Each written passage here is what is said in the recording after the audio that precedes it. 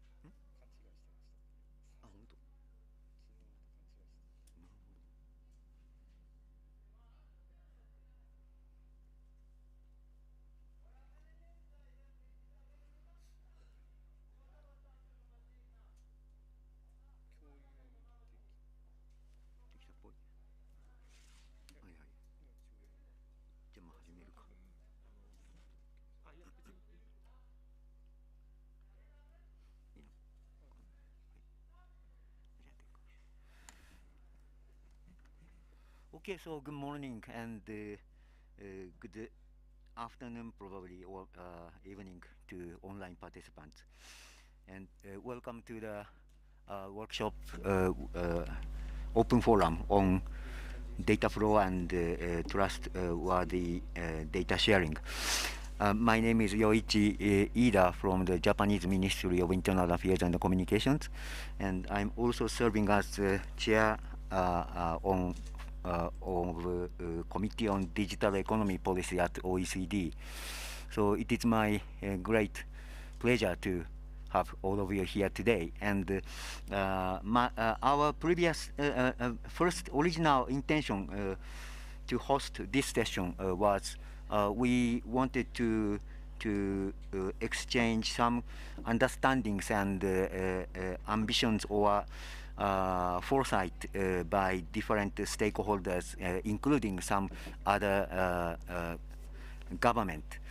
But because the time slot is relatively early in the morning and we do not have many panelists, I hope we have one panelist online, but we don't have only one speaker except for me. So I think in this session we would like to explain what we have been pursuing over last several years to promote cross-border data flow, and which has been mainly discussed in governmental bodies up until now. But I think from our perspective, it is even more important to discuss this matter with multi-stakeholders. So I hope I can share our intention and our objectives, and would like to listen to the opinions, comments from you multi-stakeholders, so that we can develop this effort toward next year and even beyond with multi-stakeholder approach rather than governmental discussion. So in the beginning, let me use a few slides to explain what we have been doing until now. So we started our discussion on data flow when we took the G7 presidency in the year 2016. At that time, in G7, there was no ministerial track for ICT or digital policy. So it was eventually the first G7 ICT ministers meeting, which was held in Japan in April. So it is already almost 7 years ago. And among various topics in the agenda, we proposed to discuss free flow of information across borders. And our intention was cross-border flow of information is very important to support economic growth through innovation by data utilization and digital technologies. But at the same time, it is a very fundamental basis for a democratic society to ensure the freedom of expression, freedom of speech online. So we proposed the discussion in the ministers' meeting together with other agenda items, and we agreed it is important to promote cross-border flow of information, but at the same time there are necessity for government to strengthen and care the protection of privacy, protection of intellectual property rights, promotion of strengthening of cyber security, and so that the people can join the digital economy without concern. So this discussion was succeeded by the following presidencies, such as Italy and Canada. So we discussed how to formulate the importance of cross-border information flow. At the same time, how we can accommodate the necessity for government to increase trust among people and take measures to protect privacy, intellectual property right, and even consumers.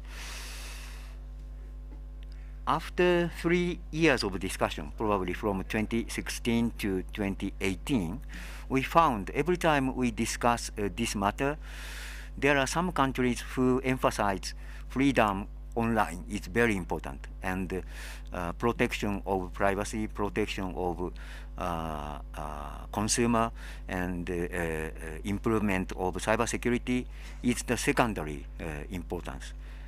But on the other side, other countries emphasize protection of privacy and increasing trust among users or consumers is the most important, and it can be prioritized before freedom online. So in the year 2019, we wanted to fill this gap between different governments. And in that year, we took the G20 presidency and we held the Osaka summit. So on that occasion, we proposed the concept of data free flow with trust. So the original purpose of this concept is we need to free flow across borders of data to promote innovation, to maximize benefit from technologies and data utilization, but at the same time, people do not want to use data or technology if there is no trust on data and technology. So in the end, these two factors, freedom and trust, are not trade-off or contradictory, but these two elements have to be complementary to each other. So without trust, there is no freedom. And without freedom, we lose maximum benefit from innovation. So we need to promote these two elements in the same at the same time in parallel, and in that way we can only achieve the better environment, enabling environment for digital economy.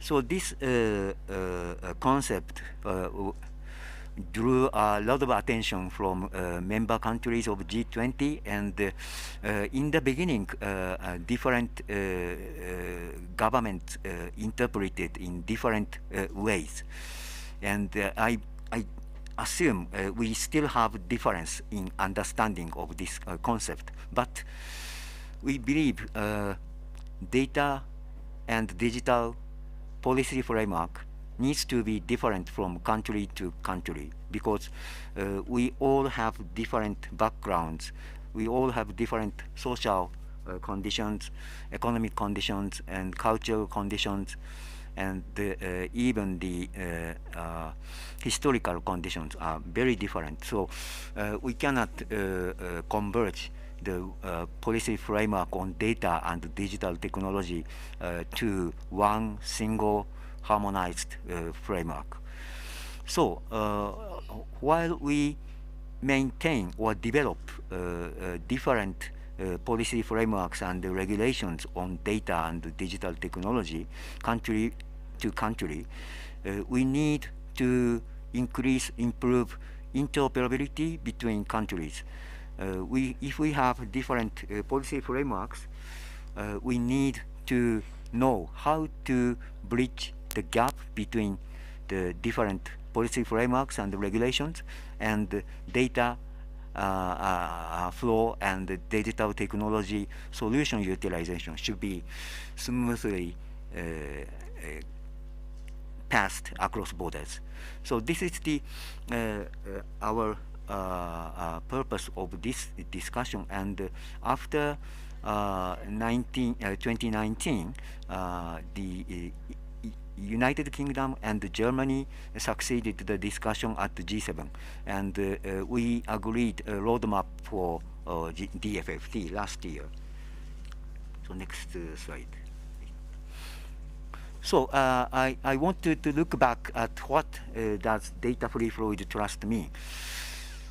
This is the extract from Osaka Summit Declaration, and this says by continuing to address challenges related to privacy, data protection, intellectual property rights, and security, we can further facilitate data free flow and strengthen consumer and business trust. So we need to achieve two objectives at the same time by taking appropriate measures, and by doing so, we can promote data flow across borders, and we can maximize the benefit from innovation. At the same time, some countries wanted to add, we will cooperate to encourage the interoperability of different frameworks. This is what I explained. And we affirm the role of data for development. This short phrase always causes some argument. And in my understanding, this is very natural. You know, the role of data must be contribute to economic and social development in each country. Otherwise, there is no need for the government to discuss data policy and digital regulation. But in some cases, some countries interpret this sentence to admit some asymmetry treatment between developed countries and developing countries in admitting the data flow across borders. See, this is very trade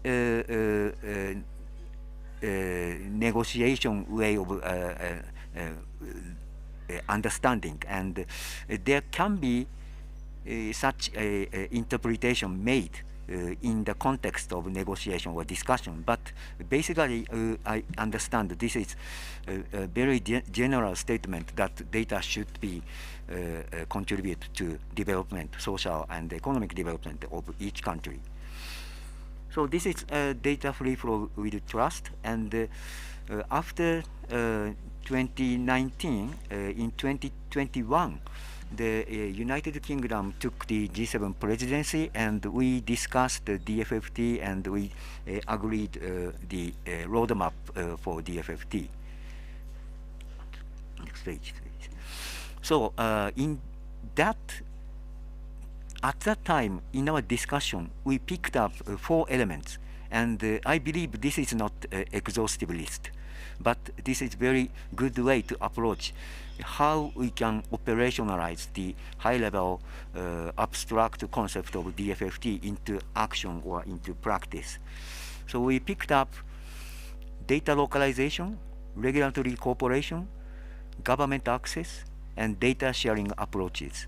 These are the four elements G7 governments agreed to emphasize in promoting the concept of DFFT. So data localization means we want to decrease the data localization requirement by many governments, and there should be some ways to decrease such unnecessary requirement. Of course, there can be some legitimate cases, but we wanted to discuss and we wanted to explore what would be the alternative ways to protect some public legitimate policy objectives without requiring data localization to private sector. This is the first item. Unfortunately, we haven't reached any concrete conclusion in our discussion, but I think it is a very important element, and there should be other elements like this that we need to approach to decrease and enable data flow across borders without losing legitimate public policy objectives. Second item is regulatory cooperation. This is being done by the group of privacy protection authorities from 7 countries.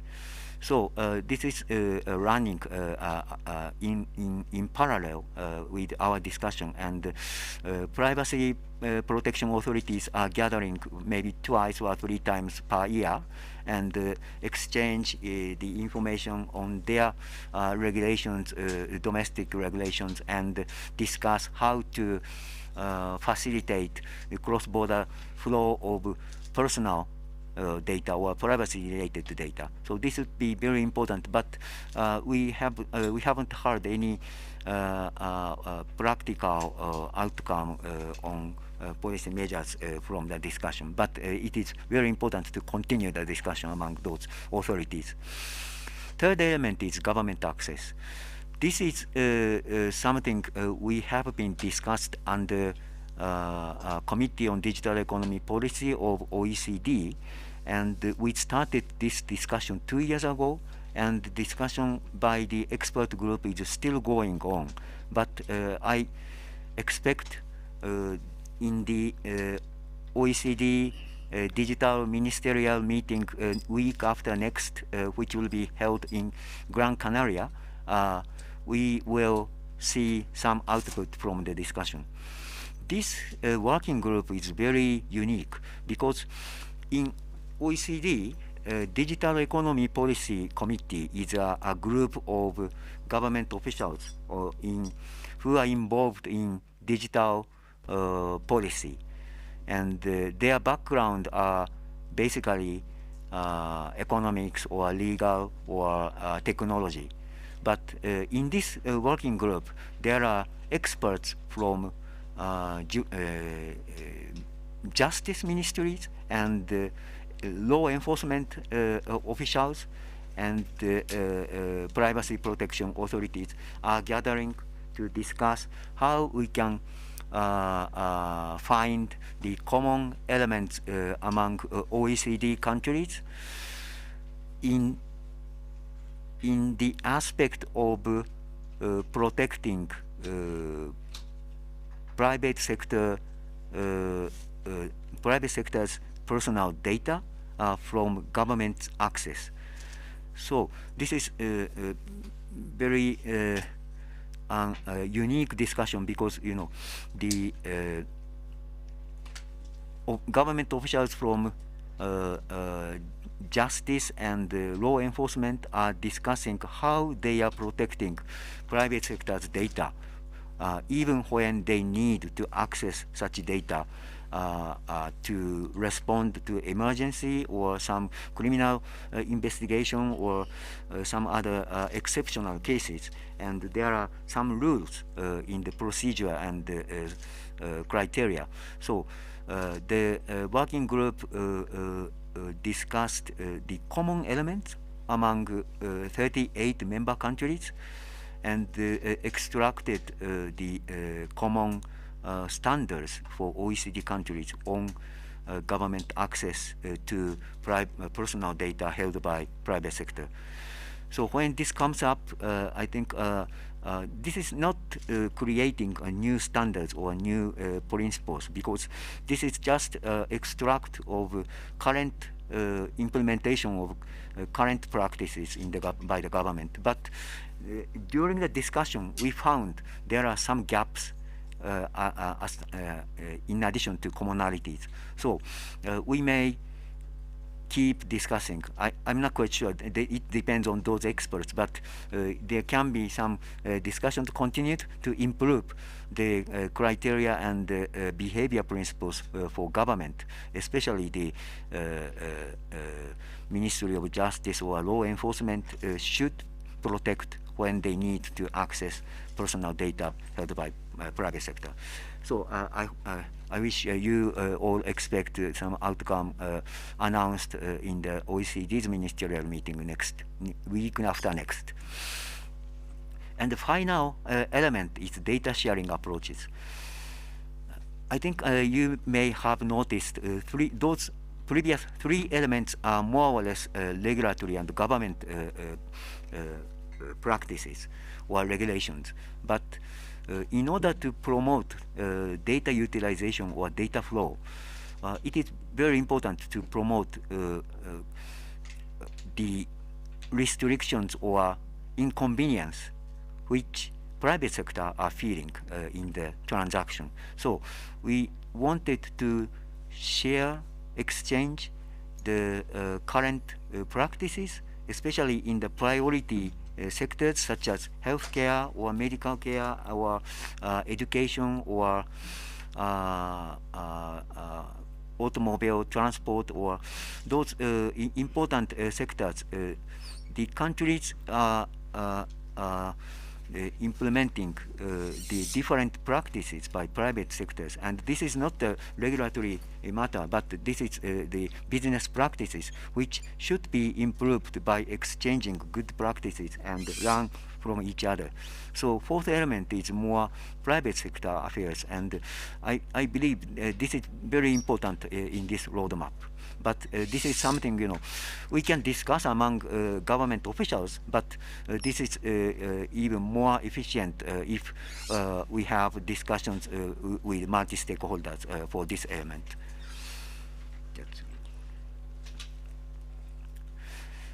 At the same time, we are now promoting our national data strategy, and it was elaborated last year based on the abstract high-level concept of DFFT. So we are trying to promote data flow and data utilization, data sharing through the government's data strategy, and the basic concept is same with DFFT. So we need trust, but we need to keep free, open, and enabling environment for data as much as possible. And we picked up six items to promote international collaboration. And one is trade agreement, privacy protection, security, trust services, which is a kind of voluntary services to provide how to ensure the trust and credibility of data. And the fifth item is data utilization in general, and last item is digital infrastructure to support data flow. And this is what we have discussed inside the government, and personally, I'm not completely supportive of all those six elements. But if we look at data policy and digital technology policy from different angles, there can be such a discussion argument possible. Okay. Okay, so I skip this one. This is talking about the AI principles, which we also pursued over last several years. And AI is also the fundamental element in future digital society. Basic concept is pretty much same. We want to promote utilization, development, deployment of AI, which is based on human-centered principles and democratic values, so that people do not need to worry too much about the deployment of AI solutions. So thank you very much for your attention. And as I said, there is one panelist online, Dr. Yokozawa is with us. So I would like to invite him to make any comment or suggestion or any questions.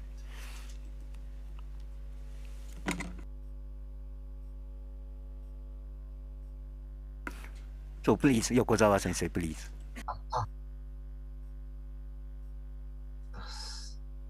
Sorry, am I audible? Can you hear me? Yes, now I can hear you. Okay, thank you. Well, actually, thank you very much for inviting me here. I had some trouble to go into this room, but very happy to be with you, distinguished panelists and distinguished audience.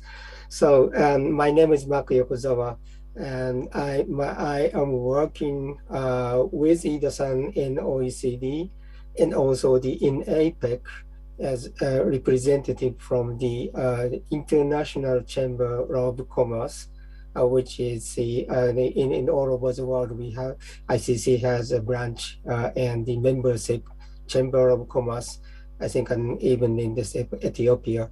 So basically, I am talking on behalf of private sector. And yes, I should be brief for the first time, and maybe I will follow if I have time in the following time in this time frame. So I want to say just two things, very simple. One is the why DFFT, data flow, data free flow with trust, matters to private sector. Why the companies and the industries business are talking very seriously about the DFFT or free flow of data. So that is the one point. And the second point is, Ida-san, you have nicely mentioned about the government access, which is ongoing the issue. And we have spent a lot of time, a very long time, in OECD and in APEC, in some other fora, to what is the solution to have a good rules. I wouldn't say that is the principles as Minda-san mentioned, but we might have some good governance rule or guidance to think about the government access to data. I will tell that in later. And the first one, this might be quite interesting. Why business is talking about the DFFT and data flow? So the quick answer to that is everyone needs to have a harmonized market and unified market. We don't want the market or economy itself to be fragmented. So everyone is just looking at the Ukraine and Russia. They used to be a single company, single country, a single nation, but now they are split out. So what caused by that fragmentation? That's miserable things, and the research shows the fragmentation of the legislation or regulation will lower the GDP or economic growth by up to the several percentage.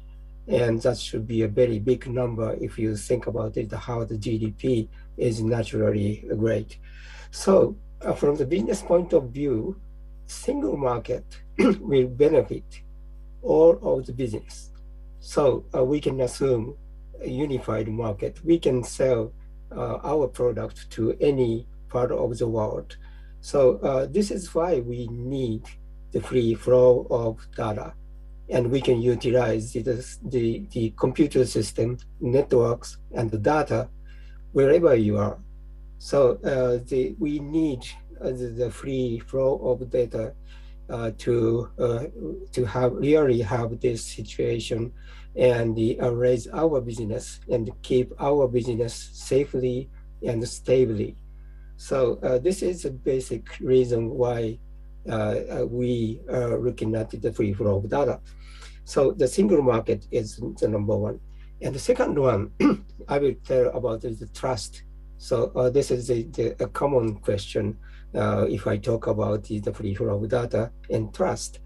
So trust is a very, very interesting concept, and that will replace the consideration of the personal data protection and also the security and intellectual property protection.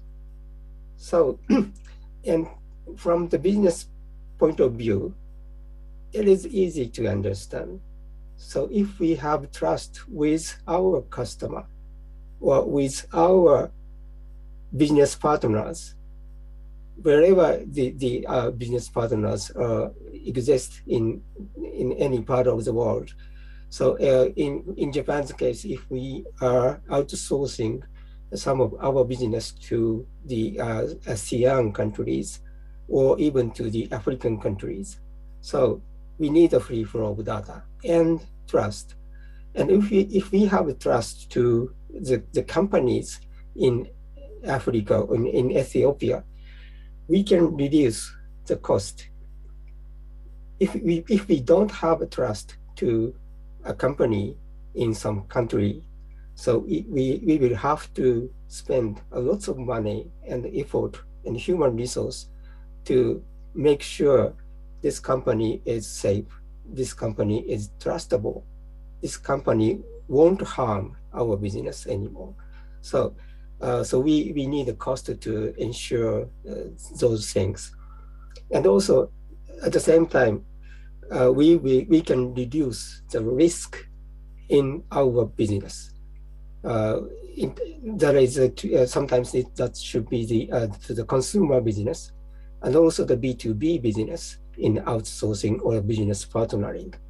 So this is a very easy explanation why from industry we need a DFFT, not only the data free flow, but trust. So I will tell furthermore about this, and if I have time later. So let's move on to the second part of the government access. So the government access is relatively very new issue. And we were not talking about this 5 years ago, but now it is a very important thing. And if you look up the basic question, which is who will control the resources in the digital economy and society? So this is the basic question if we think about the government access. And I think the government access is not only to the data. So now in OECD, the Yoichi-san is working very hard in making some outcome about the government access to data held by the private sector. So that's data. So I think I can expand this idea not only to data, but network itself, and also the algorithm or program. So if you think about the network, that is the internet shutdown. So that can be said as the government wants to excess control of the internet or network, and sometimes they want to shut down the network in their country and not to spread any unpleasant data in their country or to the world. So the government access to network, I can replace this word to the internet shutdown. And also the Yoichi-san mentioned, a little bit mentioned about the AI principles. So AI is a very new items we have to talk about that, but that's basically an algorithm, so a program to help our society and our economy in a very good way in the future. So the if a government want to access to the algorithm, so we might have to use the malicious algorithm, malicious software, malicious AI, artificial intelligence, that can be caused as some ethical problem or some human rights problem as well. So this is a basic structure. So we have dual issues. One is the cross-border data flow, or DFFT itself, and also the how we can tackle with the government excess control or improper control to digital economy and the digital society. So this is the basics model of this thoughts we are usually talking about. So I will stop here, and I hope if I have time to further explain this idea. So thank you, Yoichi-san. Back to you. Thank you, Dr. Yokozawa, for the comment and suggestions. I fully agree that harmonized market with probably with transparency will be very important. And at the same time, as I said, we are not proposing to other countries to change your regulation, adjust your policy framework to the same standard. But we want to increase interoperability between different policy frameworks and regulatory frameworks so that data should not be stuck. Digital technological solution can be utilized across borders. So I hope in this way we can promote the discussion internationally. And as I said, probably in the beginning, or maybe I may have forgot, but next year Japan is taking G7 presidency, and also Japan is hosting IGF next year. So we want to discuss this matter with government, and also, of course, with other stakeholders, and beside the G7 discussions. And then we want to come back to IGF in autumn, in October, to discuss this in multi-stakeholder approach. So I would like to use the remaining time with you to invite you to suggest any discussion, any direction, or any aspect which we should approach in our discussion next year, and what we should do in IGF next year. So floor is open, and I invite everybody. Okay, please. Thank you very much, gentlemen. And my name is Martin Hallen. I'm the Deputy Executive Director of the Internet and Jurisdiction Policy Network. We had the pleasure of working in the past together. And I'm reacting also as part of my role of co-leading something called the Data Sphere Initiative, which is a multi-stakeholder body that we have spun off early last year, where we very much talk about a holistic approach to data governance. And I wanted to applaud the Japanese government for the many points that you made that strongly resonate with the community that we've built since. We are talking about hundreds of stakeholders. There's really a multi-actor kind of structure that is there, and everything that you mentioned, from data sharing approaches, data localization, government access, it all resonates. And we wanted to propose also our willingness to cooperate with you over the course of the next year in the run-up to the IGF. One of the projects that we will actually announce today during our town hall will be an Africa forum for cross-border sandboxes for data, which already is an experimental mechanism that goes very much in that direction. And we will also have this contribute to a conference that we are aiming to organize next year that will most likely be related to a way how we can responsibly share data globally, a global forum, and we would love to time it also with the key milestones that the G7 presidency of Japan foresees, so that we can provide input. And one item that I wanted to bring up as a question is related also to the technological layer that would enable many of the regulatory items that we have discussed today. One of the topics that resonates strongly within our structure, and I'm wondering about also to what extent in the OECD discussions and also in the run-up to the presidency this is a topic for Japan, is related to charters and model templates for how those data spaces actually interact with each other, because that's a prerequisite for interoperability. And another thing that we are also investigating are licensing agreements for data sharing, and the whole question to what extent a data governance protocol could at one point be also technologically enabled, which I believe would be a very fascinating also multi-stakeholder discussion to be had concerning inclusiveness and engagement. So I was wondering about that aspect and look forward to tell you more about what we are doing and explain it in a little more detail where things could fit. Thank you. Thank you very much for your very encouraging comment. And actually, we have been learning a lot from Internet and Jurisdiction, probably from the year 2016. And I met also Mr. LaChapelle in G20 meeting. So we look forward to working together, and we will wait for your comment, further comment. Thank you very much. So okay, please. Thank you for sharing. So my name is Ying, and I'm a PhD candidate doing research on data governance, especially the cross-border data flow.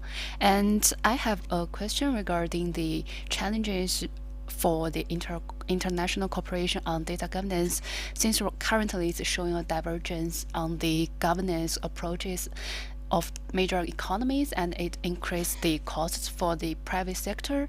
And from the academy area, maybe there is opinions about the reasons behind the divergence. The privacy fragmentation may include the political interests, the industry interests. So I wonder what's your opinions from the official side? Yeah, thank you. Okay, thank you very much. I hope I understood your question correctly, but we have seen a lot of gap, especially regarding privacy protection between US and European countries. And we wanted to fill the gap, bridge the gap. And we have mutual recognition with the EU as a country, but at the same time, we have very similar concept or ideas with the US policy framework, which currently do not have any regulatory framework on privacy protection. So I think, as I mentioned in part of the discussion, there can be different approaches to reach government's legitimate public policy objective, and it may depend on the social or cultural or economic conditions of the country. So we cannot tell other countries, you need to do this. Of course, you had better do this, but it should depend on their own conditions. So our at least our objective is to bridge the different frameworks, and that would also contribute to business or even the academia. When you look at the data for research and studies, it needs to flow across borders freely. So I hope when it comes to the regulatory affairs, government needs to take the lead. But this is not the matter limited to regulation, because even if there is no regulation, people may not want to use data if people are afraid of risks. So we need to increase trust among people.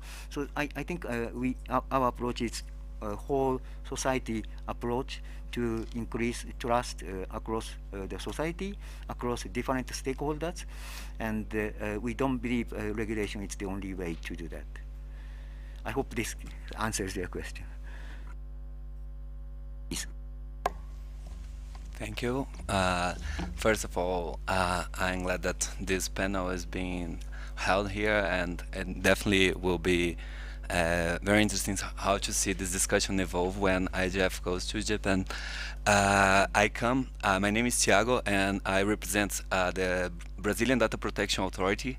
So the topic of cross-border data flow is definitely one of our priorities, and we currently are dealing with standard contractual clause modeling. So we are looking for the APEC model, but as well what we have in the EU. We know that Japan, the government of Japan, has this treaty agreement with the EU, which was quite unique because it was read on the scope of the GDPR, and this is one of the topics that we want to learn more.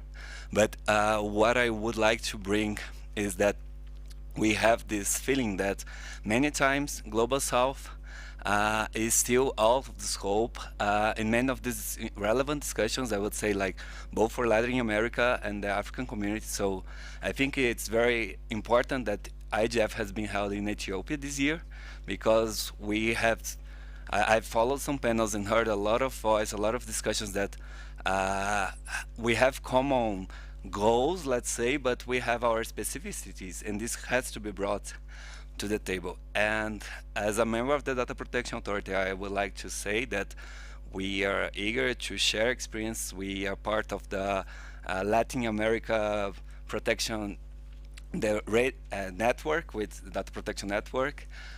So we follow the experience there. Maybe that could be something interesting to following other discussions of cross-border data flow. I'm pretty much sure that other African representatives might have something as well. I believe for IGF Japan to be very successful, this is something that definitely should be taken in consideration. And well, I finish here, but thanks for the opportunity.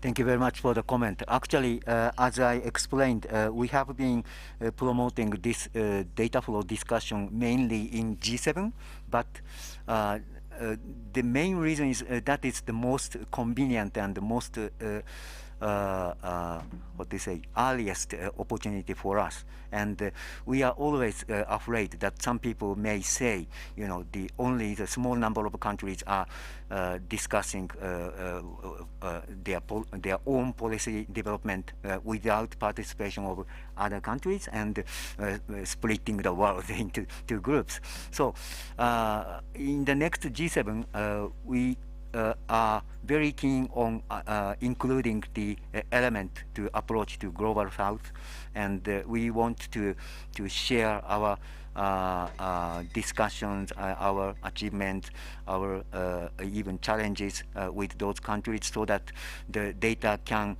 flow easily around the world, not within the developed countries. So that is very important, and IGF is the most suitable venue for the discussion. I fully agree. Thank you very much.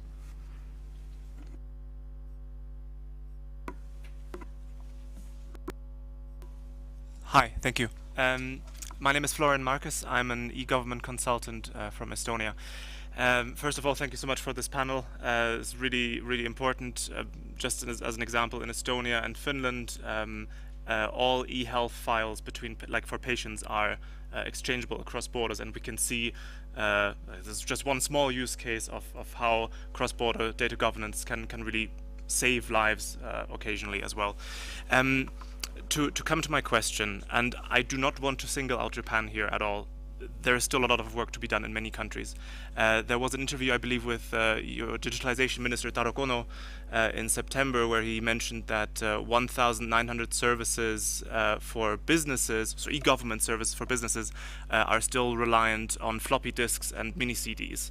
And I believe that Japan is not the only country where that is, still the case. So the question is, cross-data governance is very important, but are we ready for that step? Do we have digital data to even go across borders? And what are the mechanisms how you want to accelerate that digitalization? Thank you so much. Thank you very much for the very difficult question. Actually, I have to admit, the e-government of Japanese government is very, much falling behind, and we are always, looking at Estonia as a good example, good practices in the world. So I'm quite sure Mr. Kono wanted to learn more from Estonia, and it is true that we have so many bunches of items to be achieved, to be processed to achieve, improve our e-government. And regarding the question, yeah, I understand, we may need to establish our internal framework to govern data, and before we promote data flow across borders. That if we would proceed in that order, that will be more logical and more secured. But we don't have the time before us, because Japan is a society rapidly getting older and also even shrinking.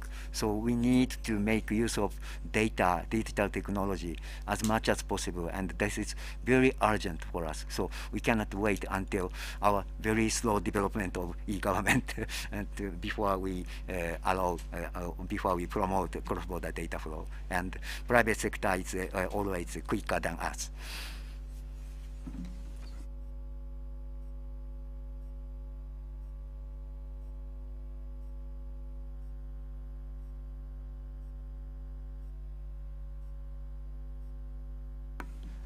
Okay, I see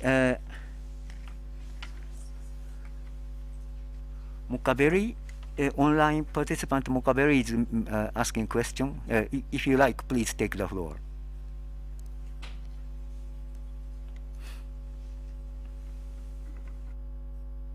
May I jump in?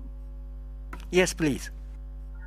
Thank you very much for giving me the floor. Hello everyone and distinguished panelists. I'm Amir Mokaberi from Iranian Academic Community. I would like to talk about the need and necessity of legal framework for cross-border data governance.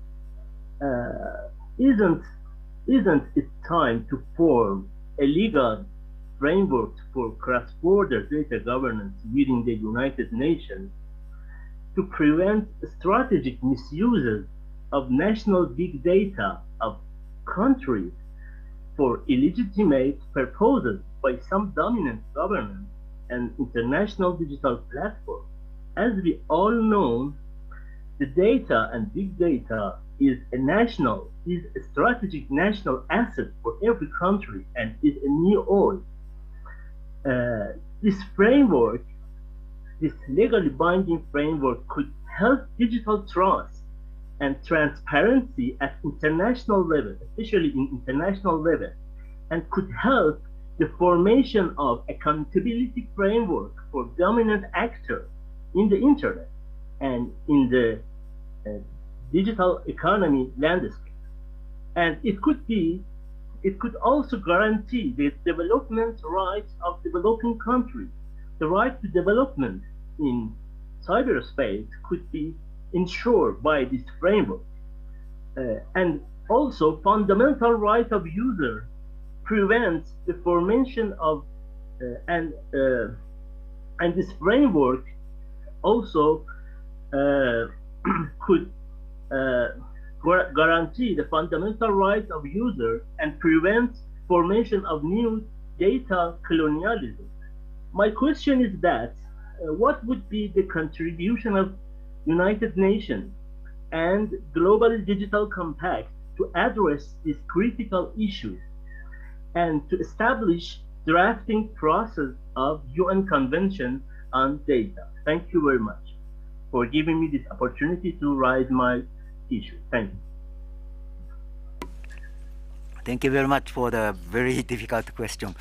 I think data colonization is something we cannot accept anyway, and this shouldn't be such a way. The data is moving across borders. You are not exploited by big companies or developed countries, but we share the benefit on equal basis. And digital compact should contribute to the development of global south, not only to them, but I think one of the very important objectives is to share the benefits of digital technologies and data across countries around the world and across stakeholders, different stakeholders around the world. So I think digital compact should promote such philosophy, but personally I'm not quite sure whether it is time for us to discuss data convention yet. As the e-government leader from Estonia pointed out, we are still trying to understand how to govern data even internally or domestically, and it is very difficult for policymakers or convention negotiators of the government to discuss data as a binding agreement across nations. But this is my personal impression, and there can be more urgent needs around the world, and in any case we need to keep learning about the data. That's my answer.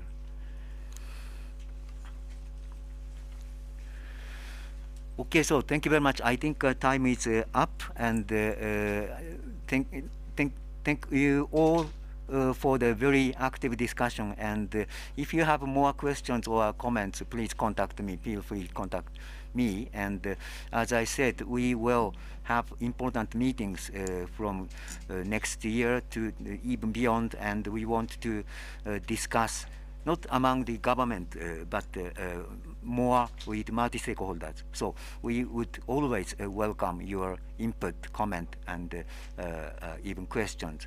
And we look forward to working with you. So thank you very much.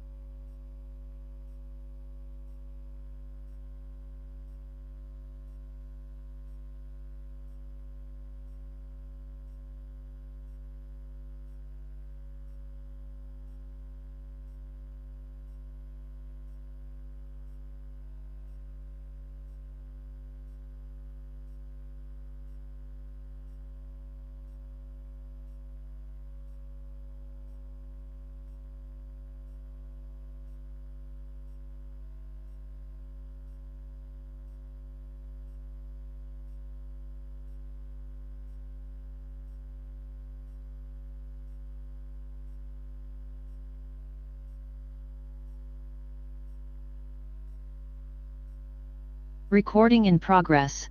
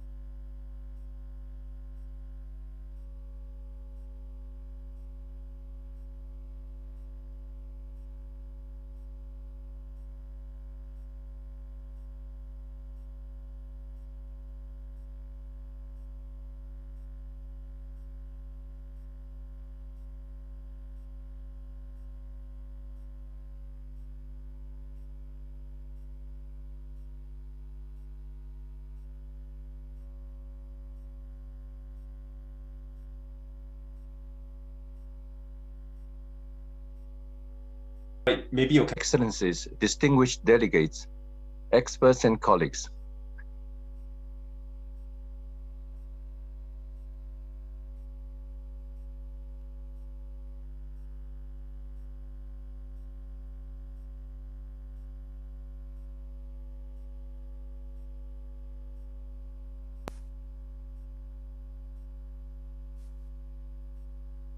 Excellencies,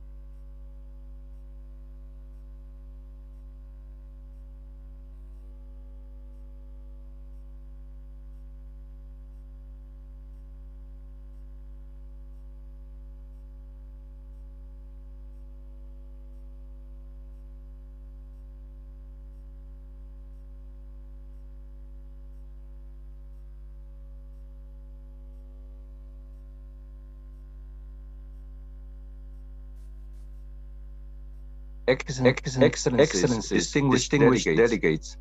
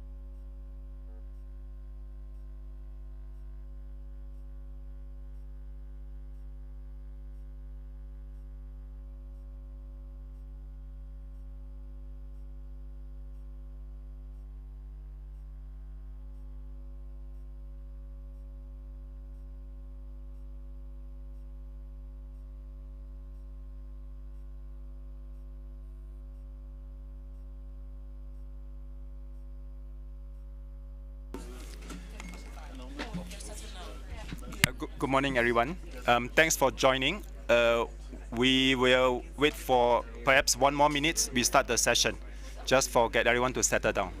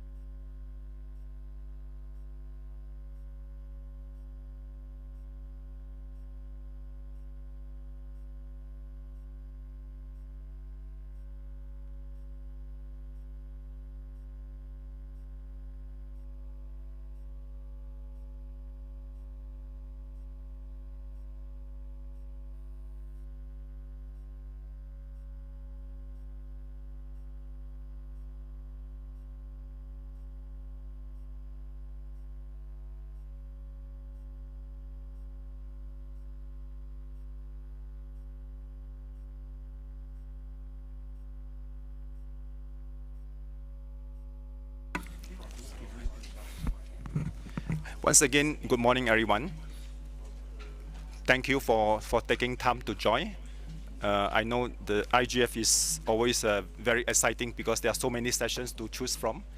We have 300 over sessions as part of DESA. I do know that it is a very intense week for you. So thank you for making the choice to spend your precious time with us here. So today's session, this is actually an open forum organized by UN DESA, focusing on national data governance framework. Dennis, I'm not sure whether are you able to share the screen? Yeah. I will run through the program very briefly, and I really like to invite for active participation. We do have a lineup of distinguished delegates for.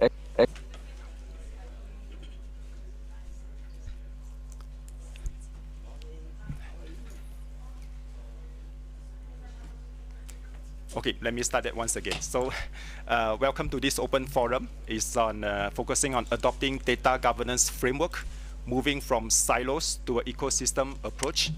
This is part of the initiative of UN DESA, Department of Economic and Social Affairs.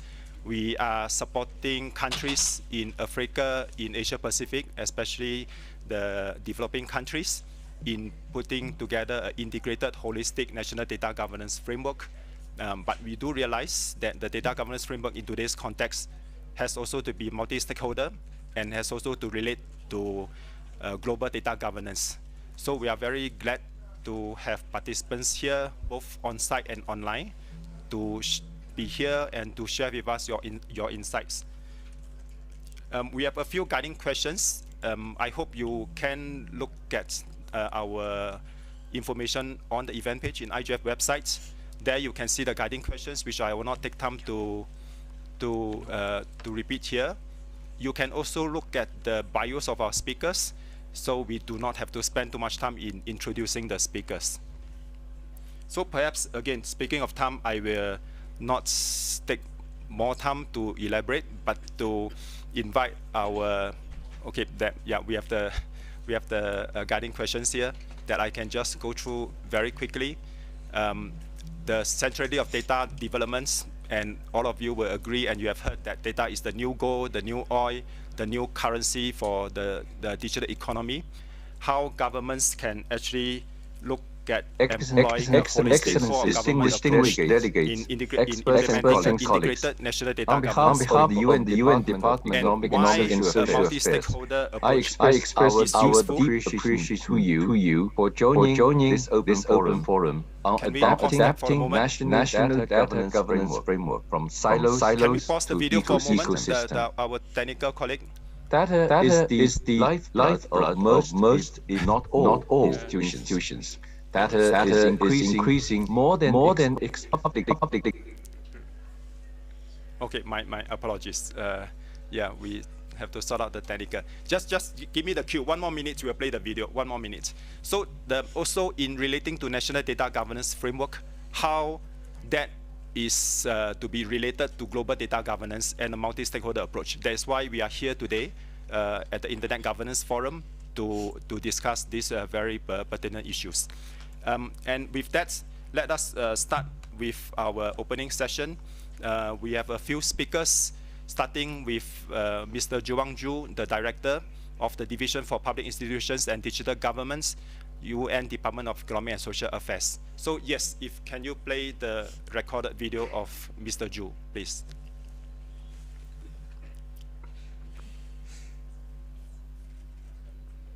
Excellencies, distinguished delegates, experts and colleagues.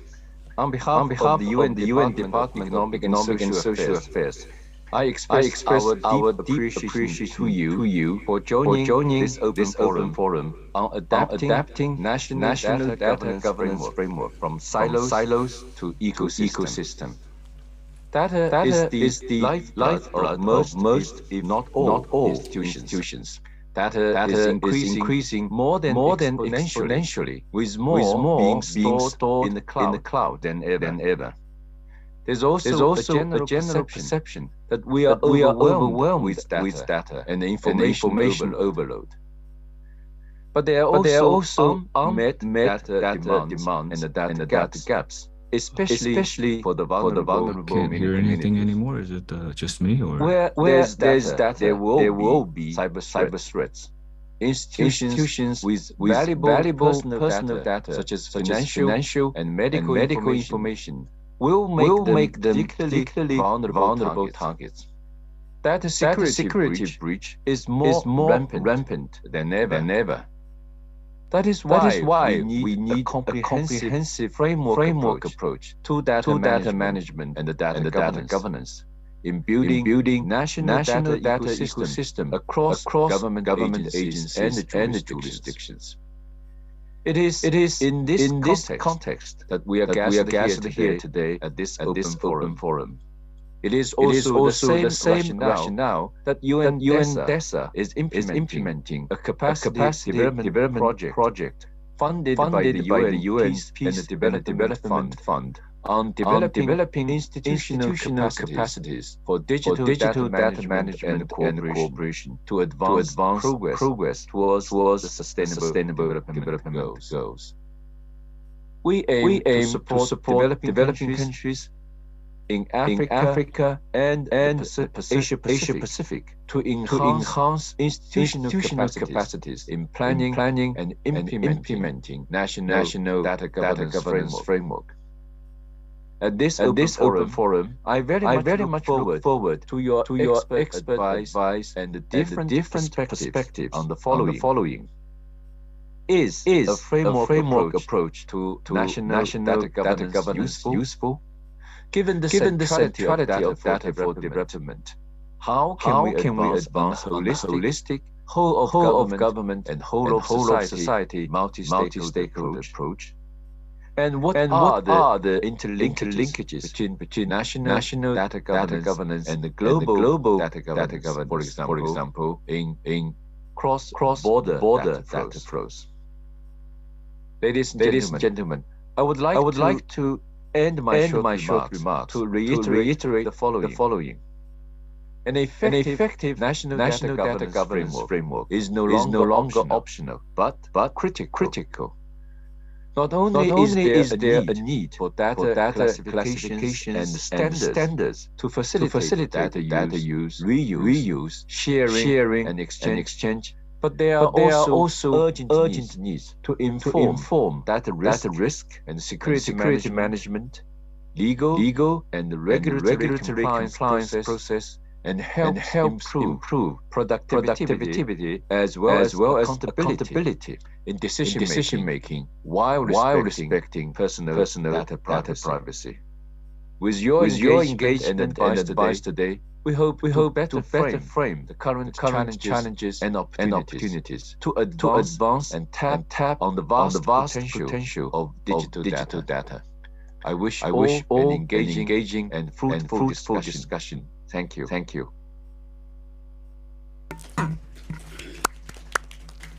Thank you. So now we will get the honor to listen to our next speaker. Is Excellency State Minister Huria Ali. I must again express thanks. We said it many times, but not enough thanks to our host, the government of Ethiopia. But also very glad that Excellency can actually join us for this session, because we are collaborating with the government through the Ministry of Innovation and Technology on this very subject on national data governance framework. Excellency, please, you have the floor. Thank you so much. I think this one didn't work. Dear participants of this forum, good morning, good afternoon, and good evening, wherever you are.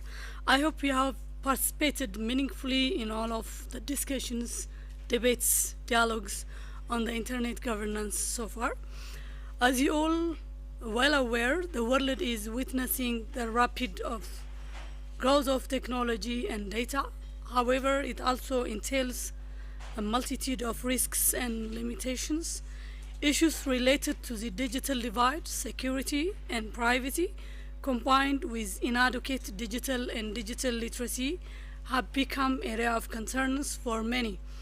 This has been witnessed in several areas and across different institutions and levels of government here in Ethiopia. In Ethiopia, the importance of data and data governance challenges and developments has grown with respect to the delivery of public services, academia, research, and real-world applicability and acceptance. Today, much of government operational activities is data-driven and data-centric, and many government institutions would struggle to carry out their mandates effectively without adequate and high-quality data. The necessity for efficient data management and data governance in Ethiopia has taken on a new urgency in light of the exponential growth in government data as well as growing awareness of its immense potential and associated challenges. In light of this, the Ethiopian government and the UN Department of Economic and Social Affairs initiated a project a few months ago that will enable us to devise as effective national data governance framework in Ethiopia while engaging the various government and non-government stakeholders. Dear participants, in a bid to accomplish this, a baseline study has been conducted and a workshop with all pertinent stakeholders was held a few weeks earlier. Through this process, we have realized data governance is essential because it gives an organization data meaning. It fosters confidence and understanding in an organization data through through business glossary, accelerating data transformation across the board. We have also been advised to take short-term actions in a systematic manner while being guided by a long-term vision of an integrated framework that includes policy issues. Additionally, we have learned how crucial coordination is between pertinent governmental entities across sectors and ministries as well as across different levels of government. Dear participants of this forum, we are aware that the data governance at the national level lacks somewhat in terms of policy and process. However, the Ethiopian government and my ministry committed to setting in place an effective data governance framework using systematic approach. Our strategy will include a long-term vision that will be integrated into our first ever digital transformation strategy implementation plan, as well as I mentioned earlier, a short-term action that will identify low-hanging fruits and quick wins. On the other hand, such a crucial endeavor necessitates a concrete response from stakeholders and development partners. To that end, I would like to request the UNDESA keep supporting this crucial national project up until the national data governance framework for Ethiopia is put in place. I further encourage the panelists and participants of this forum to provide additional insights regarding the national data governance. Thank you so much. Thank you, Excellency, for sharing this very important and significant advancement of national data governance in Ethiopia. Next, I'd like to invite our guest online. He's the Secretary of State, Ministry of Post and Telecommunications at the Government of Cambodia. Excellency, Mr. Sok, please, you have the floor. If you are ready, please share. Yes, we can see you. Yes, sir. Go ahead, please.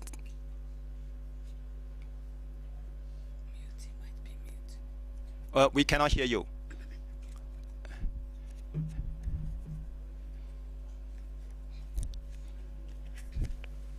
Hello? Can you hear yes, me? yes, sir. Yep, we hear you now. Go ahead, please, Excellency. Yes. Yeah, His Excellency, distinguished guests, ladies and gentlemen. First of all, I would like to thank you to UNDESA for coordinating such a big and important event. I apologize that I cannot be at the event in person, But thanks to technology, I am able to participate at this important panel. Due to time, I can give you a little bit of what's happening in Cambodia. The government of Cambodia has been pushing very strongly on digital transformation. Our Prime Minister has set a goal to make Cambodia a high-income country by 2050. And recently, Cambodia has graduated to join middle-income country. So this is an important milestone for Cambodia. And we understand that going forward to achieve our Prime Minister's vision, we have to embrace technology. As you recently, our government has established a National Council for Digital Economy and Digital Society. We understand that for Cambodia to achieve high-income country in the future, and it's not just for improving people's income, but also quality of life, we have to embrace technology. So to become and to transform our economy into a digital economy. And to become a digital economy, our government also have to transform itself to digital government.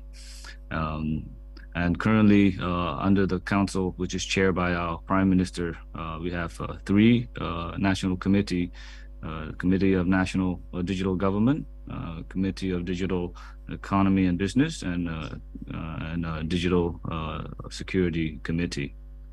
And so far, I think our ministry has been coordinating with to support Digital Government Committee, and we have established digital government policy and master plan under the guidance of digital economy and digital society framework. As in this important event, I understand that we have discussed about digital government framework, moving from silo to ecosystem approach. I'm very happy that our team and our government are able to participate in this event and learn more about what's happening at the global level. In Cambodia, we understand that connectivity within the country and following the directions and standards at the regional and international level is important, because at the end, all the digital transformation is to improve the quality of life and also improve collaboration with Cambodia in the region, Cambodia to the international stage. So I'm very happy that we're able to participate in this important event, and I hope that through this event we could have further collaboration on how Cambodia can join at the international level, and also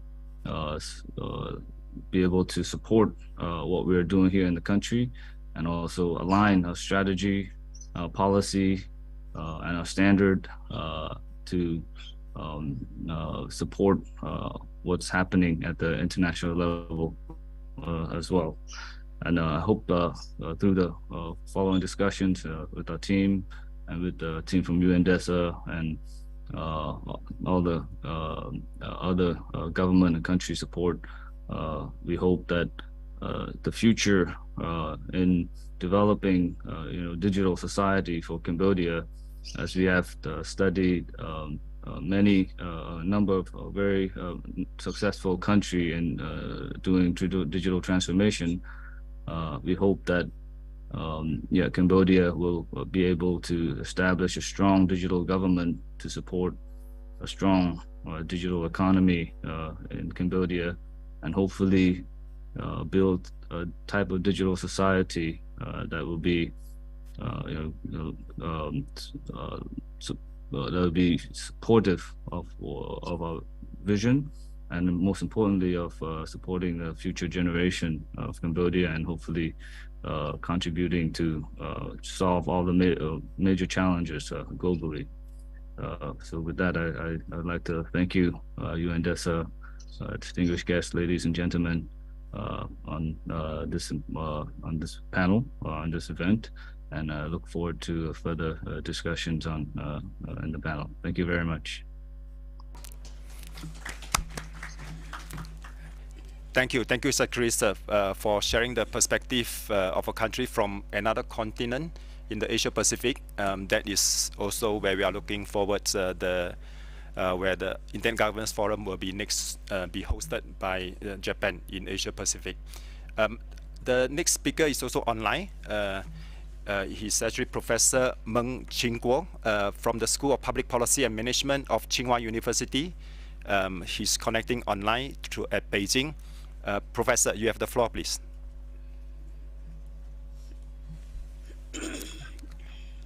We cannot hear you, Professor. Can you say something?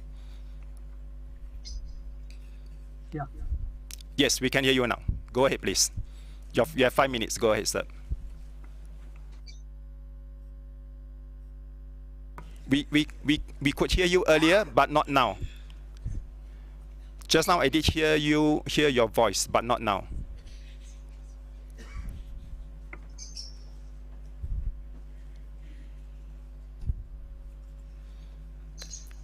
Can you please go ahead, sir?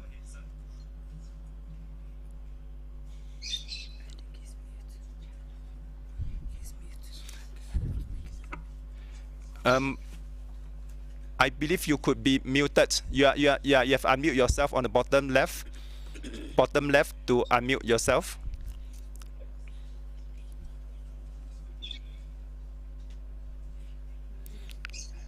Yeah, on the bottom left, there's the screen share. Professor Meng, are you able to come back online? Yes. Can you? Yeah. Okay, good. We hear you. Go ahead, please. You have 5 minutes. Go ahead, please. Okay. Thank you.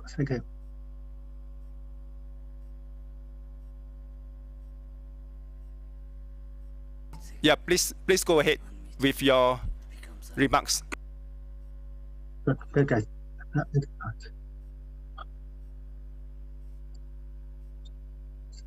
No, your audio is not consistent, Professor. I hear you, then we lost you.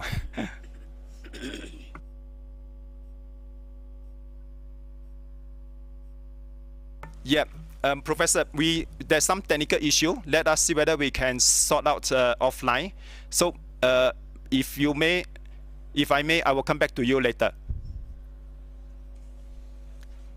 I'm sorry.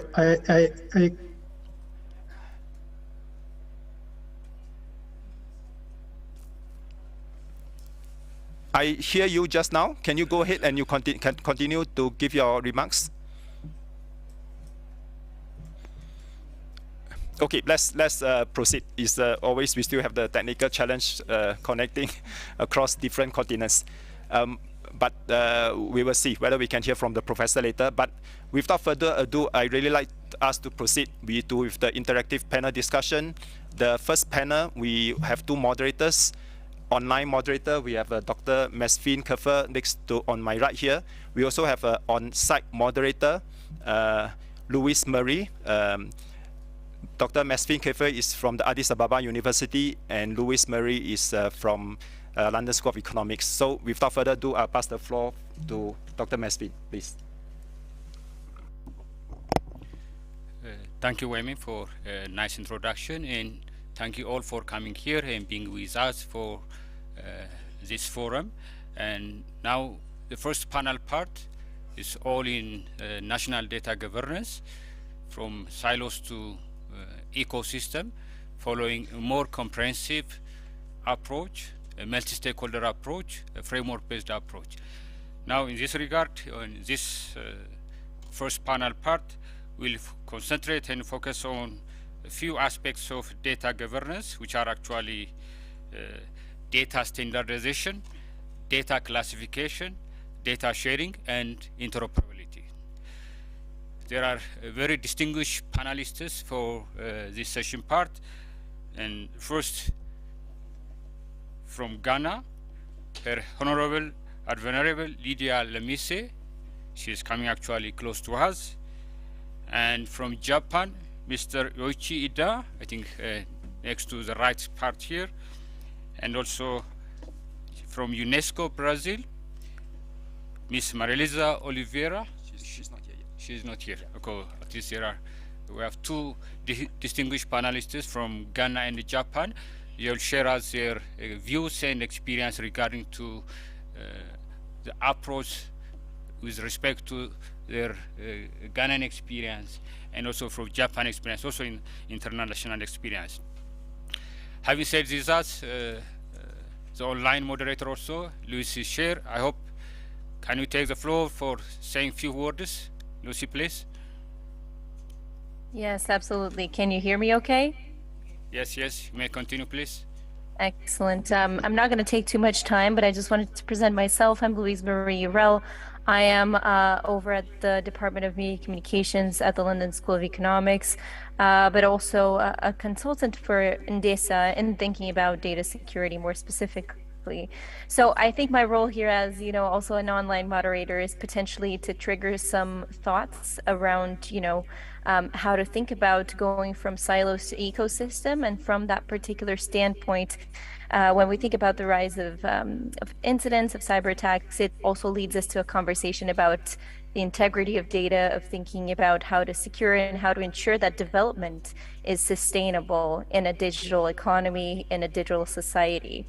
So just to keep it brief, I think, one of my provocations here is how can we ensure that data governance in this effort of going from silos to ecosystem, how can data actually, not be a conversation between do we focus on innovation or do we prioritize security, right? How can we reconcile different agendas, different ways of viewing development in this digital economy? But with that, I'll just leave it back to the floor so we can have this fruitful conversation. Okay, thank you, Nurse, for your nice also highlight on the major points that we need to discuss and hear views from different panelists, distinguished panelists. Now, I hope all the participants have seen the guiding questions that we are looking at in general, framework approach, all government, all society approach, and a multi-stakeholder approach, and also interlinkage between national data governance and global data governance. Now, from this point perspective, your Honorable Lamisi, Member of Parliament from Ghana, please take the floor and share your ideas, points. Thank you. Thank you for this opportunity to share the little experience we have in our country. I am most honored to be part of this panel discussion. What is happening in Ghana is not too different from what is actually happening in other parts of the African continent. We in Ghana we have the Cyber Security Authority that is in charge of cyber security. We celebrate the Cyber Security Week every year. That happens in November, the first week of November. We also have the Data Protection Authority that has the mandate of protecting the data of every Ghanaian in the country. We also have the National Identification Authority that deals with data security and cyber security. In Ghana, what we actually do is that we have all the enabling legislature in place. We have most of the infrastructure built, but our issue is about implementation. If what we have, if we actually go ahead to implement all the legislation that we have, I think Ghana will be one of the better place for cyber security and data protection. Another issue that we are looking at is the gap between urban and rural communities, where cyber security and data protection is a challenge, all because of the issue of internet services. For instance, if you look at the actual divide, the gap between the rural and the urban is about, if the rural is doing about 25%, the urban is doing about 50%. So the gap is so wide. And then when we come to gender, we look at what Ghana has, the gender divide in our community. For instance, if males are doing about 50% of internet, women are doing about just 20 to 35% of the internet. So maybe that is one of the challenges that we have. But Ghana is looking up to a community whereby we can interlink with other African countries. We have the same legislature that can make us work together to be able to protect our country in the issue of cybersecurity and cybercrime. Though we have the other countries that are in the same region with us, but one of the issues about language, because most of the countries that is surrounding Ghana is about French-speaking countries, and at least most of the countries that are surrounding Ghana, they are French-speaking countries. We have Burkina Faso on the north, we have Cote d'Ivoire on to the east, and then Togo to the west. So at the end of the day, until we have a legislature that can be able to put a coordinated effort between the 3 or the 4 countries, cybersecurity will still be a challenge. And because of that, we are looking up to a robust, resilient legislature that will help us to be able to control the sub-region, to be able to manage cybersecurity activities. Because, for instance, we have e-commerce, e-parliament, e-business, and other things. At least we do most of our businesses online, but at least we still need to do a lot to develop Ghana as a country, and to develop the other African countries that is surrounding us as a regional agenda. I think this is what I can share with you people, and maybe with time, if there are other questions, we can answer to be able to explain further what we are doing in Ghana. This is what we have as a small, I have as a small explanation for what is actually happening in Ghana. Thank you very much, and we look forward to see and to talk to you later. Thank you. Thank you, Honorable Lamise, sharing us your Ghanaian experience regarding to national data governance. Now I turn for next panelist, Mr. Hyochi Ida, Deputy Director General for G7 and G20 relations. He was actually leading also the previous session. Now, regarding to this silos to ecosystem, world governance, world society, and even internal case between national data governance and global data governance, could you share us your views and opinion in this regard, please?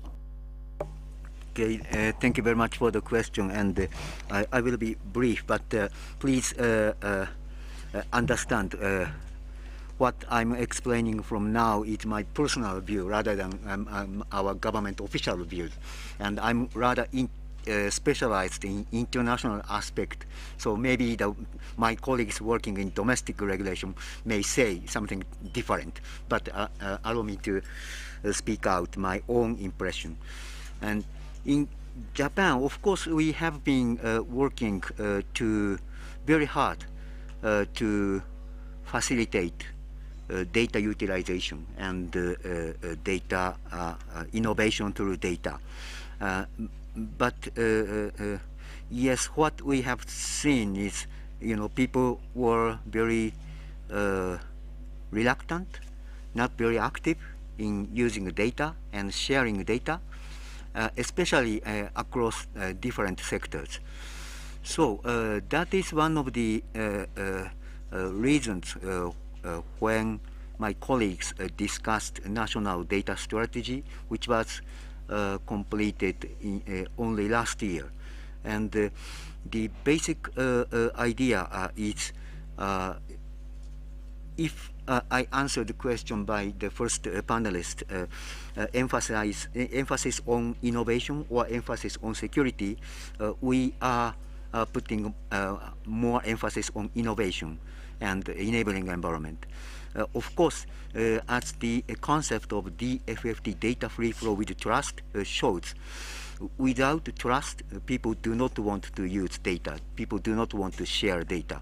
So we need trust and we need some rule. But rule is not built up only by the regulation. We have trying to accumulate the good practices where the private sector players can use data more freely and without concern across sectors. So our national data strategy was completed only last year, but we have been more active in discussing internationally the data strategy, which I explained in other sessions. We proposed a discussion, data flow and data information flow across borders in the year 2016, because we thought we are getting into the era of IoT or data-driven innovation, and it is essentially important to make best use of data, not only existing domestically in the national market, but also data from beyond borders. So we promoted the discussion internationally, and in parallel, we were learning from the international discussion in elaboration of data strategy. That is why we put the same basis of concept of data free flow with trust, both in our international strategy and national data strategy.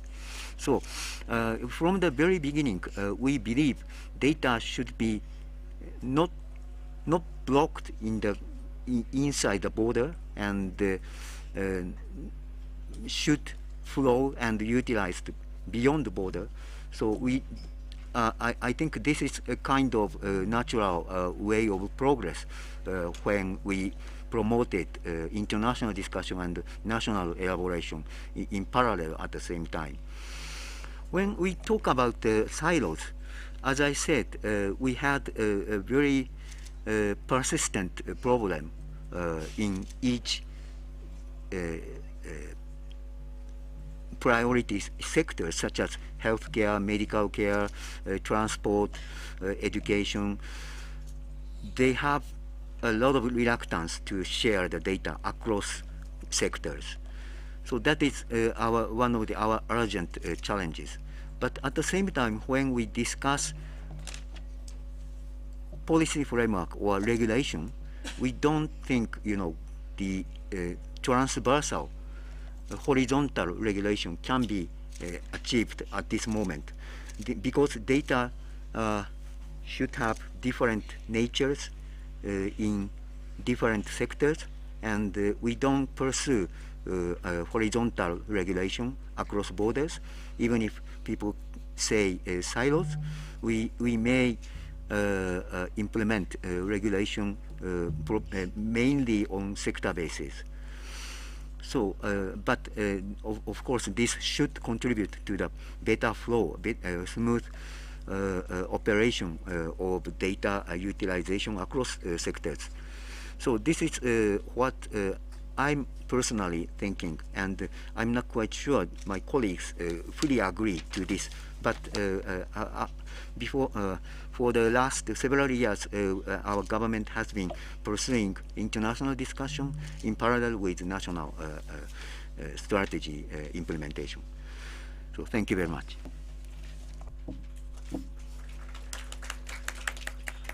Thank you, Mr. Rida, for sharing us your experience and opinion and view regarding to alignment, linkage on national data governance, national, regional, and also global, and also you highlighted some basic issues that are to be taken as a concern in this regard. Now, I turn to next panelist in this session, Mr. Malisa Oliveira from UNESCO, Director for Partnership and Operational Program Monitoring, Communication and Information. She's next to me to the left. Now the floor is yours. Thank you. Thank you. Sorry. Thank you all very much, and sorry for the rushing, going while getting here. I really wanted to be, here, but a previous meeting ran over a little bit. Well, UNESCO is the agency tasked with the issues of freedom of expression and access to information, privacy, and that has a lot to do with data, of course. Access to information is essentially access to the vast stores of digital data and information available over the internet, and which has been empowering digital transformation, including through new technologies such as artificial intelligence. I always joke that artificial intelligence essentially has two components: talent and data, and and that's essentially what all emerging technologies work with. And data is actually, the element that enables us to derive socioeconomic value, as individuals, as communities, as societies, from the vast stores of information available on the internet. So this is building capacities and enabling access without without any interruption for data to data is something that we really champion. In many places, we are seeing the rise of and the interest of national systems to regulate and to put forward frameworks that enable full access to information, and in this aspect. And in terms of information laws, currently we have about 160 countries around the world that 140 countries around the world that have information laws, particularly for public information. This is really essential, but not sufficient for the elements of data. And it's essential because, what we do with the data flows the data availability, the information that we have available on the internet is to empower digital innovation, as we say, but we need to put the right frameworks for protection also of privacy and against different types of biases on data sets that may exist.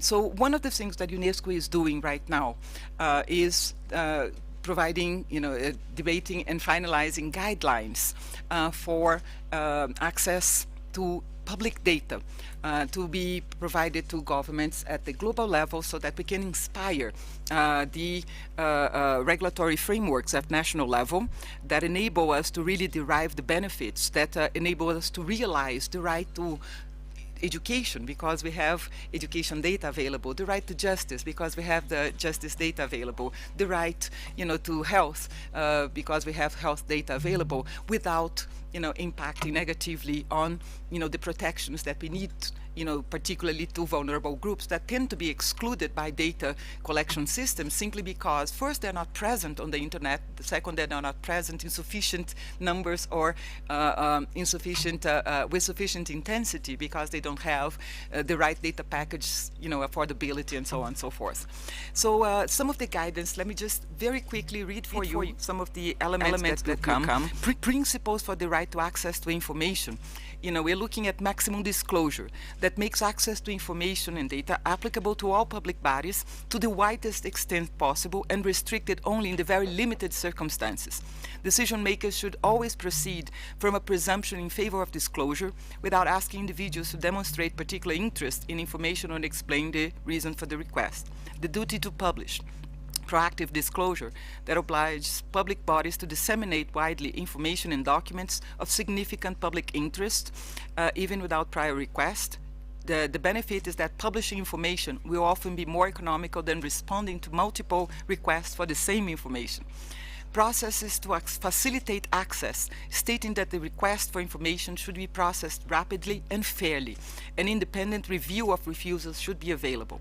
This requires that simple, clear procedures be established to guide how public bodies deal with requests and how citizens can access information. Costs, protecting individuals from being deterred to make requests for information by excessive costs, even if their provision does have a cost implication for public bodies. right to appeal, allowing to have recourse to an independent body to review decisions made by public authorities, and the right is already reflected in most international standards and represents a real lever to wider information disclosure, especially when revealing corruption or incompetence. The appeals process should provide an avenue for inquiry, and complaints should provide a procedure to raise issues about public entity publication and access decisions. Limited scope of exceptions, requiring the exceptions withholding information from citizens should be clear, well-founded in law, and narrowly defined.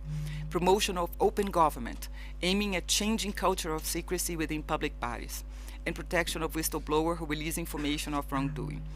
Those are elements that are part of that and principles of standards, and the guidelines will, clarify how we go about, ensuring that the information ecosystem is fertilized by reliable public information that is available for all to empower innovation and empower citizens to work with public services more fairly, more closely, and more efficiently. Thank you. Thank you. Thank you, Olivera, sharing as UNESCO's views and perspective regarding to data governance and the need the UNESCO is demanding, and also the basic principles. Thank you again. Now, I hand over the moderation for Dennis for the next second panel discussion. Please, Dennis, take the floor. Good morning, everyone. My name is Denis Susar. I am also working at the United Nations Department of Economic and Social Affairs. I know we are running out of time, and the second panel members must be worried that they have less time to speak. So without giving any further ado, I will just pass to the first speaker. But before that, let's just remember that in the Global Digital Compact that the SG proposed in the Common Agenda, the third action point is protect data. So this will come more and more in the international agenda. So my first speaker is Mr. Mansarai Salih, Technical Advisor to the Vice President at Government of Sierra Leone. The floor is yours, and please respect the time with Okay, 3 minutes. Okay, thank you very much. I'll try to keep it short. I was former advisor. The issue of protection is very much important, because if we take into account what other jurisdictions are doing, more so with Europe with the GDPR, it has now become a norm that even companies in those operating in Europe or whose businesses have access to European data have to abide by GDPR rules. And I think we have to look at how we can make that universal to ensure that data is protected right across globally. Because, for example, if companies now want to interact globally, they have to meet certain standards. It's called third-party governance.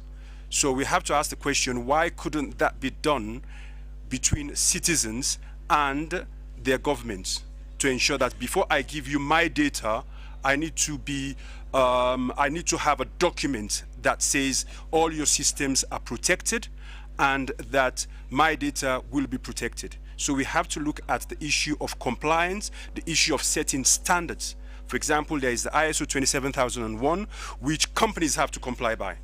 We should set such a standard for governments so that I can feel comfortable with giving you my data. So keeping it within the 30 minutes I've been given.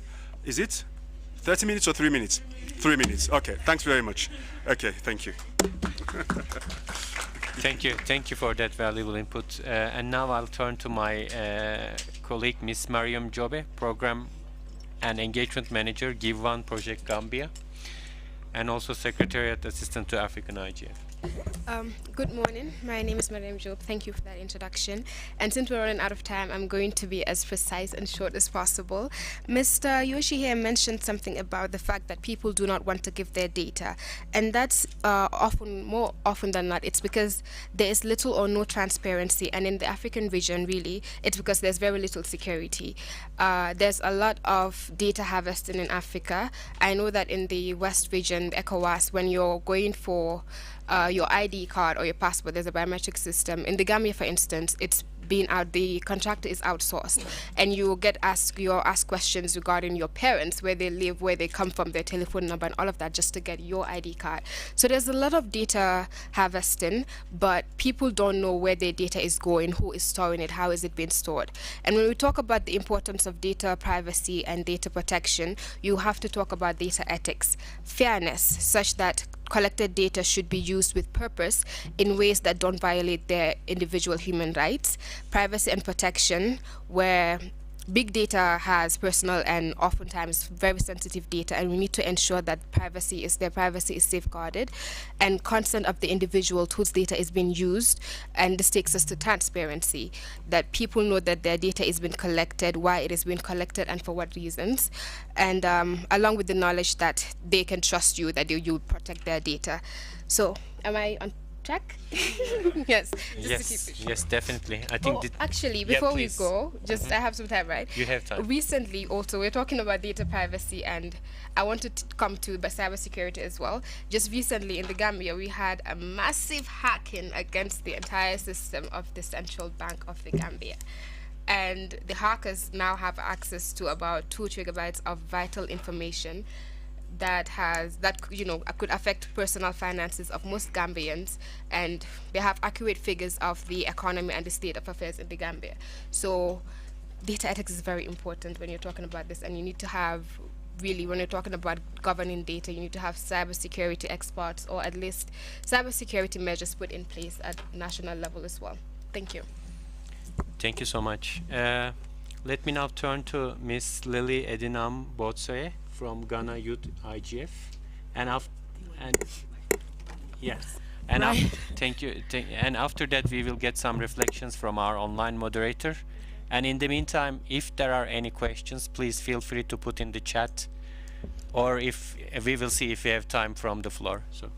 Right. Hi, everyone. My name is Lily Edinamboche, and I coordinate the Ghana Youth Internet Governance Forum. And I feel like a good foundation has been laid for me for the discussion around cybersecurity, because the Honorable Minister from Ghana has shared in perspective what it is like in Ghana. And so just to move on and piggyback on what Mariam has shared, essentially when we talk about cybersecurity, it has its roots pretty much grounded in development, because we run now on technology to be able to accelerate development for our African region and Ghana even as a country.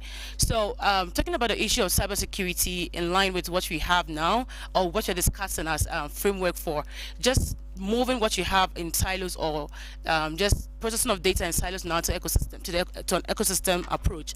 It looks more at how we can trust the process when it comes to how data is gathered, is used, is stored, or essentially who has access to it. So for example, when we talk about cybersecurity, for us young people who are active users of the internet, it behoves on what we do for even a living, because most of us work online and most of us also school. So it's of importance to us, because you're wondering, beyond getting online, how are you protected?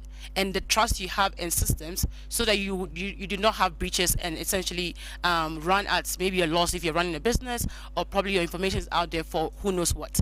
Now, if you're thinking about silos and probably thinking about the context of what it is like in Ghana for young people, we have, like Mariam described, going to apply for maybe a driver's license, you gather data there, going to apply for maybe a passport, you gather data, going to apply for maybe a health card or something, you gather data. All these places are collecting data, and you want to think about who. Is there a centralized place where it goes to? Why aren't we? Why is it that we every time we ask for the same data, and for what reason? And even if there was a way to protect it, are we sure that all the departments collecting this data are adhering to what we essentially wanted to be want data to be treated like? And then we come to the issue of privacy, because we heard that there's a data protection authority in Ghana, which asks that companies working with data should say what it is that they're using the data for. And under the broad context of just protecting people's privacy, in answering what you want to do as a framework, if you want to move from what you have silos now to the framework, I feel like this strategy or the framework is pretty much important. GDPR has set a good example for us. We're able to scale this up, and to be helpful for us to see how this will look like in a global space, because of how we from time to time engage not only at national level but also at the continental and global level. So essentially, it's as a matter of moving forward in a way that is helpful for us humans who are the center of technology. And without that policy and strategy, we'll only be reinforcing the injustices and biases that are on the offline world. So this is helpful for us to create good cyberspace for development and for the work that we all do. Thank you. Thank you, Lily. I will turn to our online moderator now, Louise Marie, to summarize some of the key points. But at the same time, if there are any urgent questions, please raise your hand so that I can see you. And I think we will have time maybe for 2 questions. Louise, the floor is yours, and then I will turn to the floor. Perfect. Thank you very much. It has been a quite enriching discussion, and I thank all the panelists for bringing their own perspectives. I think if I had to cluster everything that we've heard so far into 3 points, I think we're talking about processes and institutionalization on how to better structure, responses from a government level to tackling digital innovation, making different countries actually harness the power of data while at the same time considering the challenge that emerged from that process. So just in this conversation that we have right now in process and institutionalization, some of the elements that we discussed included guidance, and we heard that from the UNESCO representative. We heard about best practices from government representatives. We talked about legislation in different countries. We heard about Cambodia's experience as well in that sense, and other countries as well. And we also talked about digital transformation strategies and how data governance kind of fits into that, right? The second element that we've heard a lot over here was the notion of inequalities, right? When we're thinking about getting to a stage where digital transformation is achievable and where countries actually have in place a data governance framework, we're talking about tackling the specificities of inequalities that are already present in a particular countries and contexts, right? So that includes, and we heard over here, considering the sensitivities around how to not just ensure that access and data governance and harnessing the power of data is something that's in the city, but that is also part of the rural areas. So how do we connect rural and urban divides, right? How do we tackle also, how do we promote a gender sensitive lens, right? Some parts of the population might benefit more from the power of data because sometimes there is more data about them. Or how do we tackle, as it was previously said, also challenges around biases, because the data sets that we're normally using and how government structure data sets has something very powerful to say about the outputs, right? What are the kinds of outputs that governments are having in order to actually promote other services to the population? Are these different data sets actually reflective of the population? Is it necessary to curate them in a better way and to facilitate the access to that data? So processes and institutionalization, how to tackle that from an institutional model, right? What's the government view on how to tackle this? Is it better to do a legislation, a toolbox, a guidance? How to combine these different levels? The second, inequalities, how do we navigate that? And the third, just to close my brief remark, is how to think about trust, privacy and security as part of the same, as different dimensions of the same coin, right? I remember one of the representatives, I think it was from Japan, mentions that, we might have focused more on innovation, but we understand that trust is the bedrock for achieving data governance and achieving digital transformation at the end of the day. Because if you have a population that doesn't trust technology, doesn't trust the data that's being used, then you have a fundamental problem of actually having everyone together believing that being connected and being online is actually something that's useful for them as individuals as well. So trust is part of the equation, Louise, even if I need to interrupt you because we are running out of time. So just final absolutely, conclusion. no, that's fine. Yeah, no, for sure. And I think on the security side is thinking that security is part of development. It's not something that actually hinders development, but that it's actually about achieving and building that trust as well. Luis, thank you so much. I think that was an excellent summary of the overall discussion. So I think it will only be fair if we get 1 or 2 questions from the floor. Yeah, please. Thank you so much. My name is Florian Marcus. I'm an e-government consultant from Estonia. I'll keep it very short. In my opinion, a data governance framework should be about improving data quality. It should be about strengthening data interoperability, so exchange between different stakeholders, and also about the security and ideally minimization. In our experience in Estonia and elsewhere, what's a very strong component is the once-only policy, meaning that across government authorities, there's always only one agency that holds a particular data subset. A very simple question: do the different countries represented here have something like that planned? Is that somewhere in the policy framework for them? Thank you so much. Thank you for that question. Is there any other burning question from the floor?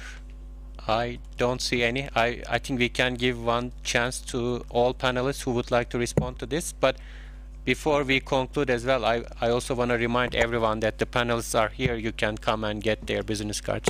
So anyone wants to respond to this question? Yeah. Thank you very much for the question. I just want to share some few instances in Ghana. For instance, when we are looking at data protection and privacy, it is actually a problem because if the data is in a particular organization, it's very easy to protect it. But if we are sharing data in within so many organizations in the country, for instance, we are sharing data from the driver's license office to the passport office to private agencies, it will be difficult for you to keep the privacy. So there is an enabling environment or enabling legislation in our country that makes sure that whatever data that is put there is protected, so that everybody has a privacy onto his or her data, so that you don't end up by losing the data or the privacy of individuals into the system where we will have cyber criminals or cyber security issues. Thank you so much. Thank you. Yeah, please. Yes. I think the issue of privacy and also what governments can do is a two-way thing. I think the discussion has got to be between the citizens and the government in terms of what is protected, how it's protected, and where it's protected. And I think there should also be an issue of sanctions. It cannot just be open-ended. There should be sanctions. With the GDPR, you know, it's 4% of turnover. But I'm not sure whether 4% of any government's turnover can be a fine. Thank you. Thank you very much. There is a question from online. Okay. Yeah, let's take that. But I don't change. Yeah, Mr. Sok. Oh, hi, yes. I think you would like to respond, right? Yeah. Not really a response, but yeah, concerning what was asking from Estonia, yes, Cambodia have this policy, once and only principle, yes. And actually, we're piloting some X-Road from Estonia as well, and yeah, and I think so far we're exploring more pilots in terms of how best to build this trust that we were talking about here. I think at the essence of all this digital transformation is trust. And the emerging ideas that I wanted to ask is from the opinion of the panel and the board here, meeting here, and especially specifically addressing to Ms. Lewis Marie, what she mentioned earlier. At the moment, digital transformation with the new, what we've seen around the world, there's a lot of costs attached to just protection and security, and we keep on patching. It never really solves the issue. There are new emerging ideas. I don't know, Web 3.0 or other ideas. I don't know. A more distributed model. Are these something that government need to pay attention to? And as default from what we've seen in countries like Estonia, and Korea, Singapore, are these the current standard I mean, we're actually, this by default, and studying and with support from bilateral support and from developer partner support, we're moving in that direction. But we're just thinking ahead, looking ahead, and there are things that government should be, on top of what they're doing now, look a bit further in terms of preparing what's to come in the future. Thank you. Thank you so much, His Excellency Mr. Sok, for that contribution. I think with that we can conclude our session here. In this room there will be more data governance related sessions, so you can continue to follow those here. And let's get a round of applause for Mr. Wyman Kwok, who organized this session, and also for all the speakers.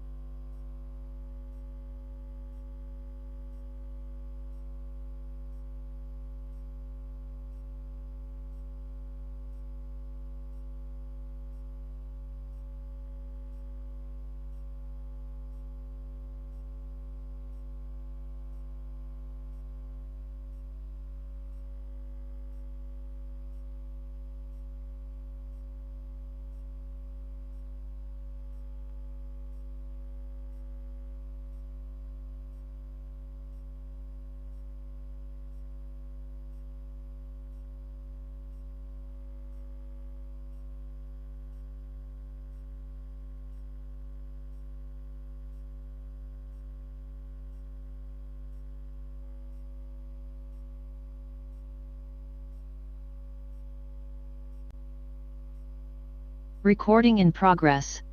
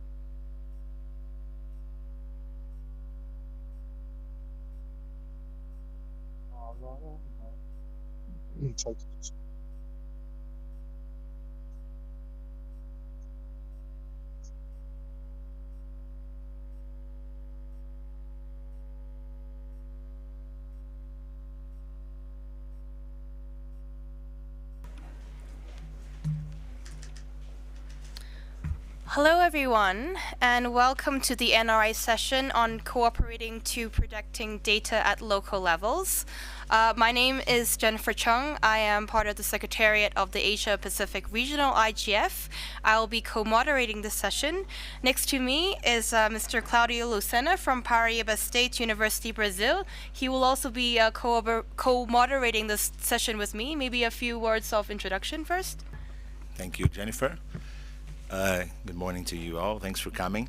My name is Claudio, as Jennifer has said. I'm currently a professor at Paraíba State University, and in this capacity also currently a member of the National Privacy and Data Protection Council in Brazil, although not representing or speaking on behalf of the Council in this opportunity here.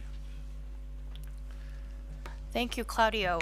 So we have for you a really fulsome session of 1 hour, so it's going to be quite tight. We're going to have it in 2 separate sections.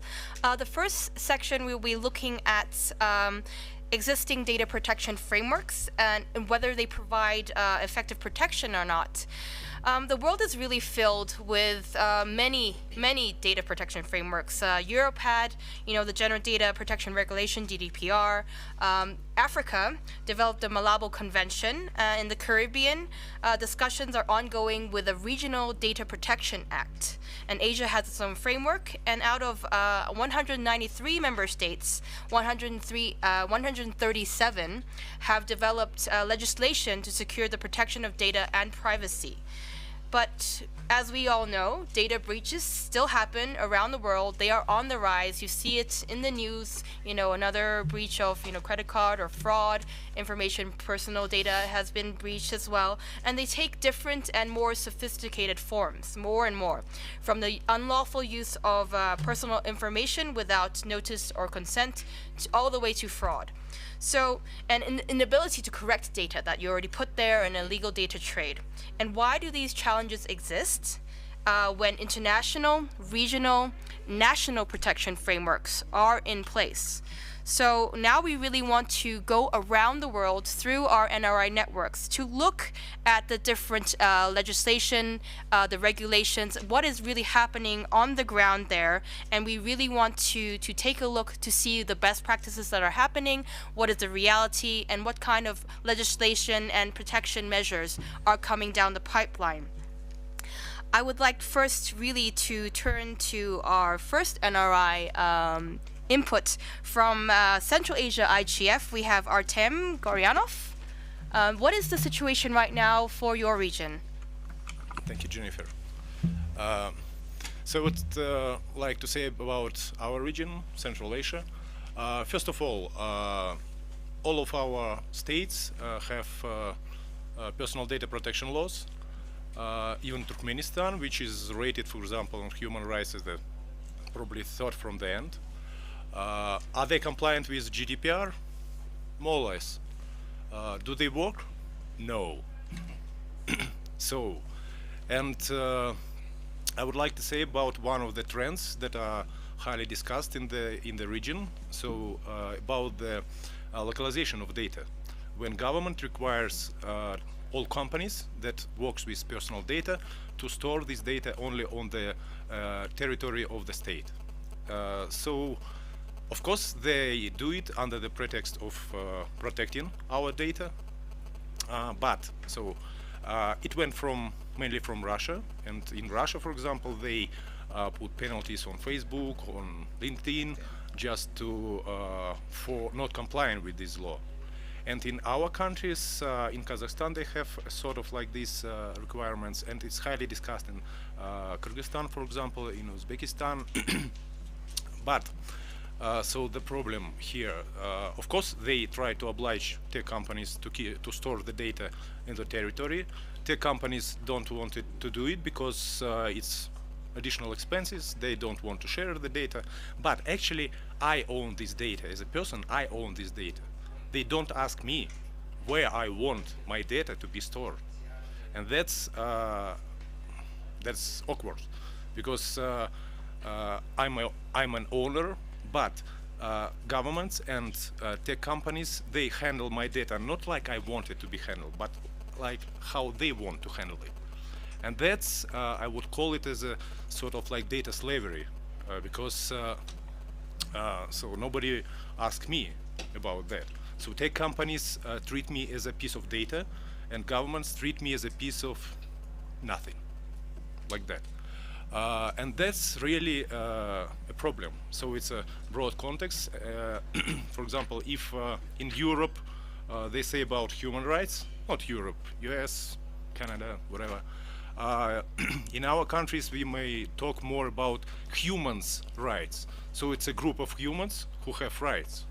And usually they have rights to exploit other human rights, including our data. And that's so the problem not in existing laws, the problem in how they are implemented, and it's more about culture of rule of law. And it's more systemic. It's not about data. It's a very systemic problem. And until we have rule of law, everything in our countries, we won't have our data protected. Thank you.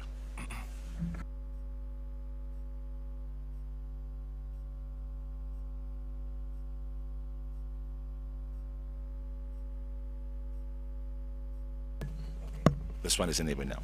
Just trying to complement a little bit here, John.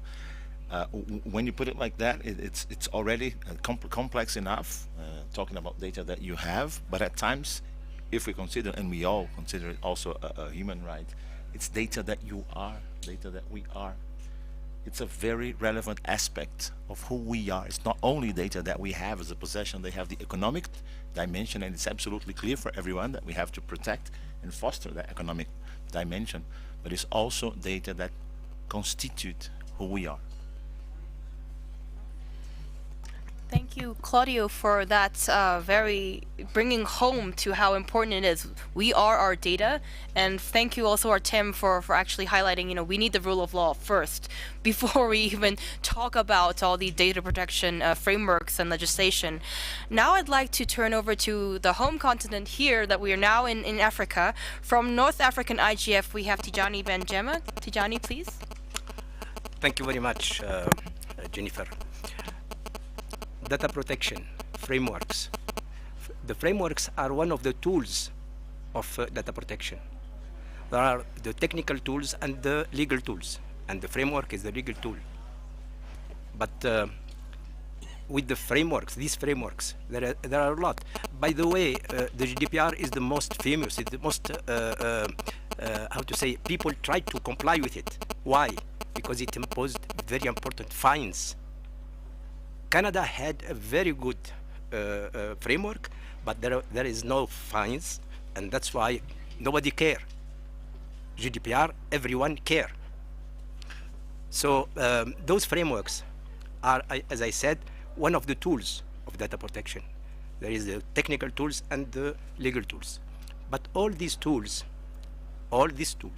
whatever they are not, they don't give you a perfect protection of your data. because any framework can be violated, and because any technical protection, such as encryption, whatever the complication of the model of the encryption, there is always someone to decrypt it. So you never have to rely on these tools. There is another aspect that nobody speaks about, which is the user behavior. We have a big problem because people are not aware of the threats. People are exhibiting their life, their business, everything on the internet. And you are giving people your data. So don't blame them. They take them like this. Your problem, if you comply with GDPR, they are not allowed to store your data without your consent, because collecting, storing, processing, transferring the data needs two things. First, the consent of the user, of the subject, and second, the legitimate purpose of that action. And if there is one of these two conditions which is not verified, they are not allowed to take your data. So to make it brief, in Tunisia we have a very good framework. It is very close to the GDPR, but there is always breaches, as you know.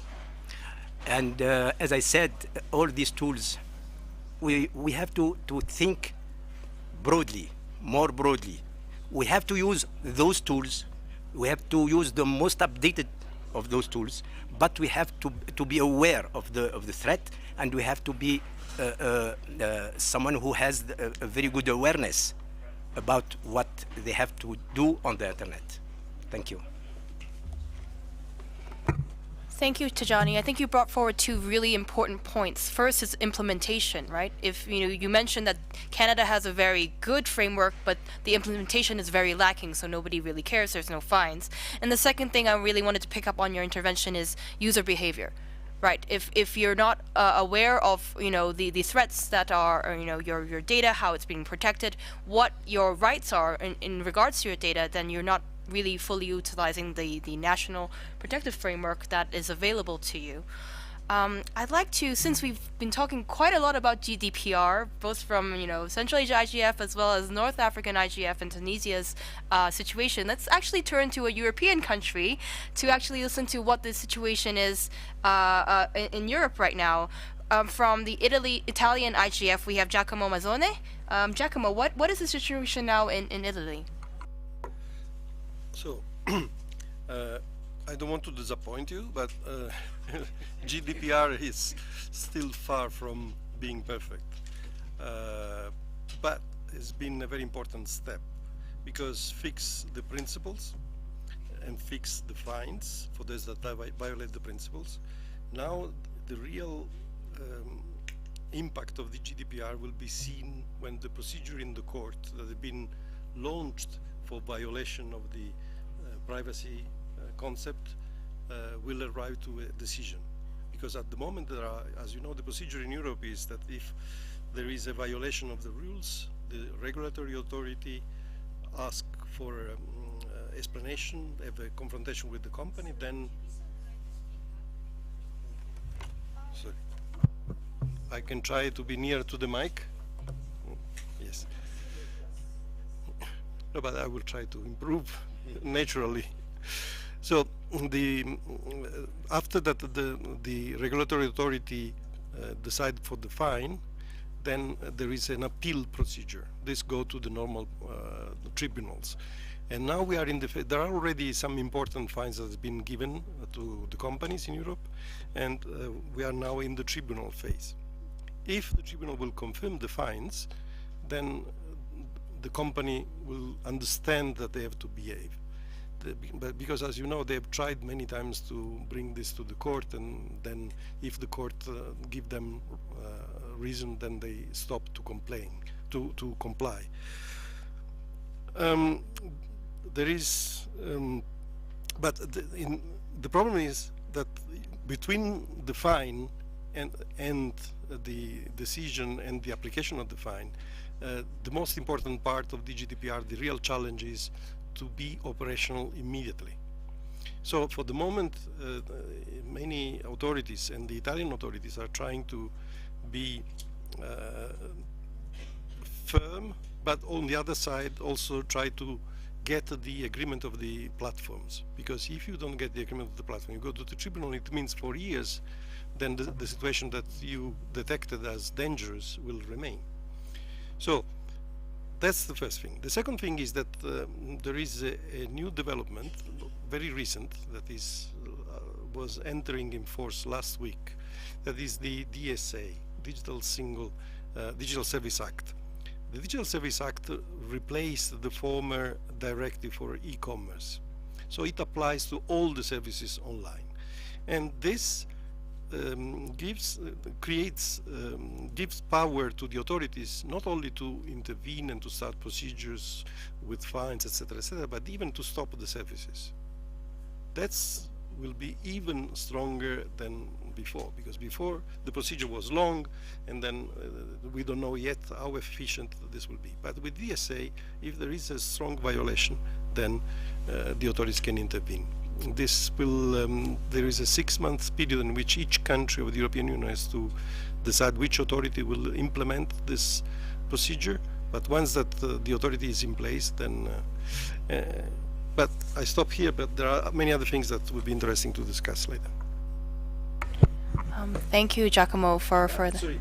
It's important to consider that this is a regional framework. That's the strongest point, because Tunisia against Google is an unfair competition. Europe versus Google is something that makes sense. That was a very important point, Giacomo. I think Europe is leading quite a lot when we're looking at pushing back on making big tech accountable, especially with the Digital Services Act. I want to drill down a little more on, I think we talked a little bit about pivoting a little bit to looking at creating safe space for children online in kind of this context of protecting data. I know you have mentioned that there was a recent case in Italy, so maybe if we can hear a little bit more about the situation there on this particular case. I think it was TikTok or social media. Yeah. Of the time of the audience, but yes, there was a case last year on 22nd of January 21. This is the decision of the authority. It's in Italian, but what happened is that during the Christmas break holidays, one young girl of 11 years old made a game on TikTok, the game of strangled, in order to stay as long as possible without inspiring. The game went wrong and she suicided. Nobody was at home, she was alone looking on TikTok, and she died. This created a wave of reaction all over the country. Of course, the printed media were very severe on that. So the privacy authority decided exceptionally to intervene with this order on 22nd of January, and they stopped TikTok. They even went a little bit beyond their prerogatives, but they said that this was a case of public interest for all the country, and so they did this order and they stopped. So TikTok for 2 weeks was suspended of services in Italy. Then after, they made the suspension, asking TikTok to react and to try to comply. What was the main problem? That normally, if all the rules would have been executed properly, this young girl of 11 years old was not able to register on TikTok, because the minimum age is 13 according to TikTok rules, and in Italy is even more, is 14. For the GDPR 16, but in Italy the age of consent in Italy is 14, let's say. So there are discussion about it. In any case, they were acting beyond the law, because this lady was 11 years old and nobody verified the age. So the authority asked that they will not revocate the suspension of TikTok operational in Italy unless they will start to proceed to new verification method of the age, even if they accept the self-declaration of the interested person. That is not the best solution, but to introduce secondary tools to verify even those that self-declare that they have the age. And then another important provision that they ask is that they ask TikTok to have people understanding the language, not only artificial intelligence, but also real moderators in the web that could intervene understanding the language, because it promises if somebody doesn't understand the language, what moderate about what. So this was a second important point. And then they gave 2 weeks to the company to react, and the company within 2 weeks put in place a system. So, and then they are now again operational. But the procedure against them is still going on, and we have to see how it will end. But what is important is that there is a possibility of reaction, immediate reaction, and the platform, if they don't want to lose an important market like Italy, they have to comply with that. So it's very interesting to follow, and we are following carefully, of course. Thank you, Giacomo, for bringing platform responsibility. The discussion about age verification being whether or not it's a silver bullet or not, and of course the current case, against TikTok that's happening right now in Italy. You mentioned at the end that of your previous intervention that a regional framework that's why it's so powerful. That's why you can have this leverage to be able to push responsibility or push the big tech to become accountable for what they need to do and act. I'd like now to go over to Asia Pacific. Next to me I have from Bangladesh, IGF. I have Mr. Mohammed Abdul Haq. He's the Secretary General of BIGF. Mohammed? Thank you, Jennifer. Honorable moderator, honorable speaker, honorable audience in room and around the world. Good afternoon, good morning, good evening, everyone. I'm Mohammed Abdul Haq Odu, Secretary General, Bangladesh Internet Governance Forum. Today's session name is Cooperating to Protecting Data at Local Levels, a very interesting subject in terms of global internet governance politics.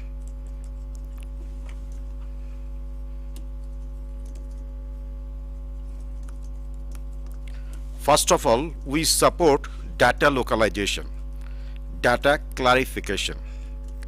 Data localization or data law require data about a nation's citizens or residents to be collected, processed, and or stored inside the country often before being transferred internationally and regionally.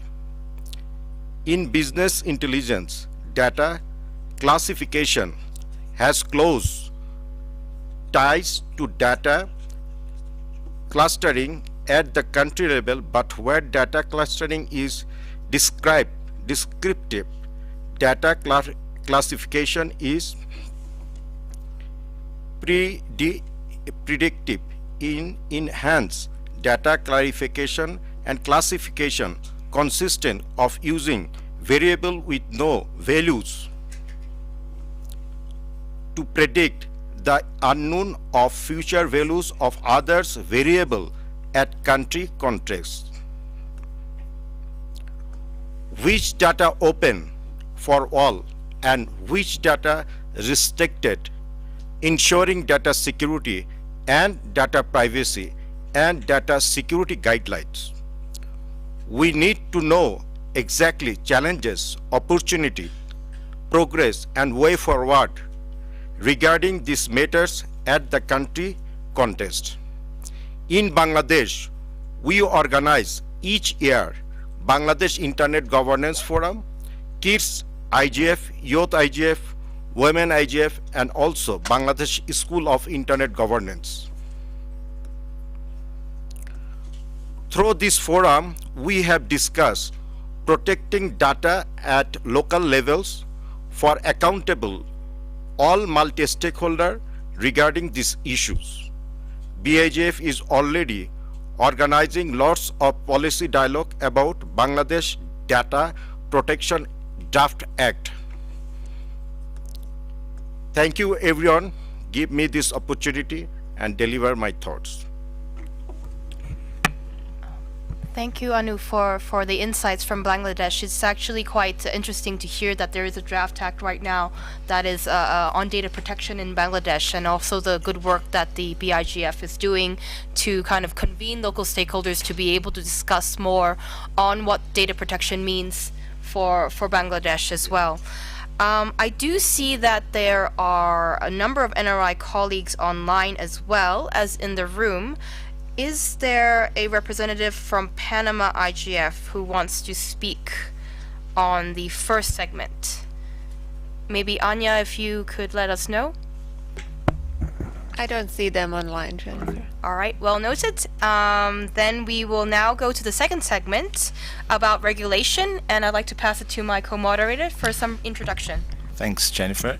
I would also like, we have a slot here assigned to a representative of the youth, so if there's anyone from the youth that we not know of here, please come forward. Tijani has been a youth for a long time, right? Jennifer, I would like to start maybe giving, I don't know how many of you are directly connected to national or regional internet governance initiatives, and maybe it's a good idea to give a word on the key importance of these structures to the global internet governance systems. In a two-way mission, national and regional initiatives are important in two ways.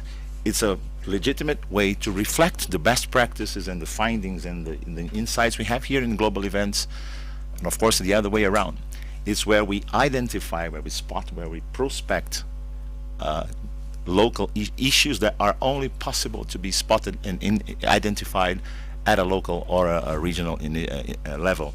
And those are platforms, very important platforms from which regional and national issues come forward to global tables of discussions like this one. So we're now moving forward. Giacomo mentioned the difficulty of dealing with the dynamics of technology that influences our lives in a path that regulation might not be efficient at all times. So that's where we're moving now. And I'd like to start giving you an insight on a personal experience on a side issue with which we worked together with the Konrad Adenauer Foundation based in Panama.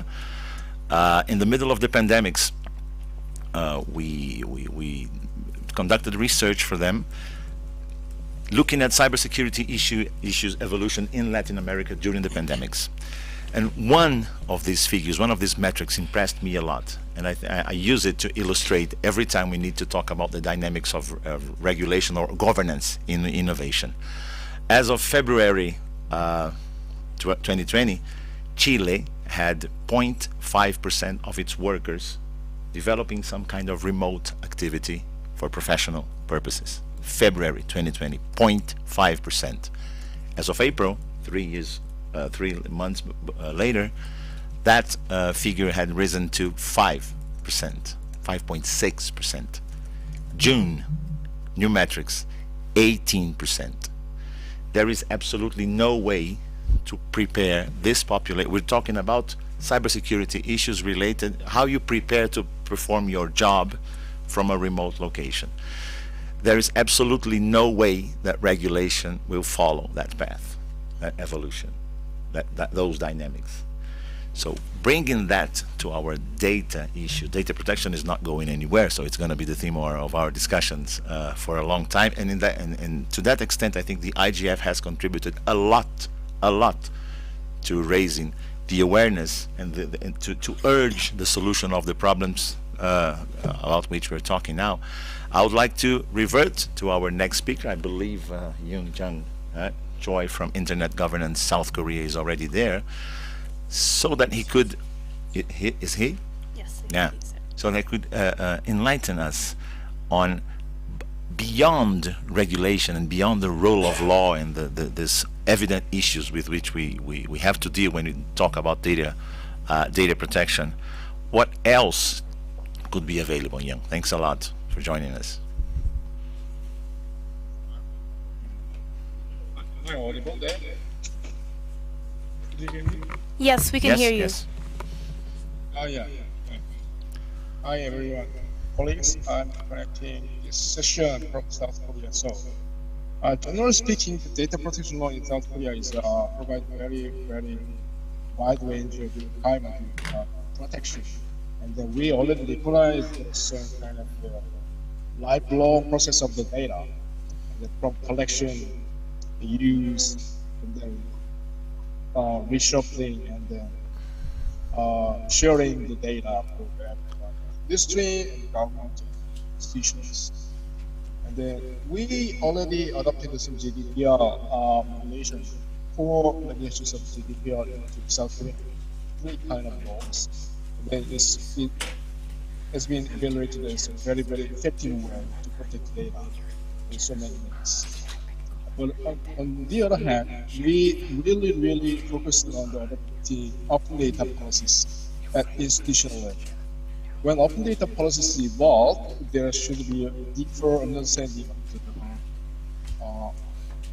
the governance framework for the sharing of very large sort of data for the open use, sustainable use.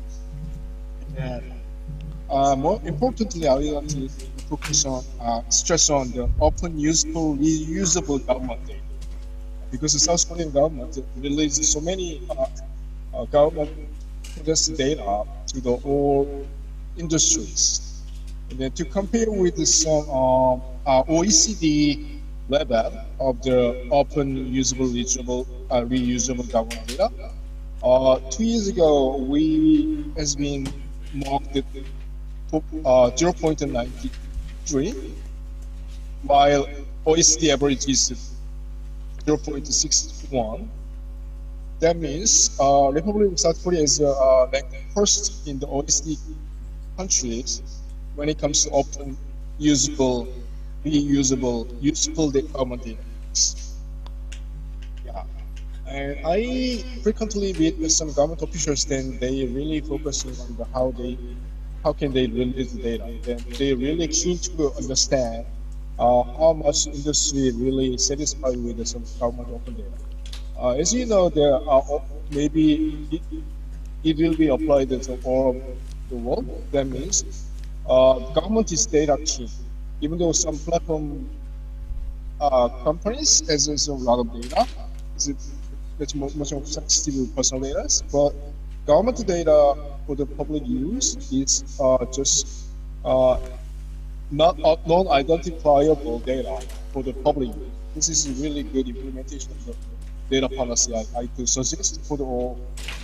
Then I also wanted to let you know it is essential to touch upon some open data for the public use and open up the much more potential use throughout the all institutional mechanisms. This is really important. Because it's just not just useful, but also it's going to be public resources for the industry, and then some startups, and then even some government commission, some research companies, kind of.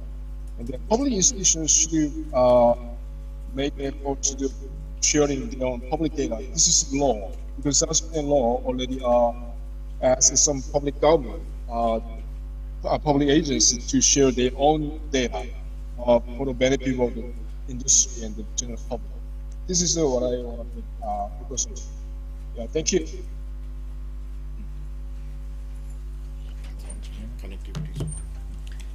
Thank you, Yun Chang, for the context from South Korea. I know it's actually quite interesting from the Asia perspective, because unlike Europe and also I guess other continents, it's very difficult to look at it from a regional standpoint. But the national legislation and regulation is really the strong point of enforcing this legislation, and also providing the protection that we really need for personal data.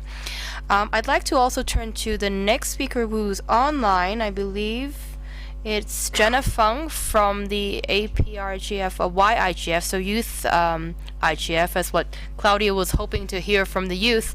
Jenna, I think you had something that you wanted to mention about the bill in Canada. Jenna, the floor is yours.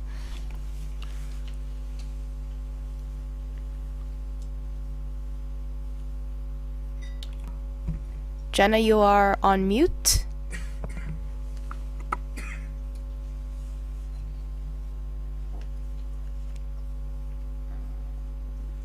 Can the host please unmute and allow Jenna to speak? Jenna Fong from the Zoom room.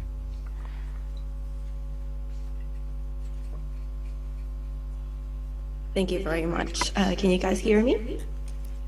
Yes, we can hear you. Great. Thank you very much for the time.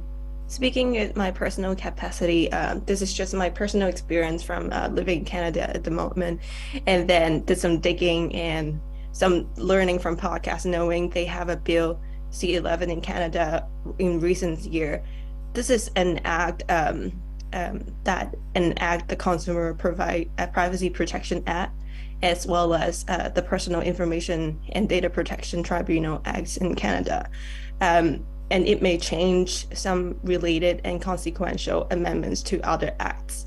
Right now, our data is not completely not regulated, I believe, because it's more or less regulated by the policy of private corporation that holds on our data. So I believe regulations on how this company handle our data is very important. One recent updates, like latest update about this bill C11 in Canada, it's on this online streaming act, which will essentially change Canada's broadcasting policy and give new powers to the country's broadcasting regulator. This may result in international companies like Spotify or other companies that provide streaming service to comply. Taking Spotify as an example, right now what we see is completely depends on how they put our data into the algorithm and then prioritize and suggest content to the users. But essentially that may marginalize some kinds of production or creations of certain creator.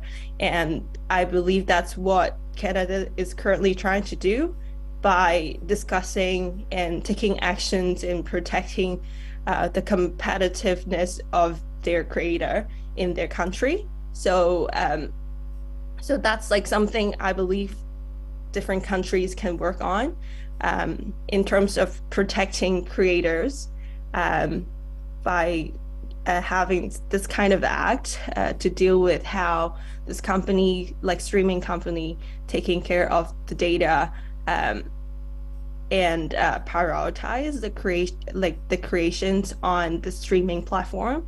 And at the same time, I think that protects end users too, because it may naturally change how the end users see the content. Because taking Canada as an example, right now, it's very easy for us to see content from the US and then maybe some input from the Canadians like eliminated because of the algorithm. So I believe some acts like this, like the Online Streaming Act, is like some steps for different countries to do in order to protect economic value of their own creators as well as their the end users in the country. Thank you.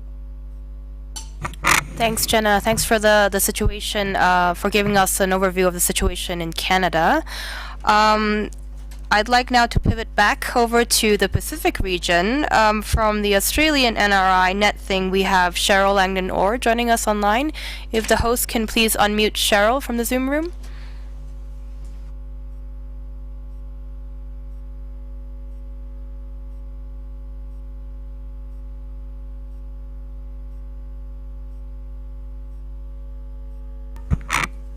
Host, if you can please unmute Cheryl Langdon-Orr from the Zoom room and allow her to speak.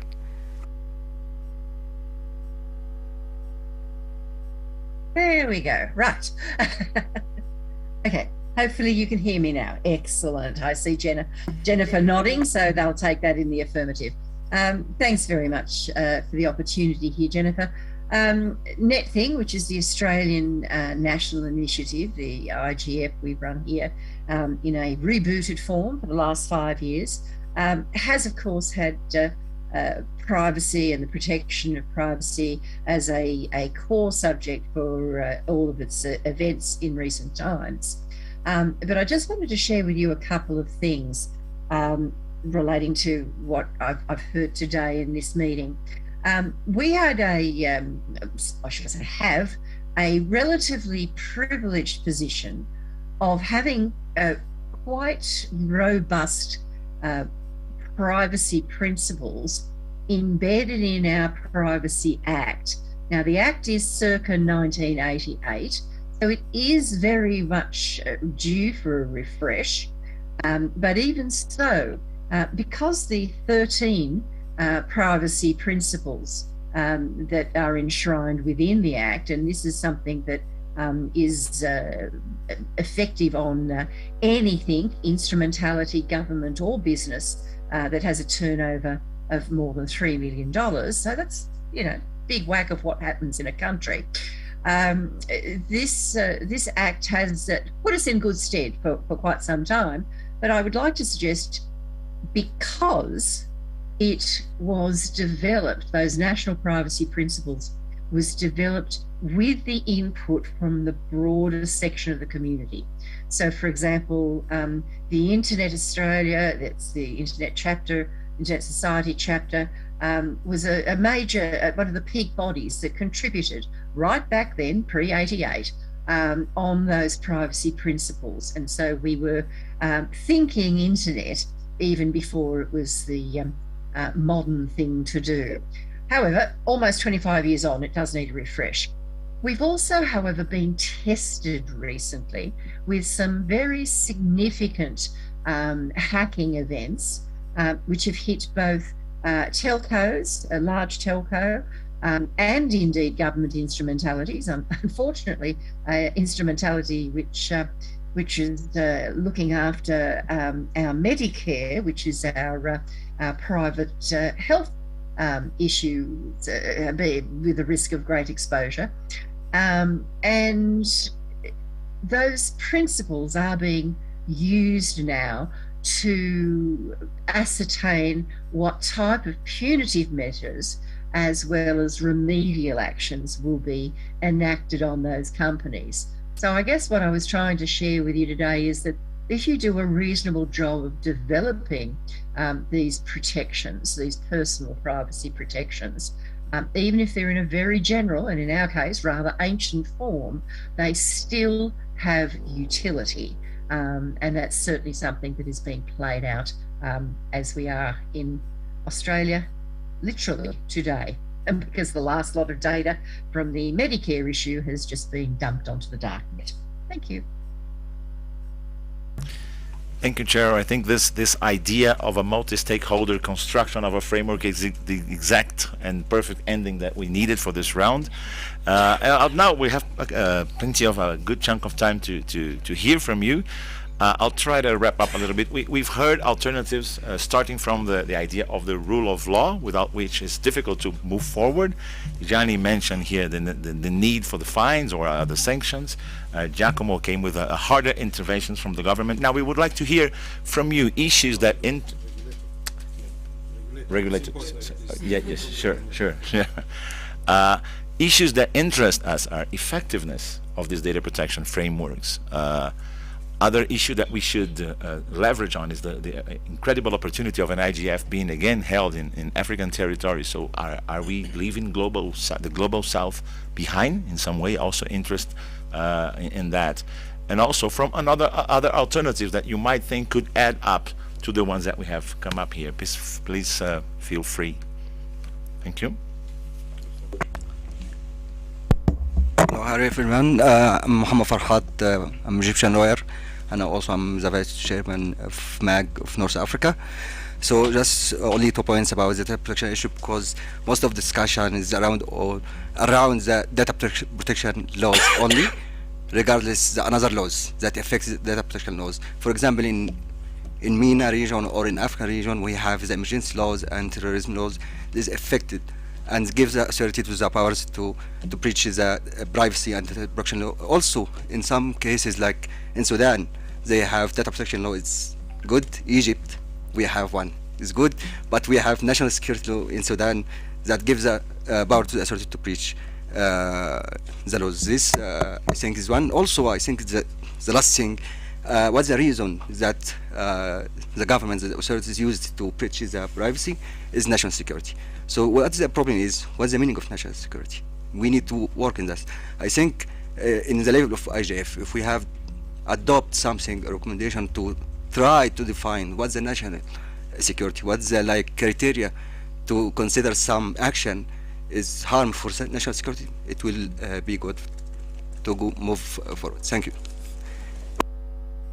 Also a very important topic. We have been through that in Brazil. We have representatives from the National Data Protection Authority. We have a recent specific law in Brazil, but when we go back in time, we identify over 40 instruments that touched upon some issue concerning segmental or a specific area or sub-team of law that was there, and we didn't give that importance. So that's something we should take into consideration also. Do we have anyone else? Tiago? Thank you. Thank you, Claudio. I am representative from the Data Protection Authority in Brazil, and for sure, I believe multi-state cooperation is very important for this, but at national level, and maybe even for smaller countries, there's an approach that might work. It requires coordination, but it can work as well. Is the experience I can share about the WhatsApp case in Brazil. It happened just in the beginning of the Data Protection Authority, so we were a very small team with very low leverage to grasp the update of the privacy policy of WhatsApp.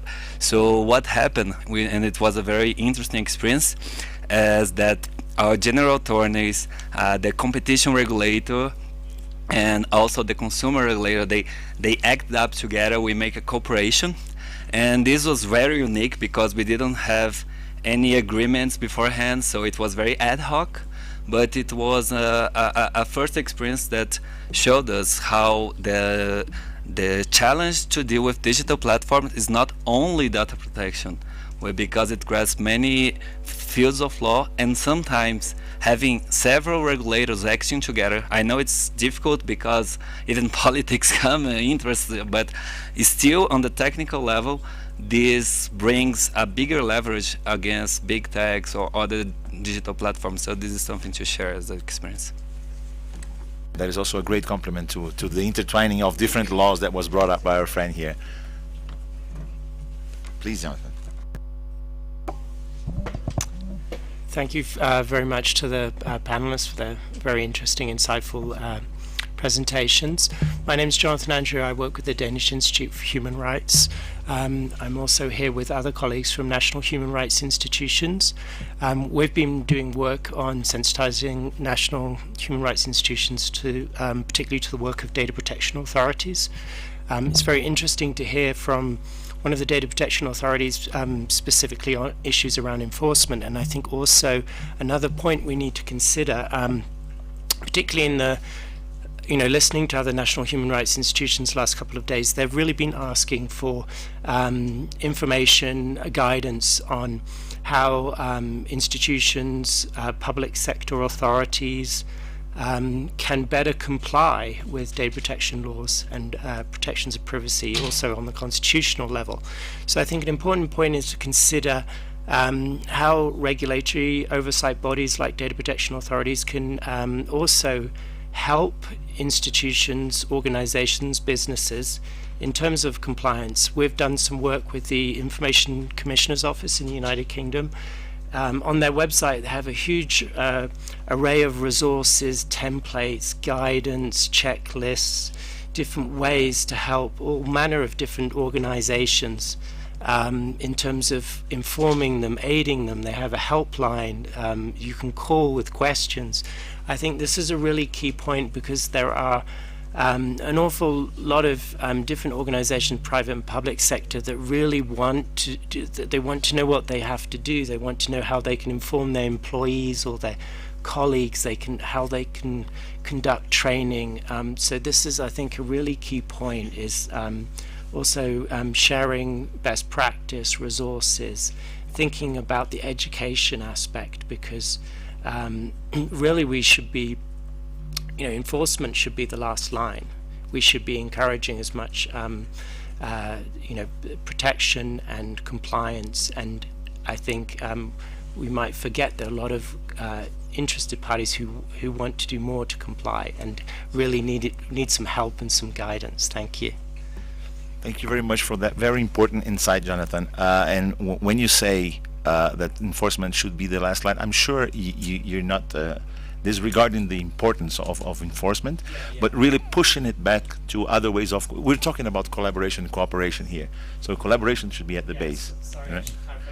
it should be the last line in the sense that it should be put last. I mean, hopefully we don't have violations, we don't have breaches.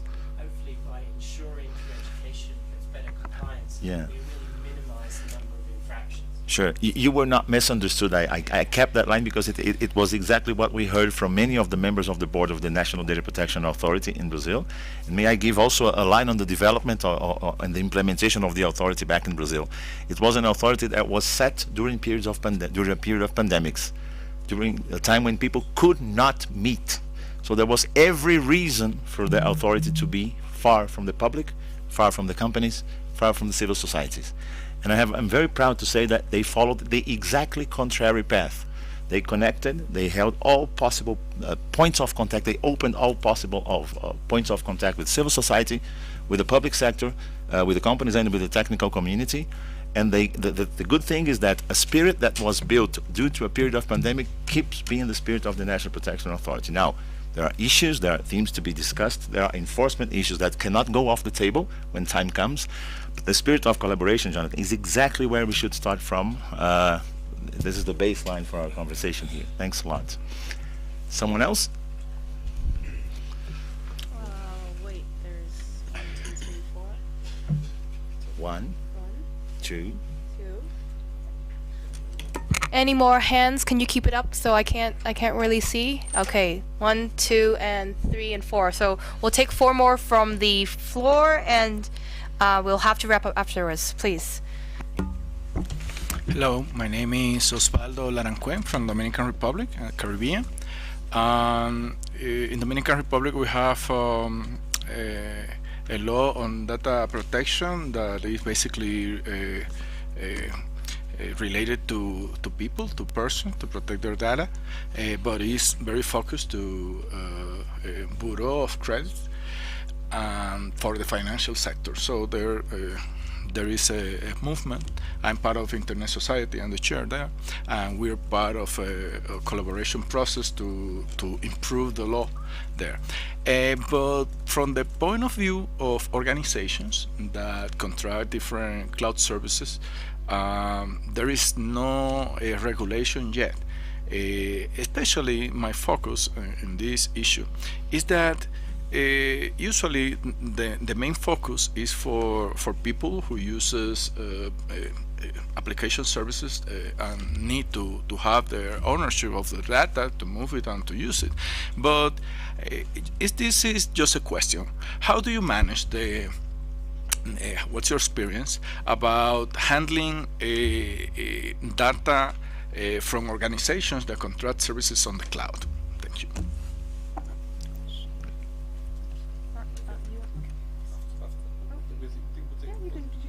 Yeah, let's make it warm. Yes. Again, the European experience, the cooperation is the key again. On this specific point, Europe is preparing a regulation about the cloud, and there is, as you probably know, the European Commission has been stifled by the European Court of Justice because they, through the transatlantic agreement, they were not able to secure that the data of European citizens are stored and kept on the European soil. So the European Court of Human Rights ask the Commission to do something. And so now they are preparing a Cloud Act that will ask that this data will be stored, treated, and not leaked outside the European zone, even for the big platform. Again, the problem is that if you do this on a national basis, no way.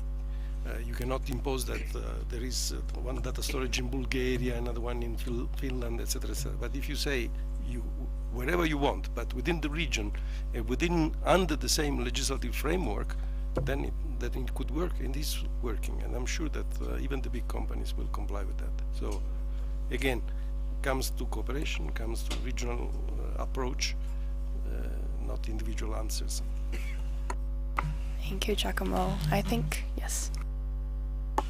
Thank you very much for the valuable input.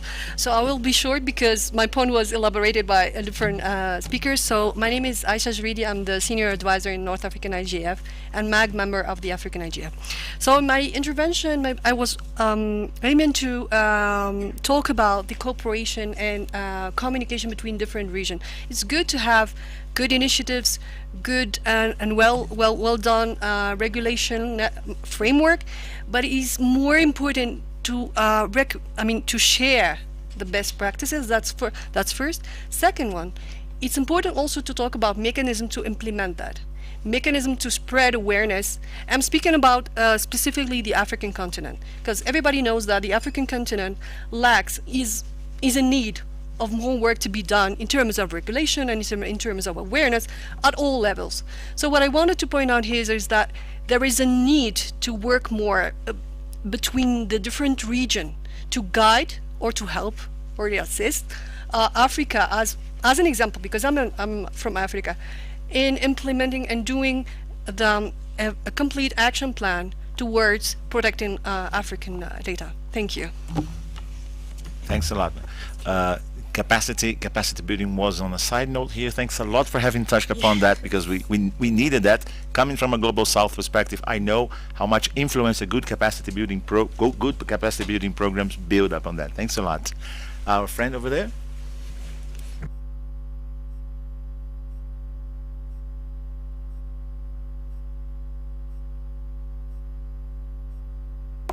Hi everyone, my name is Jose Fisaka. I come from Chad. I coordinate the Chad Youth IGF. In terms of protecting the end users in rural communities, how can we collaborate to create awareness about digital literacy in a local content to make the end users the main actors of their own protections? Thank you. Hi everyone, my name is Edo Afi. I'm from Togo, but I'm currently based in Dakar. My question is in most of the African countries you have data protection law, and sometimes when those law does not include the new technology or the new challenge, before the law is voted, another issue is coming up, so they have to do another update, and it's keep going on up and forward. At the end of the day, the law are there, but they are not reflecting what is happening actually in the digital world. My question is what do you recommend in that case when you are putting in place IT laws? Thank you. So I would propose that we frame these two questions to our panelists and move to the end. The questions from, I don't know if you all got here, our friends from Chad and Togo put up the two questions. What else can we do to build capacity within the national spaces? And also, how do we deal with the fact that laws come up for technologies that are no longer match? So do our panelists have anything to build on that? Maybe we start with Tijani. I wanted to speak about other thing, but I can't speak. Yeah. First of all, capacity building at the local level, it is a problem of awareness of the deciders. It is a problem of the awareness of even civil society organizations. They are not aware of the threats, so they don't think to build capacity for users. They need to raise the awareness of the users that using the internet is not put anything on the internet and don't care about what you put on the internet. So this is a very important point. And we, as North African IGF, we organize a SIG, School on Internet Governance, back to back with our IGF, so that we raise awareness. This is the tool to do it. So we try to give to people the sense of the threat that they are facing if they don't use the internet as it is to be used. Second, another point about the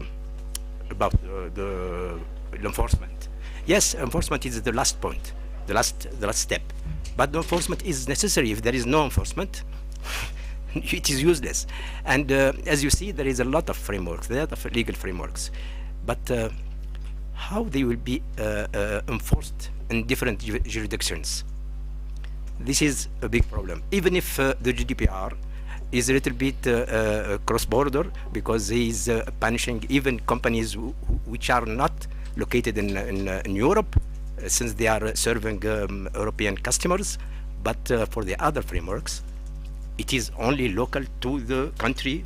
So I think that if we want something to be done, we have to think about an international treaty about data protection that every country respect and comply with. Thank you. Thanks, Tijani. Thank you, Siranji. Maybe just a 30-second wrap-up from Artem, maybe 15? Yeah. So from circulation point, so I represent the NGO, local NGO that serves as a actually local point of advocacy in digital technologies, and we've been working for more than 20 years, and we are well known in the region, and we can work with government, we can work with private sector, and we organize probably the same as Tijani said. It's a digital rights school where we can gather government, NGOs, private experts, just to talk about different digital issues, technologies, and to build nexus between them, to work further. And for example, what we do now, it's we write in probably the first in the world digital code. So there is a criminal code, and we are writing digital code that is going to regulate the digital space. But what we want to do is not to make it dependent on technologies, just to make it exist for a long time. Yes, it won't be dependent on 5G, 7G, 10G, or whatever. So it's going to be in place for many years, and then of course it will require some regulations and so on. But it will be it's going to be a framework for digital technologies. Thank you, Artem. Anu? Yeah. Thank you, Jennifer. I've just a little observation. Data protection is very sensitive issue for business and security level. So my observation, we need more meaningful multi-stakeholder dialogue and need more collaboration, regional and international level dialogue. Thank you. Giacomo? 30 seconds, sorry. Because there are many points that need to be developed. First, I just sent to Jennifer the guidelines for digital media and literacy education. That is a document that has been prepared by the European Commission that will be submitted next year to the member states of the European Union to develop curricula in the schools for education of the children, to the risk to and to the possible empowerment of the digital dimension. That's very important, but cover only one part. The second part that is missing is, like Claudio mentioned, the people that is grown up, that they are not going anymore to school, how to catch them. And in Europe, one of the important things, that one of the tools that we have are public service broadcasters that exist also in other countries.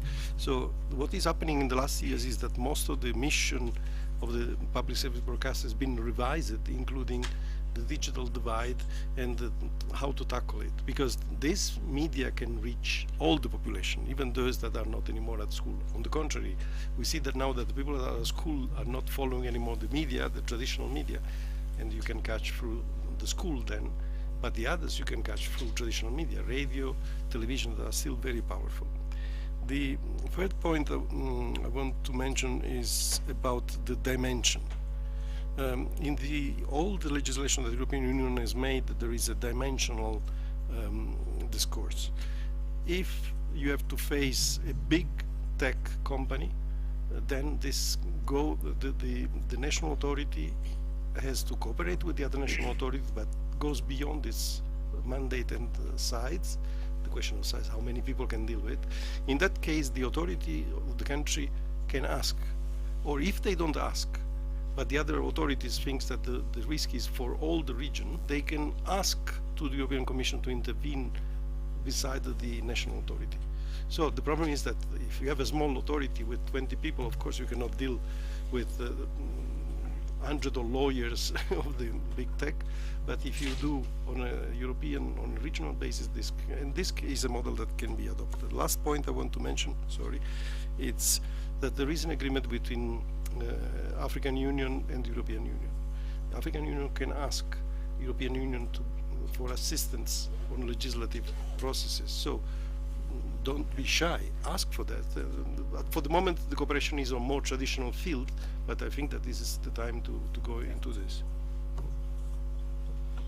Thank you, Giacomo. I think our greatest takeaway from this session is we need another hour to talk about all these issues. I think the first step going forward, I think Giacomo sent a very good link to the Zoom room chat. I think Anya will have encapsulated that so it can be shared to other NRI colleagues and people interested, addressing on the capacity building part of it, the education part of it, and all the other aspects that have been touched on, including interregional dialogue and cooperation. Maybe that could be something the NRI network can take up in 2023, the work that we can do together. I think that's very important to not lose this momentum and learning from all the regional the implications, all of the legislations coming up and the frameworks that are working right now. So thank you everybody online, in person, for a really enriching and wonderful session.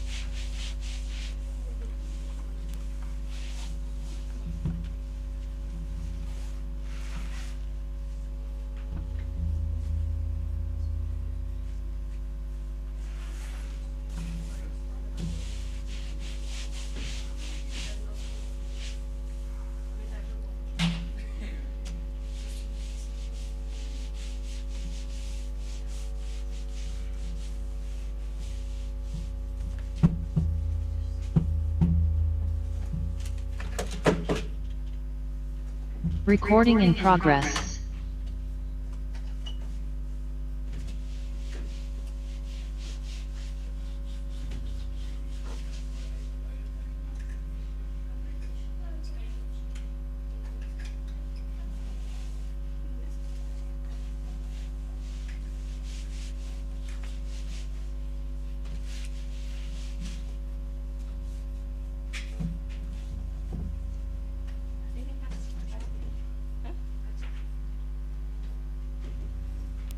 Hello everyone.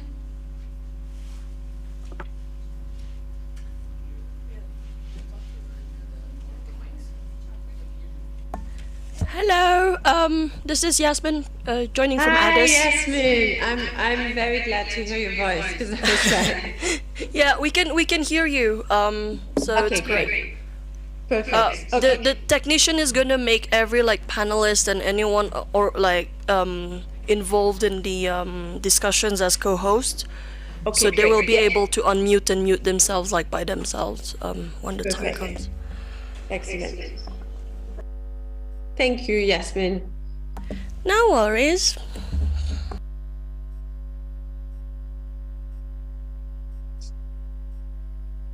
How is the room? Are people I have, yeah, I mean, it's really weird to be in a meeting and not, so Yasmin, I think that both Haishling and Emily are trying to speak but can't unmute themselves. The technician is gonna make them hosts, co-hosts, so they will be able to. The room is fine. It's just I think we're just. No, Haishling, we always want to hear you. That is not true.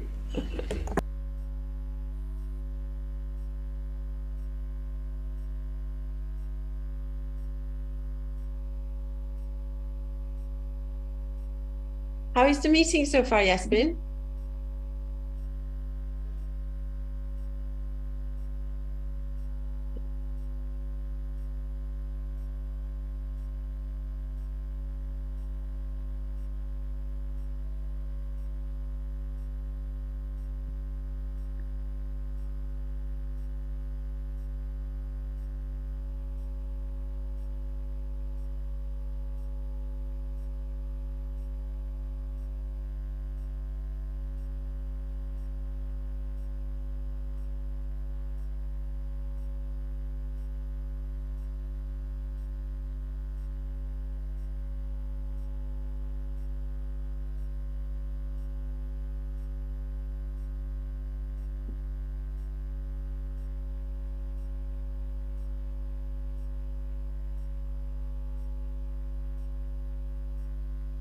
I think, Emily, that normally everybody, because we just had another session this morning, and so everybody is able to raise their hands. And so it's not a webinar function, but it's a meeting function on Zoom. So all participants online will appear eventually. Yeah, I'm sorry, I'm the only one that can speak. So I'm going to make a little show for you or something.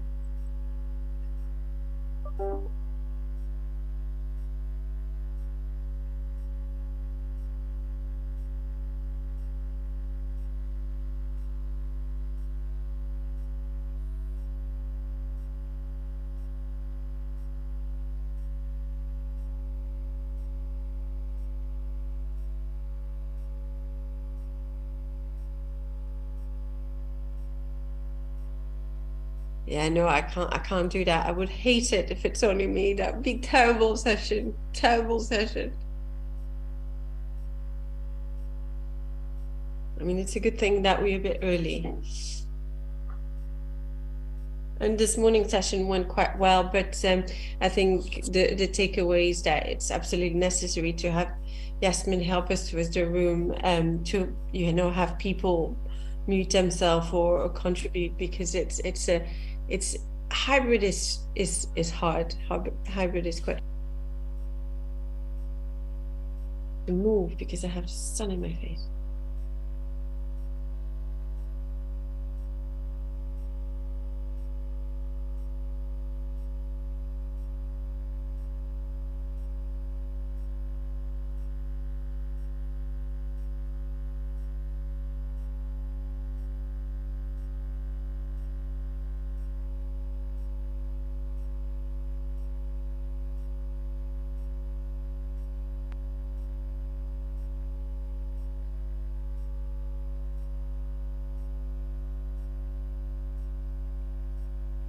Hi, Theodore. So we just, the technician and Addis are making Heshling, Emily, yourself, and myself co-hosts. So you will be able to speak and put your camera on shortly.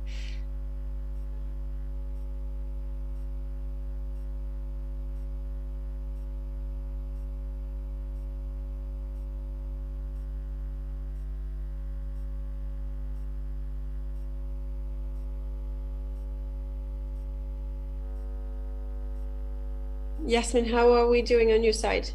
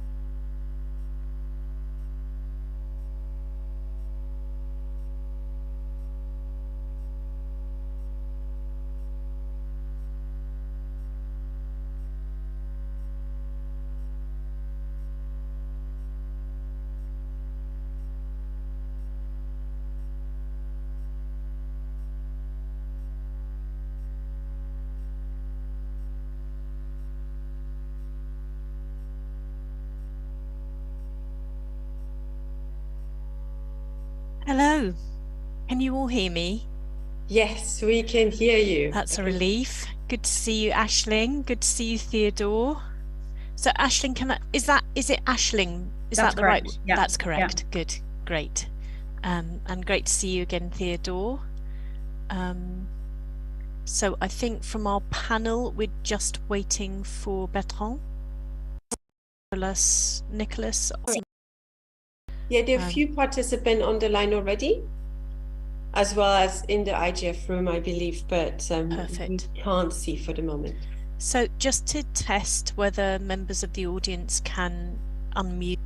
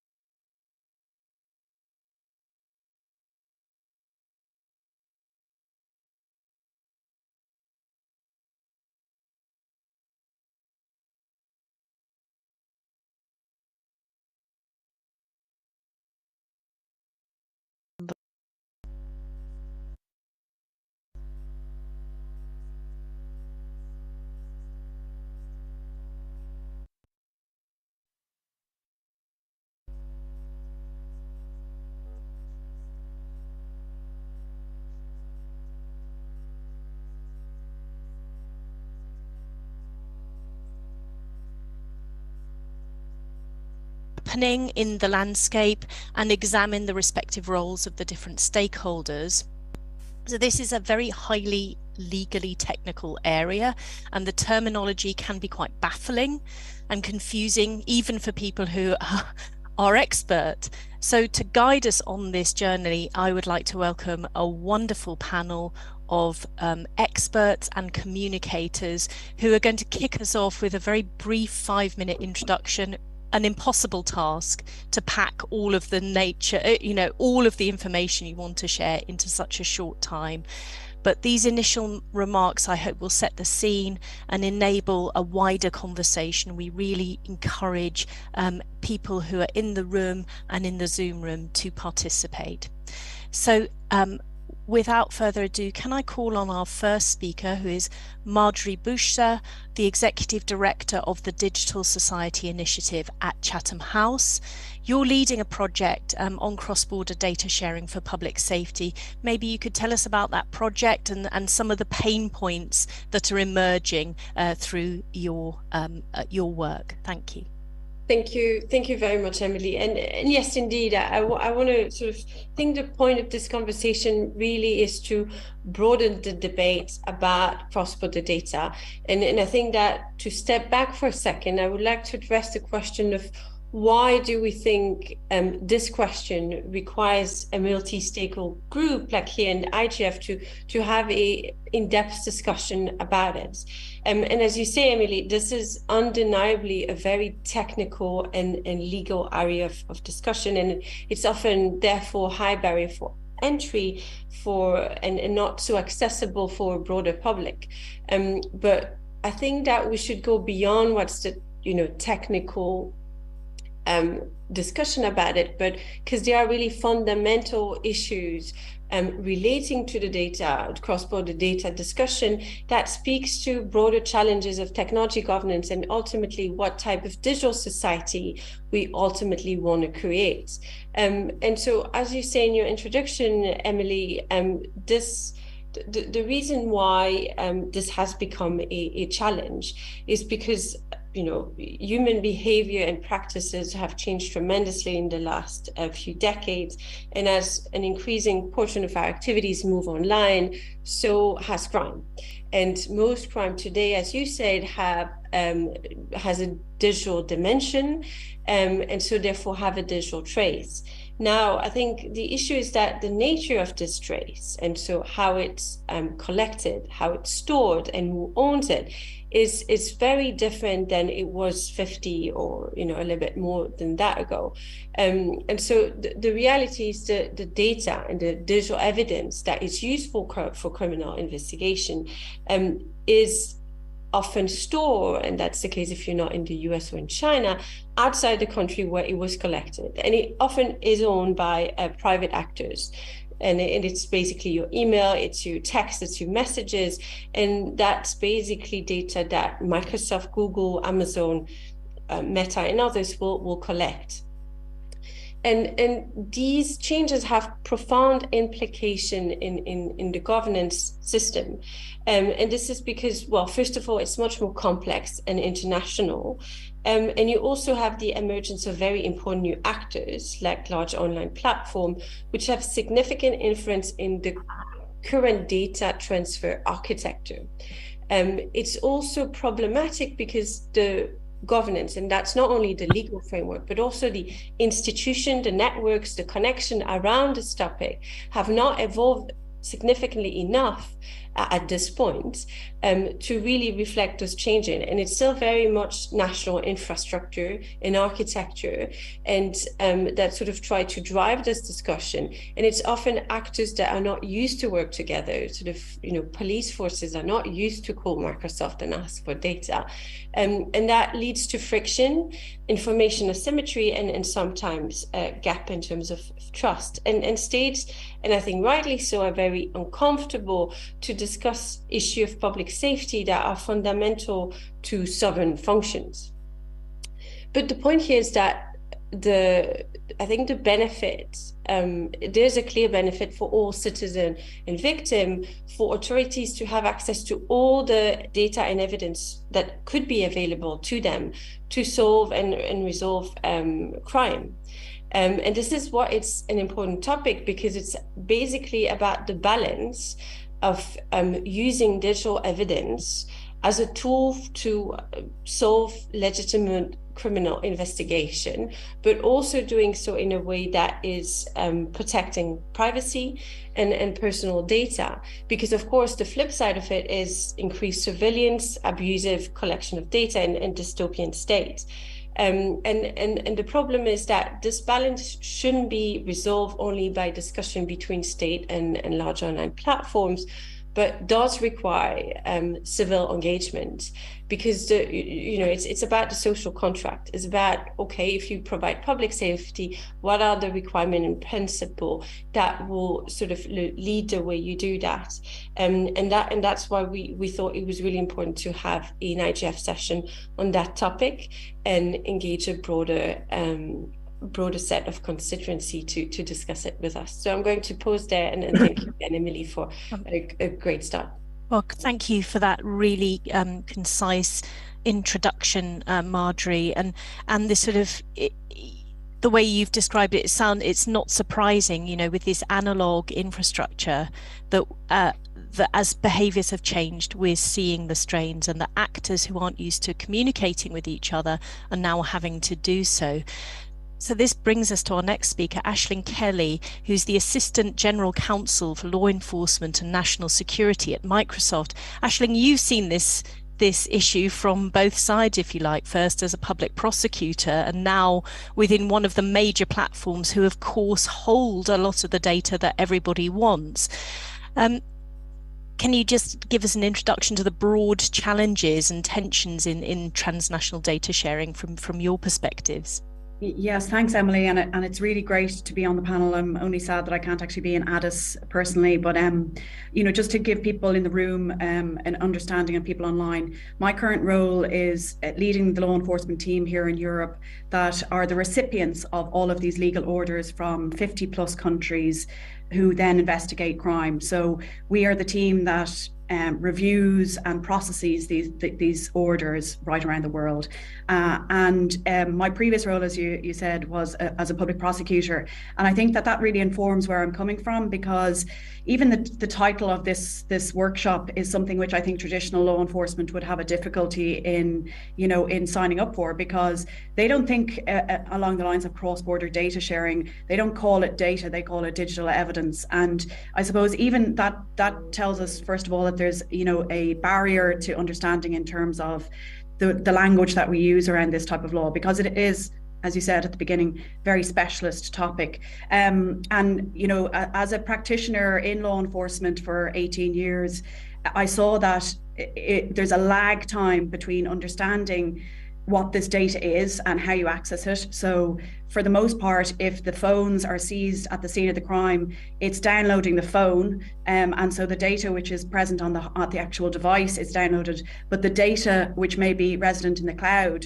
that's definitely a very early stage of understanding in global law enforcement. So they do understand that the data is on the phone, but the reality is that data isn't necessarily all on the phone. Obviously, as we know, it's dissipated right throughout the world. You could have 20 or 50 apps on your phone, and that data may be in a number of countries. It could be in 3 or 4, or it could be, as they say, sharded right across the world. So tiny bits of it in different countries, depending on where the apps are based. So it's very, very important, I suppose, to start the conversation that law enforcement is coming at it even from a different language. And so, like anyone, if you're looking at building a relationship between people, I'm thinking of that famous film Dances with Wolves with Kevin Costner trying to learn a language. You need to start building that with each other before you can actually start thinking about how to deal with the problems.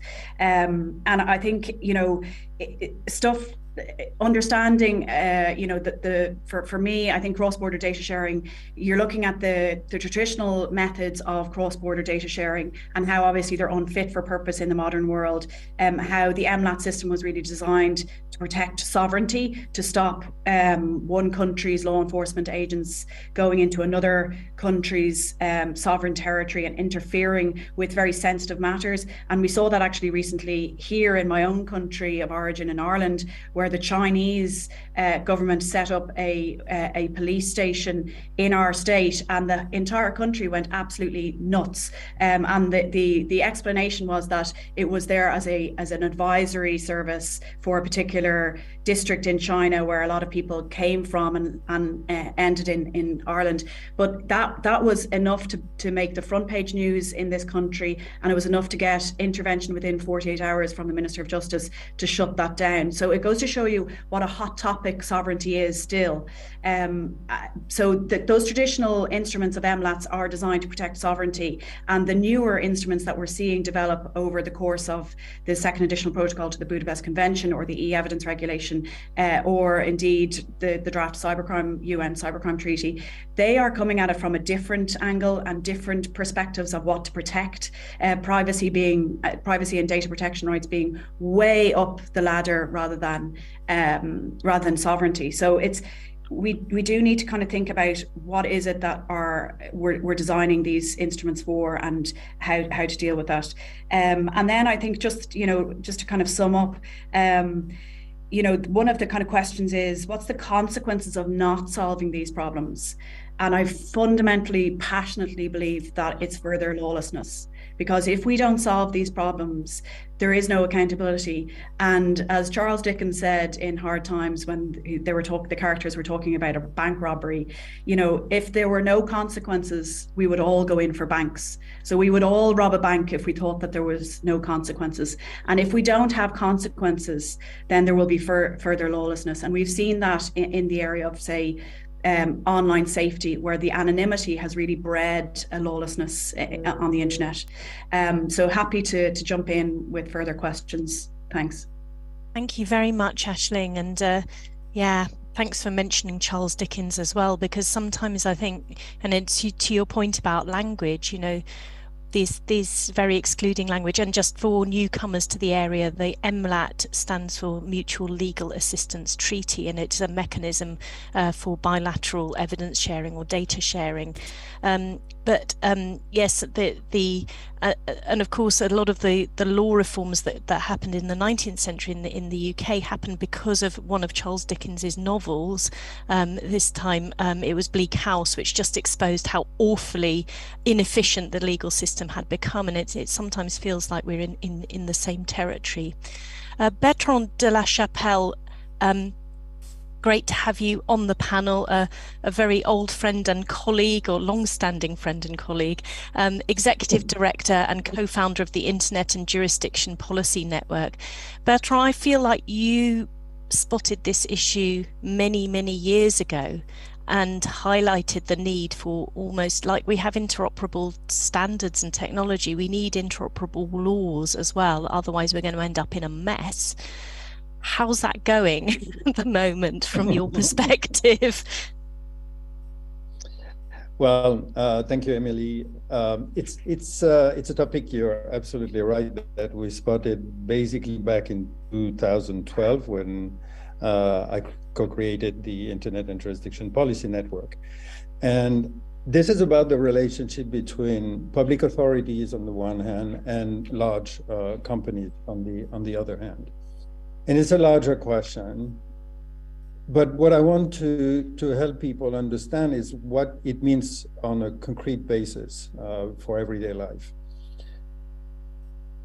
Electronic evidence or digital evidence is not only needed for cybercrime or for things that are happening online, it is needed for every type of investigation. If there is a murder, if there is a theft, if there is any kind of illegal activity, there is a need to understand better what used to be documents, papers, things that were taken in a safe or in doing an inquiry, an investigation with a warrant in a particular house.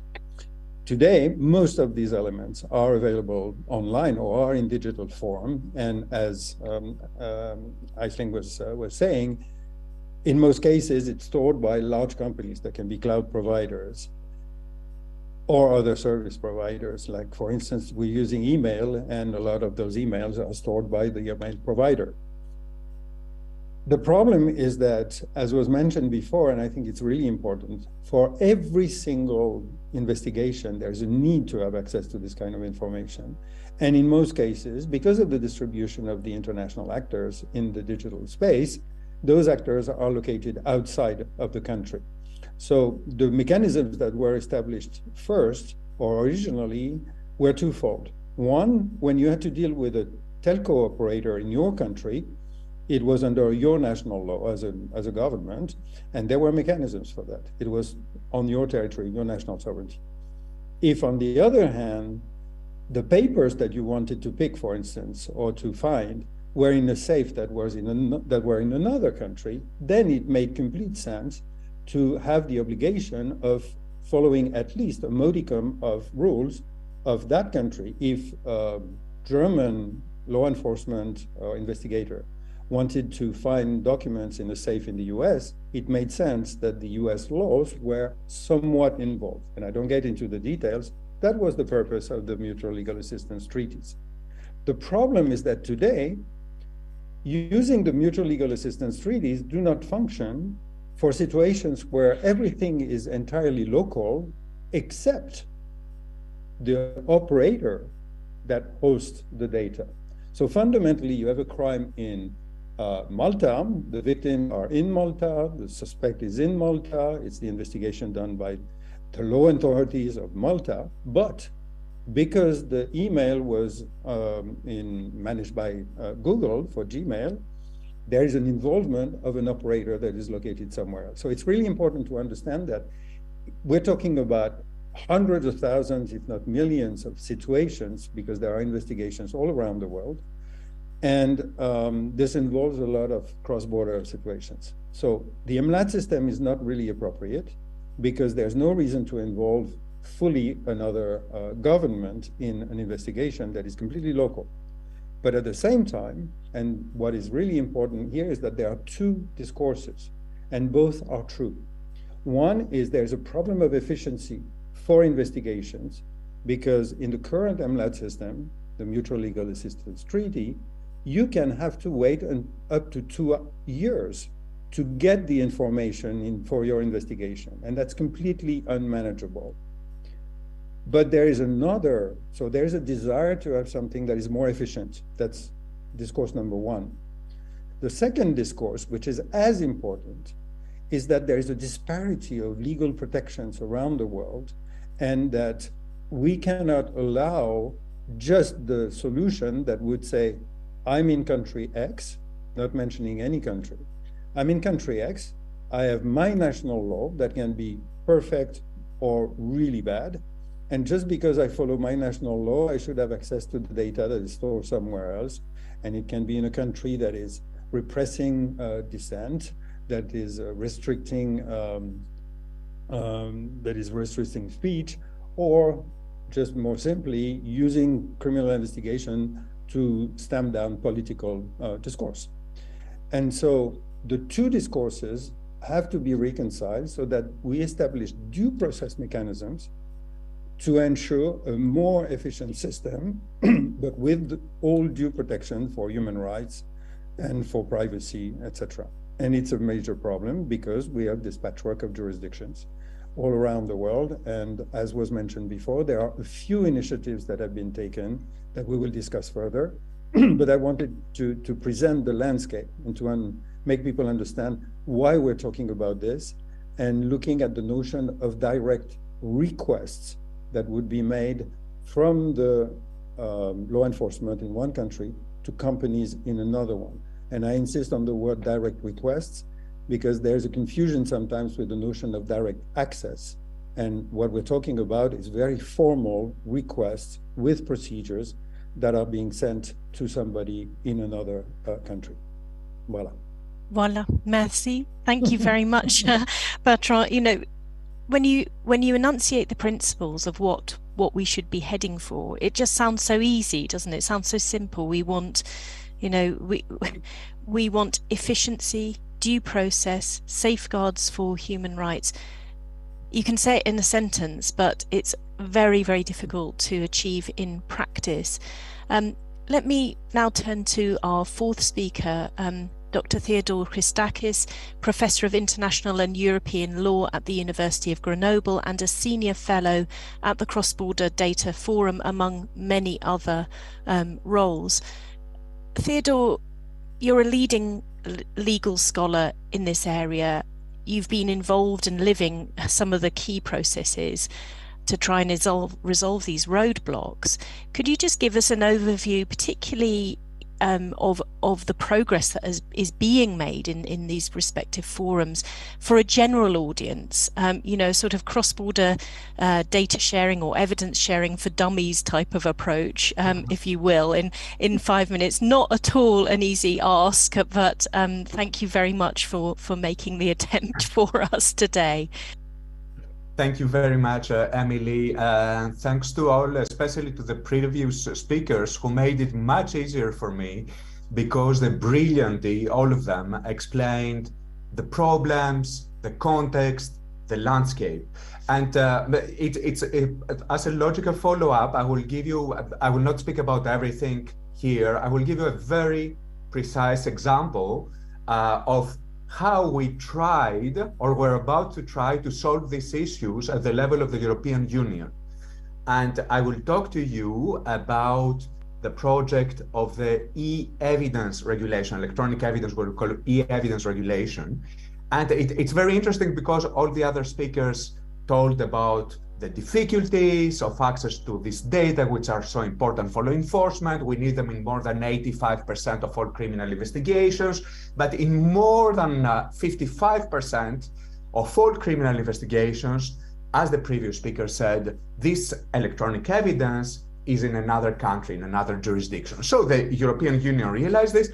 What we have not said yet, just about the landscape, is that we developed some mechanism, which is the mechanism of voluntary cooperation, where you request data from a company, but without having any way to compel. There's no obligation. But sometimes the companies, especially in Europe, if it is about subscriber data, who posted something illegal, on Twitter or let's put aside Twitter or Facebook, or they will give this information. But this is very problematic because it's not regulated. It creates a lot of problems. There's no obligations, and among other things, in order to deal with all these problems, including the lawless, if you want, of voluntary access, the European Commission proposed 4.5 years ago the e-evidence regulation proposal, in order to do exactly what Bertrand said, which is to try among European member states to make the possibility to request data which is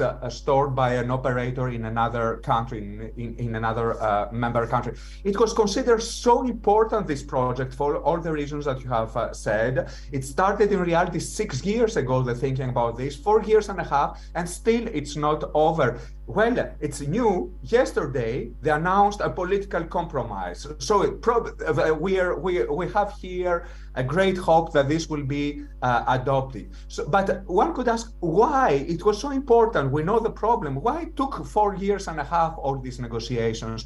Well, as I wrote in an article, the EU co-legislators, the European Parliament and the European Council, were a little bit lost in notification.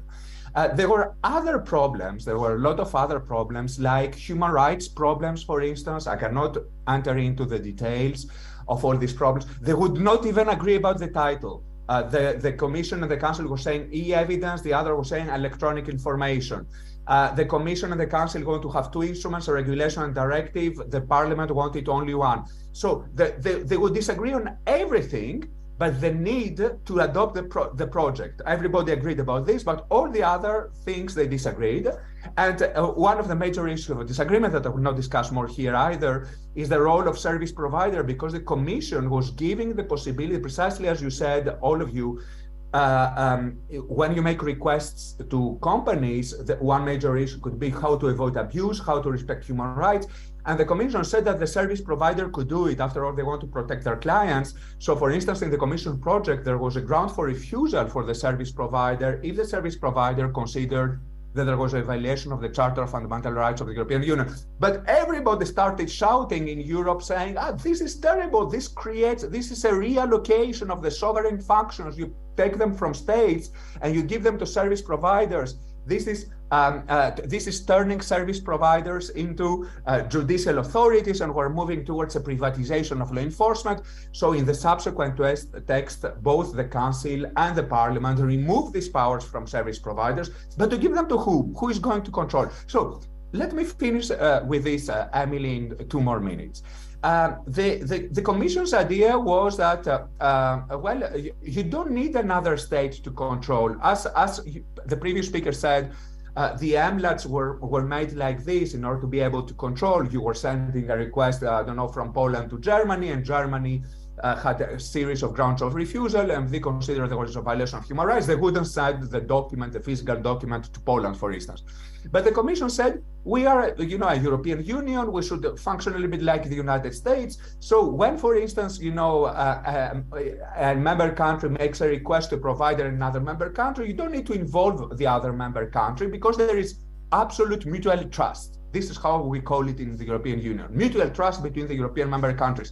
Despite the huge disparities in criminal laws and laws of criminal procedure, they were thinking that there was mutual trust. But then, this is a concept which is very much challenged, especially by all these countries like Poland or Hungary, or their rule of law issues right now and procedures.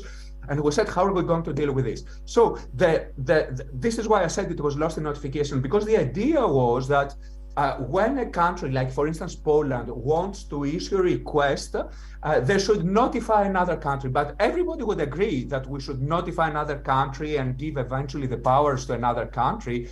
But which one? And there was a huge debate about this, which was very interesting. What I had proposed personally was that the country to notify should be the country of residence of the person. If, like Bertrand said, everything is happening in Malta, the victim is in Malta, the person, the suspect is in Malta, everything is in Malta, but the service provider is in Ireland, you don't need to notify anybody. But if, for instance, Poland requests data from a German journalist in Germany, or from a woman who had an abortion, who went in Germany to have an abortion, I don't know, then I was saying that it made sense to request the permission of Germany in order to give the data. And this is very rare. This concerns only 7% of situations, so it would not affect, I finish, Emily. This would not affect in any way the efficiency of the regulation. The Council and finally the Parliament, this was proposed initially by the rapporteur of the Parliament, but the Parliament did not follow this for a series of reasons that I could explain later. And instead they said that, this is a compromise which was found yesterday. They said that, yes, the resident criterion is very much important, but in my example, if Poland wants to request the data, for instance, of a German citizen in Berlin, they will not notify Germany. They will have to notify somebody, but they will have to notify Ireland. Why? Because Google is there. And it is supposed to be Ireland that will operate this control. I think this is a little bit problematic. We accuse within the GDPR Ireland of not being able to deal with all the issues concerning the GDPR compliance. And suddenly we think that Ireland will have a responsibility to protect, will play the role of the Superman of human rights, respecting human rights in the law enforcement field. This could be very problematic. Thank you very much. Thank you very much. And I really appreciate that sort of worked example, because, from the outside of this problem, you'd think, well, agreement between EU member states should be absolutely plain sailing. And you're describing a 6-year process from beginning to end, soup to nuts, with a very, very, to your mind, unsatisfactory compromise. But difficult questions, and the obvious one is, and it would be interesting to hear Aisling's view on this. Are resources going to flow into Ireland as a result of this? Because it normally does come down to this, doesn't it, Theodore? Is sort of Ireland and Luxembourg are finding themselves really in the centre of things, and yet these are very, limited resource member states. So I would like to open the floor for questions.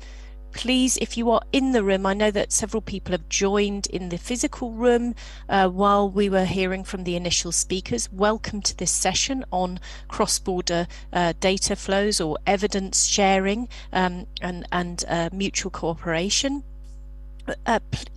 Yasmin is our on-site moderator. Yasmin, if you let people know who you are and let me know or let us know in the chat if somebody wants to take the floor.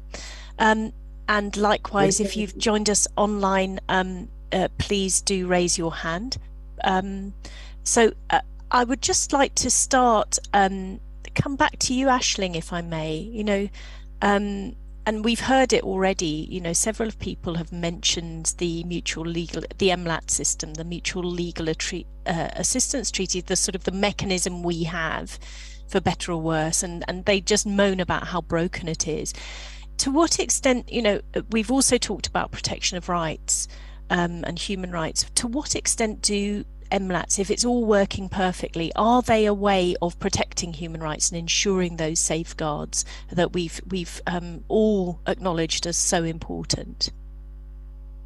I mean, I think in theory they are. And so the text of the MLAT treaties, either bilateral or multilateral treaties, will include provisions saying that it will only be a legitimate order from a court which is properly constituted, which will be recognised, and then what happens for a checks and balances is that the incoming MLAT request from, say, Tunisia comes to the incoming country, in this example Ireland, and the Irish authorities go through it and check that the system has been done validly, and then they give it to the sovereign police force to transpose it into a domestic criminal order, and then they serve it on the person.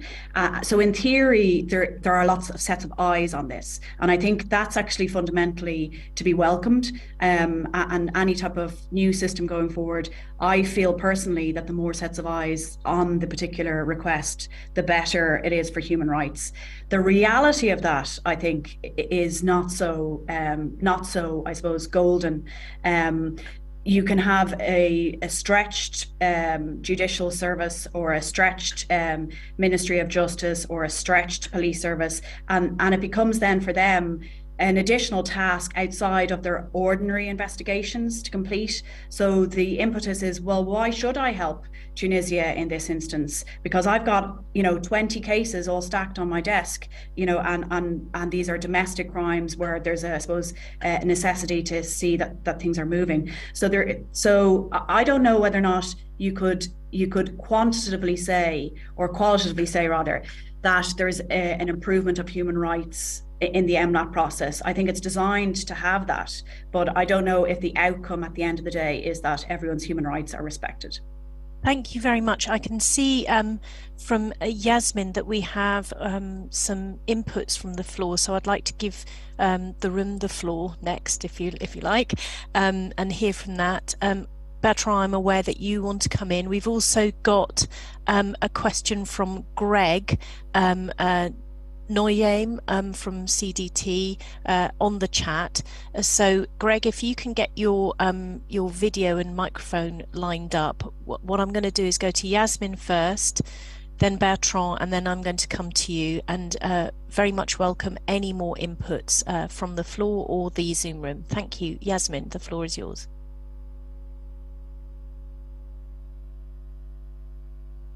I think you're muted. Testing audio. Yeah, but Good. Hello, and hi, Emily. My name is Gabriel. I am a law enforcement officer from the United States, but I'm going to be speaking Hello, and asking Gabriel. the question. Hi there. I'm speaking in my personal capacity here and asking the question in personal capacity. It's been my experience that in my country, requests for information that might infringe upon privacy rights tend to require more justification for the request the further that infringement goes. So if I'm doing open source searches, very little review. If I'm asking for simple things like who is the person that's a subscriber, what their name is, that might require court authority. If I'm asking for contents of communication, that might require significant review. And so my question to Theodore and anyone that wants to jump in is, to what degree is that a consideration in the ongoing negotiations about evidentiary data flow across borders? Gabriel, thank you very much for that point. I know that Bertrand wants to come in, so you're very welcome to come in on this question. It was posed to you, Theodore, but equally to anybody else on the panel who wants to contribute on this. So shall we go Theodore, Bertrand, and then please Aisling and Marjorie, feel free to contribute.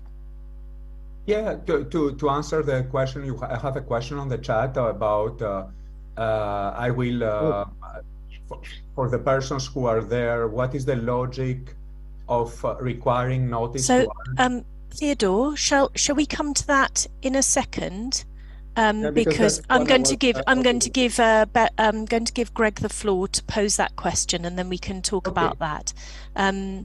So if I understood to Gabriel's question is about the sort of the granularity of oversight, you know, depending on the sensitivity of the request and whether the negotiations are really getting their arms around that complexity, or whether we're still arguing about, you know, what to call things or who gets to be boss.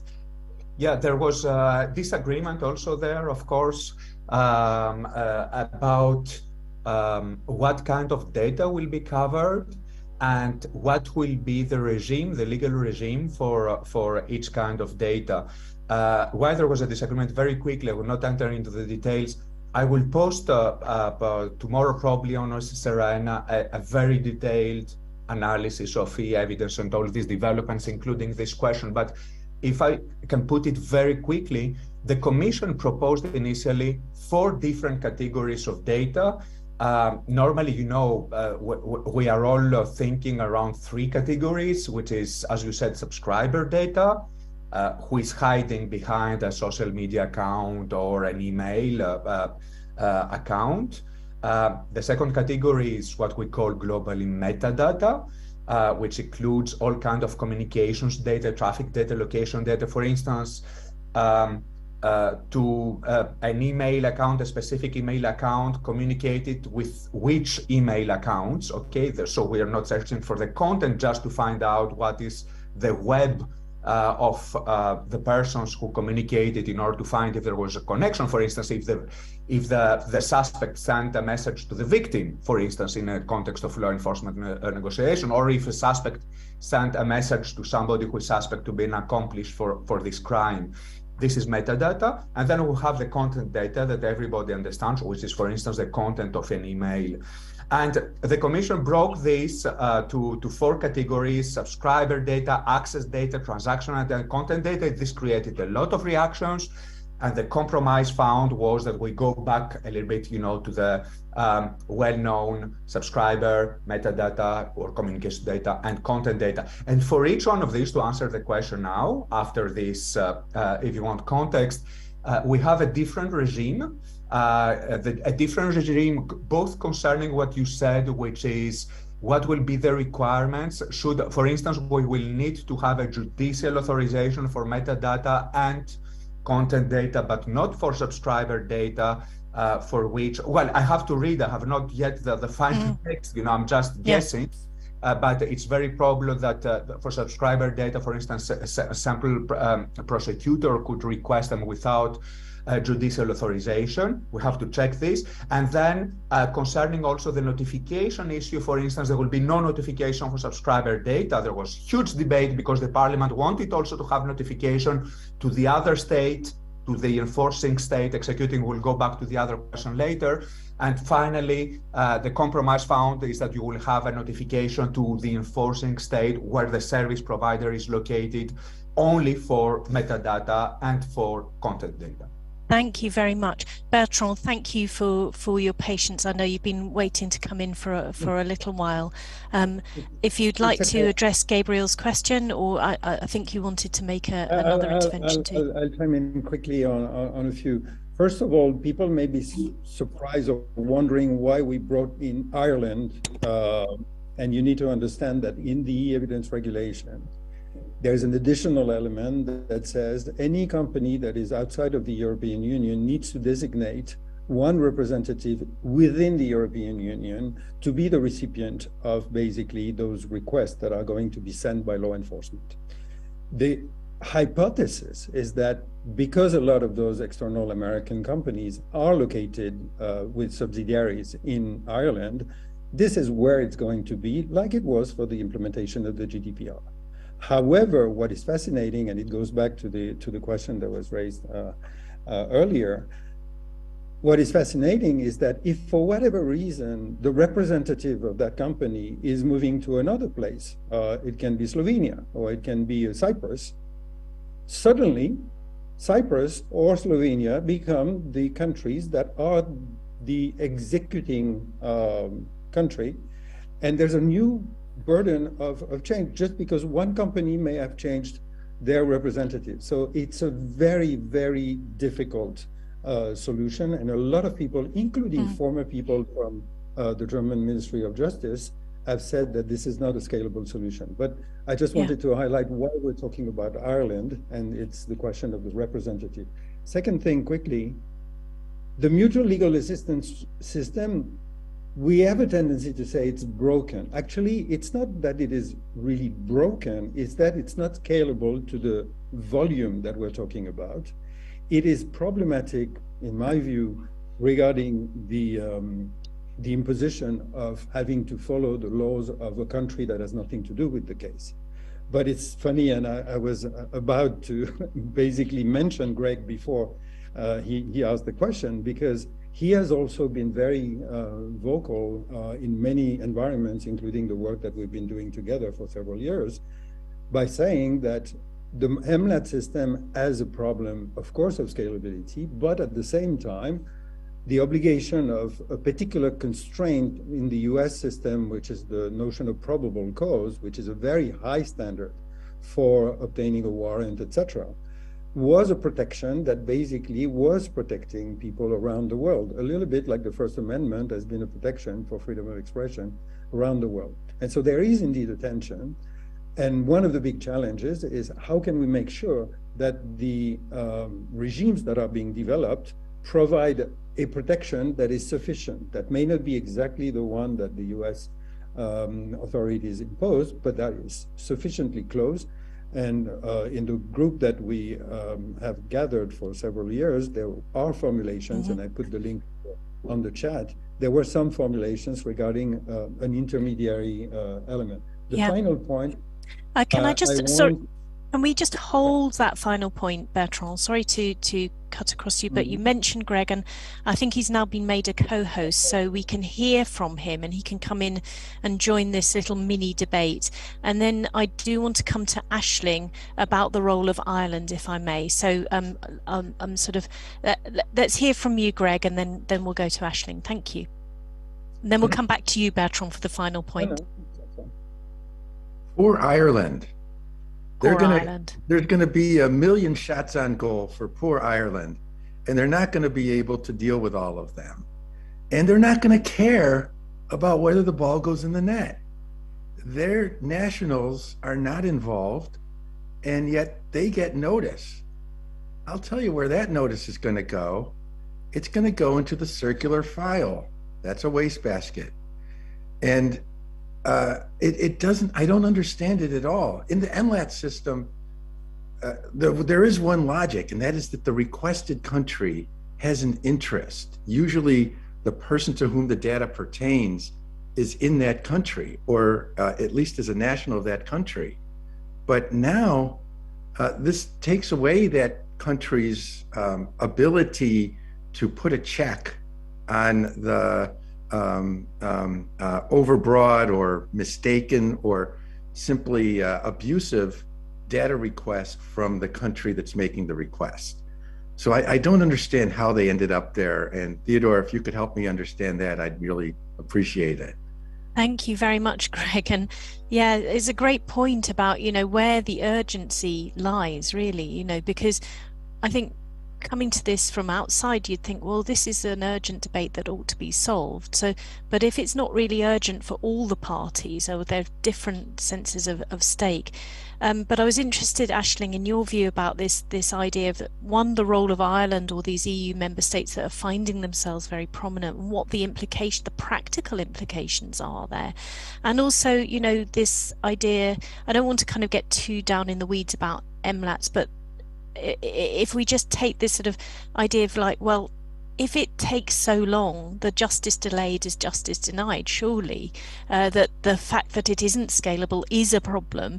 And this probably, if we just take it as a more general theme, but very keen to hear your views, and then I'm going to maybe give Marjorie a chance to come in, and then Theodore, and also to encourage participants to raise their hand or let Yasmin know if you would like to join in this debate. Aisling, thank you. The floor is yours. Thanks, Emily. I mean, I'm stuck between a rock and a hard place because my nationality is Irish, and so there's a residual feeling of national pride here. But you know, I'm a realist, and I also want to approach the question in an objective way. You know, I think, Greg, to answer your question, it makes sense that the country of nationality of the data subject is the country which has the most to lose if their rights, if their citizens' rights are being infringed.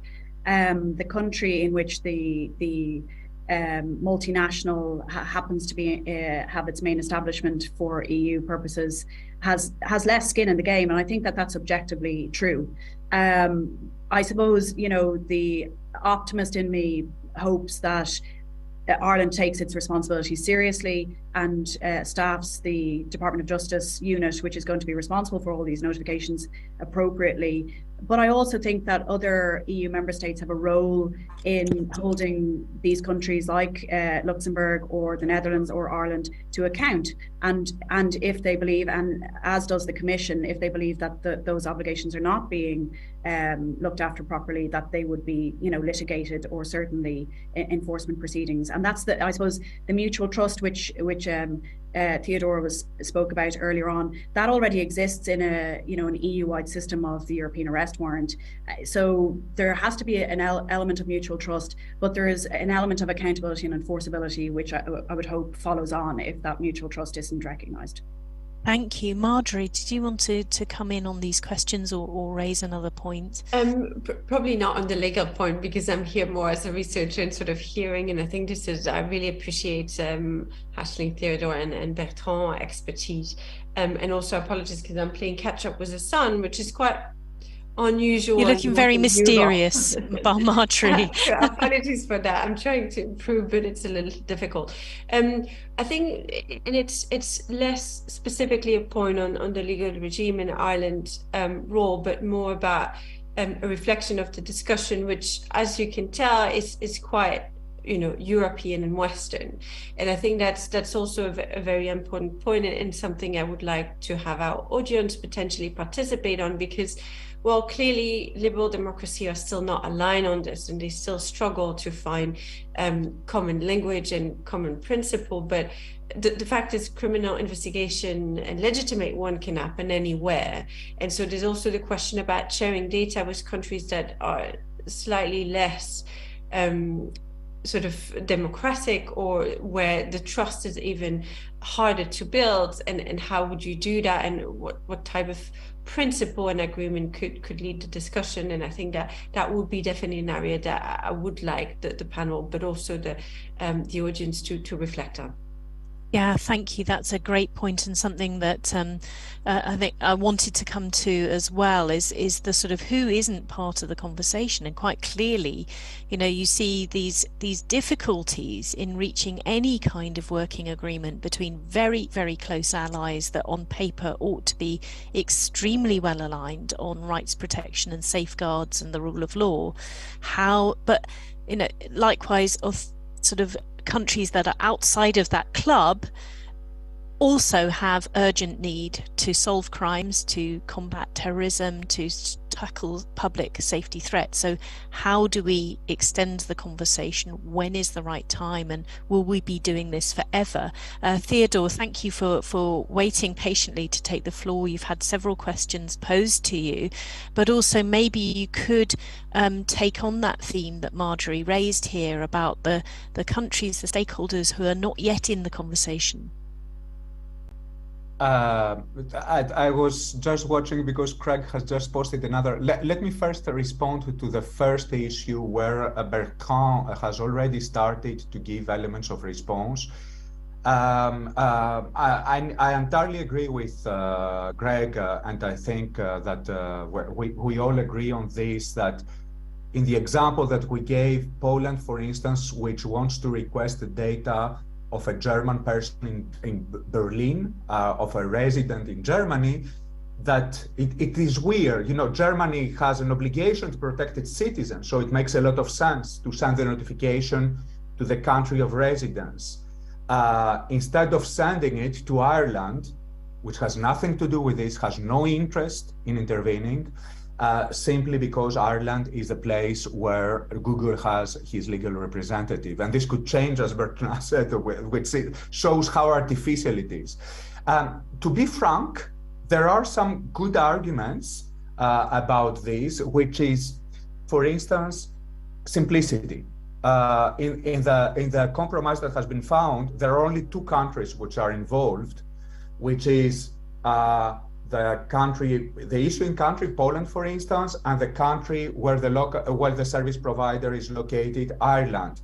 While in my example, if you involve the country of residence, for instance, if you need from Poland to send the notification to Germany, you already have two countries. But if, for instance, the service provider who is located in Ireland does not execute the order, you would necessarily need to involve Ireland, because precisely this is what we call the executing state. It's the only country that can oblige Google to give the data to Poland if, in this example, Germany does not object. And you understand that if you involve three states, it becomes much more complicated. Also in terms of bureaucracy, you need more translations, etc. So there is a simplicity argument. Of course, human rights could require some efforts, especially taking into consideration once again that let's not forget that, as a matter of fact, if you systematically inform the executing state, this would be 100% of cases. But if you inform another state only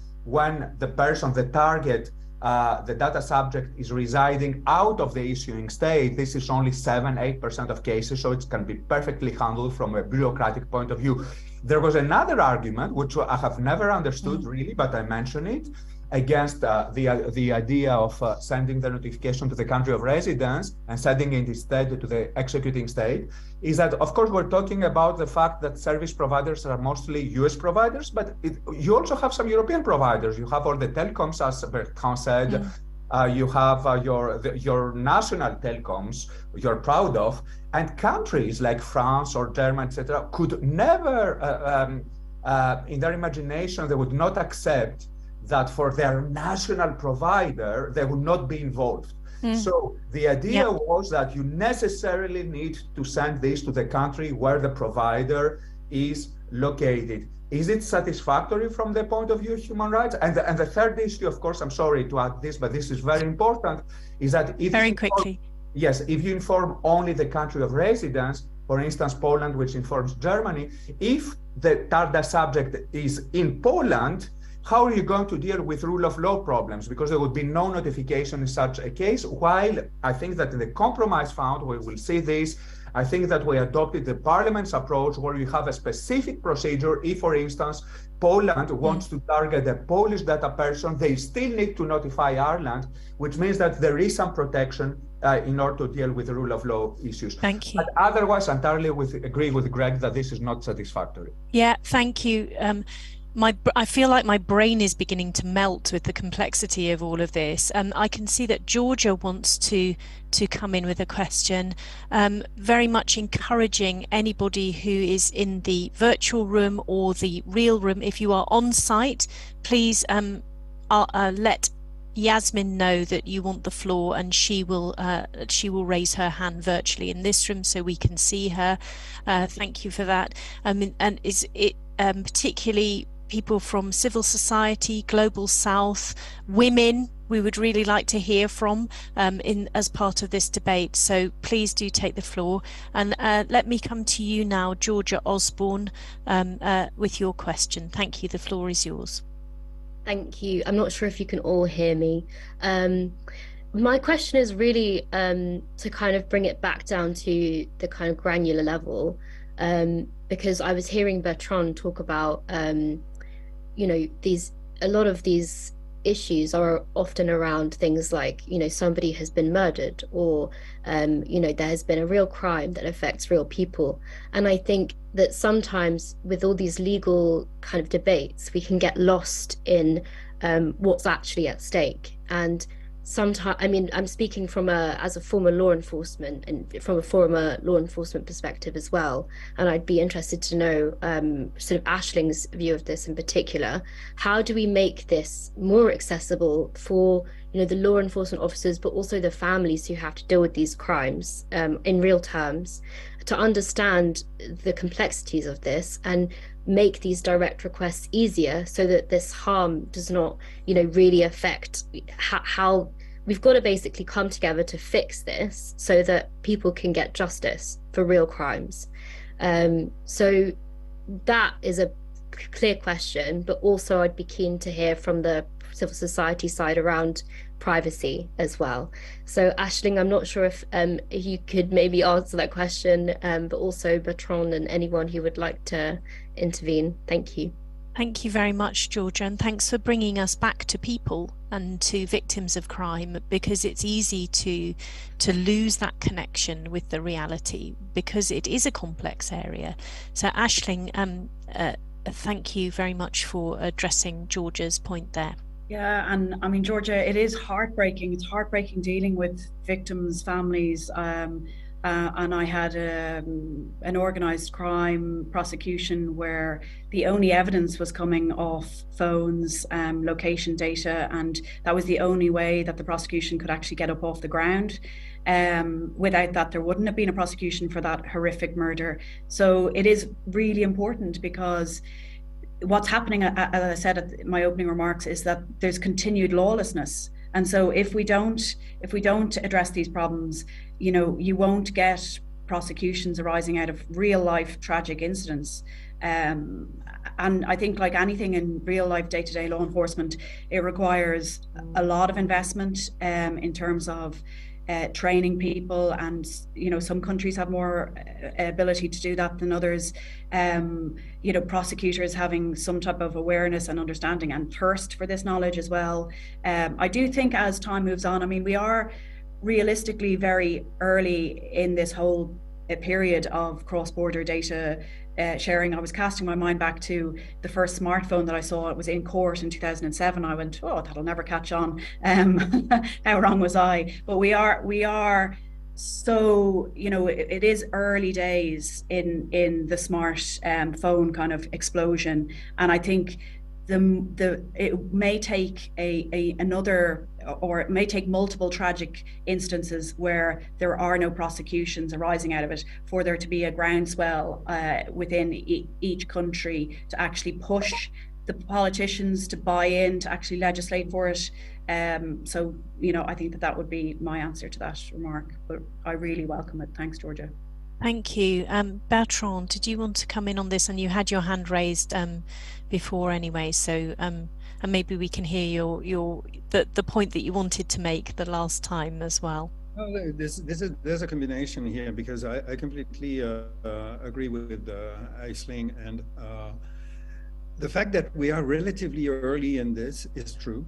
And I would say that, having followed those issues for basically about 10 years now, there is a real evolution, and the discussions around the Cloud Act, around the additional protocol for the Budapest Convention, and the electronic evidence have really put a certain number of issues on the table. And the discussion we just had regarding whether a country where the company is located or as a representative is the right country to oversee a certain number of things. Nobody had that in mind when the first proposal by the Commission was put on the table. And it's in the back and forth with the Parliament, which had produced an extremely complex system that was basically reproducing the MLAT system in what was supposed to be a direct request mechanism. We all understanding all the different dimensions. And I want to give two examples, and in that regard, it gives an indication regarding involving of other actors, because it's a very important question. The one very concrete element that I want to mention is that on the question of the types of data, we had a strong discussion within the groups that we organized, and we discovered an interesting fact, which is subscriber information used to be just who has this email address or who has this telephone number. If you're asking for subscriber information on a website or an application that is basically dedicated to a specific category of people regarding their gender orientation or their religious orientation, etc., just subscriber information becomes a very meaningful information that can give an information that was absolutely not accessible before. And so I will put in the chat, there is a document that we've produced to frame this question, because as we get into extended reality, virtual reality, metaverse, etc., Fitbits and all those things, we're collecting amounts of data that do not fit, that cannot be shoehorned easily in the three categories that Theodore had mentioned of subscriber, meta, and metadata and content. Finally, the second point I wanted to mention is the core lesson of the 10 years of discussions, for the last 5 years in particular, regarding how can this scale? Because at the moment we have regimes that are centered on the US regarding the so-called Cloud Act that we won't discuss here, but this is another architecture. The European e-evidence regulation, which is supposed to be finalized these days, and the additional protocol to the Budapest Convention. But there is an enormous amount of countries that have absolutely no regimes, and those countries, they're struggling with something that is very important for the overall structure of the internet, which is that because they cannot solve this problem easily, they have a tendency to either adopt the data localization laws or to go in another route, which is even more dangerous, of absolute extraterritorial extension of their authority by saying, my national legislation is sufficient. And surprisingly, it was a route that was taken early on, not so much now, by Belgium, where one prosecutor was able to go 3 times to the Supreme Court in Belgium to obtain the authority on the basis of pure Belgian law of obtaining data from Yahoo, I think I remember. And Brazil is in the midst of a discussion around this. There is a case in the Supreme Court in Brazil on whether the Marco Civil is sufficient to compel WhatsApp, for instance, to provide the data, subscriber data to law enforcement. So, long story short, one of the avenues forward is that when you look at the structure of the e-evidence regulation, you can think of it as a sort of software where you have basically one line that goes straight from when everything goes well. There's a properly formatted request by a perfectly irresponsible country that sends it to a company that is willing to do what is needed, provides the data, and everything is fine. And then you have a certain number of loops, like in a software program, like if, then, that says, oh, if the request is not complete, this is the loop that will work.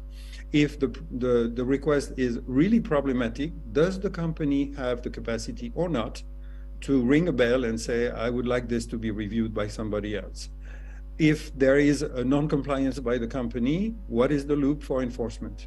And if you look at this structure that we have described in some of the documents that I've put on the chat, you can have a blueprint for responsibly developing in each country a regime. And I know that the Cross-Border Data Forum, and particularly Peter Swire, has worked intensely on the case of India, for instance, on how to adapt national laws so that we have an interoperable system and not necessarily a global framework. And we have not even mentioned the discussions in the UN about the convention, but I think a scalable system about national laws with proper structure inspired by the discussions of the last 5 years will probably be the way forward. Thank you. So we've given the sort of the legal situation, the policy situation, quite a good airing here. I'd like to kind of shift gears, if I may, while encouraging and renewing the invitation to people in the room, online and physically to participate in this conversation. So isn't it true, Marjorie, Aisling, that when there's sort of policy chaos, there's still an urgency and people need to muddle through somehow, and sometimes in that mess you start to innovate, or that you see good practices that seem to just be good enough in certain situations.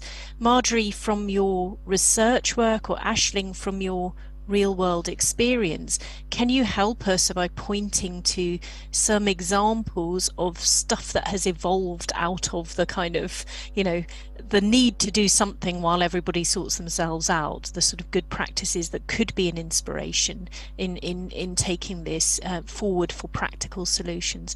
Marjorie, shall I turn to you first and then give Aisling a go? Yeah, thank you, Emily. I mean, from where we stand, which is a research project looking at multi-stakeholder, where I see the greatest advancement is actually putting people in the room, people that usually haven't met before, and sort of practitioner, law enforcement practitioner, national security agent as well, with individual that breathe and live about personal data and privacy, as well as with big companies. And I think it's not always very comfortable, but nonetheless, I think that it became very apparent how useful it is. So I think that this forced interactions are very useful and are becoming, I would say, more frequent. The other aspect, which is not necessarily new, but which we see quite some great development in the space, is the notion of transparency and transparency report, which again speaks a little bit more to this notion of engaging a broader audience, but at least on a voluntary basis, sort of disclosing what type of data has been shared, how it has been shared, with which countries, etc., which is a practice that started a little less than 10 years ago, but I think really most of the companies are developing this, and some government as well. And I think that if we can have transparency on both sides, it also helps build some trust about what kind of data is shared and how it's shared also globally. That's great. And Aisling, I can see also that Yasmin is signalling that there's a question from the room. So Yasmin, I will go to you after we've heard from Aisling. Thank you. Well, just to briefly, say that I agree with Marjorie. Transparency practices have been really helpful in the absence of a proper international framework. And I think, companies who are dealing with these requests have an obligation to act responsibly. So there's responsible corporate behavior, which is really important. The people who are doing this work for large companies certainly are well-experienced lawyers, and you have an ability to construct, I suppose, in the absence again of a proper international framework, what you would regard to be robust practices, which would be capable of withstanding judicial oversight in a democratic rule of law situation. And that's certainly the practice that I operate in. I always come to it in a point of view of what are our actions doing, which are our actions which we are taking today capable of retrospective justification in 10 years' time before a court. And if I can stand over that, then I feel like I have had a good day in work.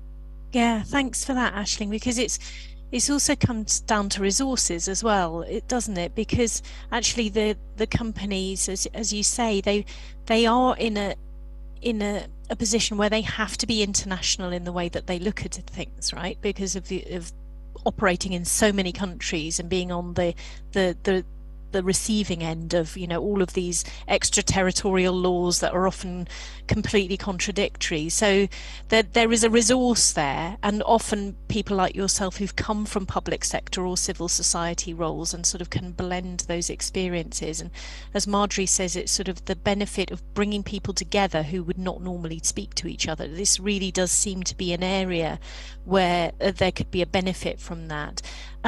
Yasmin, can I turn to you now with a question from the floor? Thank you. Sure. We have one hand raised from the lady over there. Thank you. Thank you, everyone, for the panelists for this presentation. Could you please elaborate how do you approach excuse me, sorry to interrupt you. Would you mind just letting us know your name and I'm sorry. your affiliation? Yes. My name is Katerina. Thank you. And I'm this year's participant of the ISOC IGF Youth Ambassador Program. And thank you. Welcome to the debate, Katerina. Thank you. I would like to ask you, could you elaborate more on the approaches taken to the decentralized technologies and the development of like cryptocurrencies, and for example, in cases of exchange platforms bankruptcies involving alleged fraud or fraudulent action? How are these cases approached? Thank you. Great, thank you very much for that question, and a really important point in terms of emerging technologies. And you know, we often, particularly in the policy debates, we're, you know, to put it kindly, catching up with technology, and not always on the front foot. So a question there on you know, how does the whole decentralized technologies, the cryptocurrencies and so on. So I can see that Theodore wants to come in on this. Aisling, Marjorie, Bertrand, you know, if this is coming in as part of your work, please do help to address Katerina's question. Thank you. Very quickly, I will let the others speak about cryptocurrencies, etc. Just to say concerning the problem of encryption, that and I think both in e-evidence, if I remember well, and in the Cloud Act, there is it is stated there is no obligation to decrypt the data. So if a service provider, for instance, and I see that Ashley agrees, so I might not be wrong, you will just send them encrypted with wishing good luck to the law enforcement authority. Thank you very much. Aisling, are the sort of decentralized technologies, cryptocurrencies, kind of impinging on your working life in any way? Well, I see it in terms of requests coming in from law enforcement agencies, where it's not something that I assist them with, but we have a unit in Microsoft called the Digital Crimes Unit, who have crypto investigators who can use certain tools that are available to law enforcement. And I know that there are private companies out there as well that will do law enforcement training for crypto investigation. So, I mean, it's hard enough to get information from banks, let alone information from a decentralized finance kind of structure, but you do need specialist skills to do that. And if I can think of some of the names of the companies that I've become aware, I'll drop them in the chat that offer that type of training for law enforcement. That would be really useful, because I think often making progress does come down to these very practical steps like training, resources, staffing and so on. Marjorie, did you want to come in quickly? And Bertrand, likewise. Yeah, very briefly, but I think that speaks to, it's a brilliant question, but speaks to maybe two key problems. The first one is what we describe often as the pacing problem, where the legal framework is slow, and we're battling with that on this issue. But obviously, you know, new form of data and sort of the centralized system is not yet always well represented in the discussion we having, and that's not only on data, but if you look at the Digital Service Act in the EU, it will be hard to include in scope that type of decentralized model. So that's the first one. And in the second point is that it is almost ironic that actually big companies, as opposed to decentralized system and sort of quasi-monopolies, are, you know, in a way it's easier to request data from them, because you know they have most of the data and they have lots of structure and system to help you do that. If you have a lot of small companies, it's much harder, because then you have even more actors to interact with. So actually the decentralization sort of proliferation of factors is a problem also in that context. Thank you, and that brings in an acknowledgement of a question that Georgia posted in the chat as well about the sort of, you know, what about the smaller companies? And maybe I can sort of pose that to you, Bertrand, is the sort of the wider question, if we can extract from Katrina's question, like, who isn't involved in the conversation, who would benefit from being in the and who would the conversation benefit from them being in the conversation, if you like, to make progress on these issues? I know when things are hard, you want to kind of keep it small because you'll never feel like you'll never make progress, but at some point it has to be more open than it is right now, right? A few things. First, the question about crypto and whole decentralized technologies is a very interesting one because there are different dimensions. When there's an investigation about misbehavior in crypto, as we see in the press all the time, there is a combination of traditional modes of communications that people may be using. It can be an email, but it's increasingly encrypted, as Theodore was mentioning. And then there are the technologies themselves, like who are the operators of the cryptocurrencies themselves, or the exchange places, the marketplaces. These are new actors, and there will be a question of how do the regulations that are adopted right now, how do they apply and how much do they apply to those new actors? And apart from their diversity or their size, there's also the kind of jurisdictions that are involved, because FTX is heavily connected with Bahamas. And I'm sorry, we thought we had a problem dealing with the United States and major big companies, but the problem is already much simpler this way than dealing with a relatively ethereal, no pun intended, structure that is based in one particular small country. So it's not going to be simpler. But I think it's important to understand that the regulations that we're adopting right now, even the e-evidence regulation, is only going to be fully enforced and implemented in 2 years or 2.5 years after the formal adoption. So when in those 2 years, the technology will have evolved in new services and new types of data. What about the metaverse, et cetera, is going to be a very interesting thing. Yeah. The point I want to finish with, and it goes to the smaller companies. Without naming any names, one of the problems is that people do not necessarily understand that the absence of a clear framework and the choice of either MLAT or nothing is actually leading to less protections, because there are alternative modes, and those alternative modes are legal hacking in many regards, data localization, or voluntary disclosure. And here you get into the competence of the smaller platforms, because the smaller actors do not know exactly where their obligations lie. And I've participated, without naming names, in a seminar where basically a number of small actors, because they want to do good, are actually communicating on voluntary disclosure much more than what they should be communicated according to the law. So we need the regulatory framework so that we have the due process and the access. But the point about the platforms is one of the most important ones, because we're dealing with scale. We need to have platforms to channel those requests from public authorities to private actors. The problem is that every single country is developing their own submission tools, and most of the large platforms are developing their own portals. So this is not about one single system. It's about dealing with what we've labeled in INJ as the interoperability of the tools for submitting requests.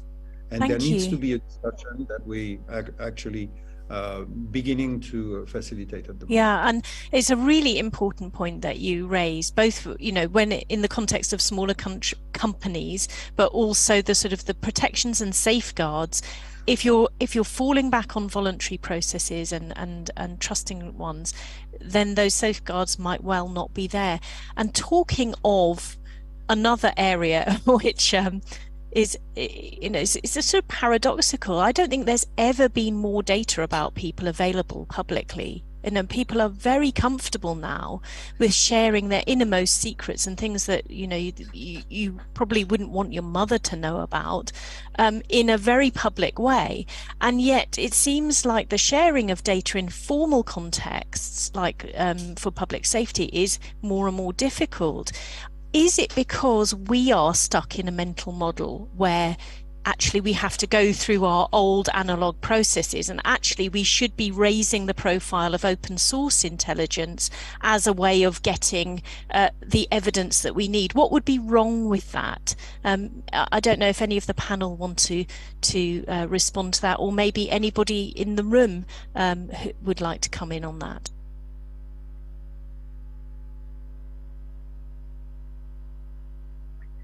There's that it's a very complicated issue, and I would say briefly, I mean, I've looked at organizations doing lots of open source investigation, and it is amazing what is out there. The question is, you're actually unintentionally as well involved in perhaps illegality because of, say, the data breaches that are on the dark web that open source investigators have to have regard to. So open source is definitely necessary for lots of things.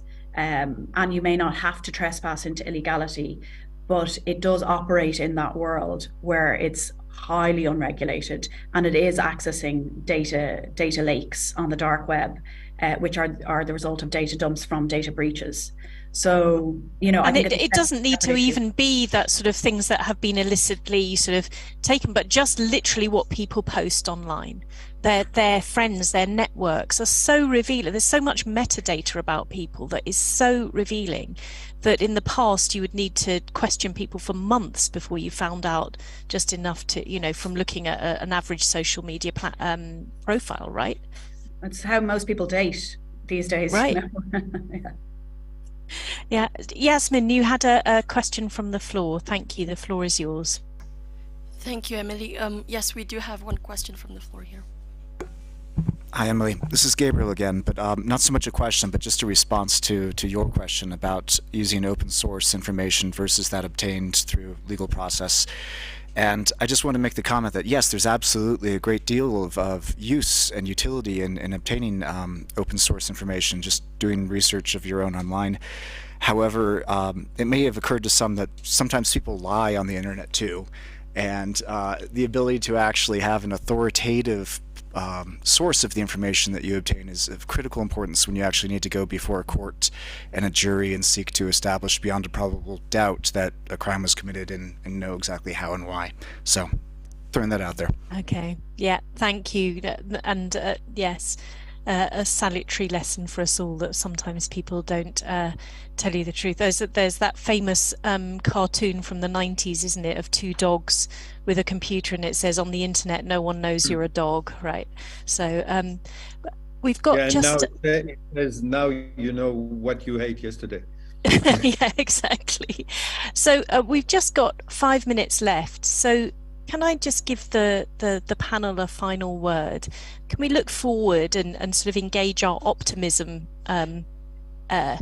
part of our character to think about, the progress that we've made, either think about the last 12 months or so, the progress that has been made, and, where you feel that there is really low-hanging fruit where progress could be made as we go forward. Can I start with you, Marjorie?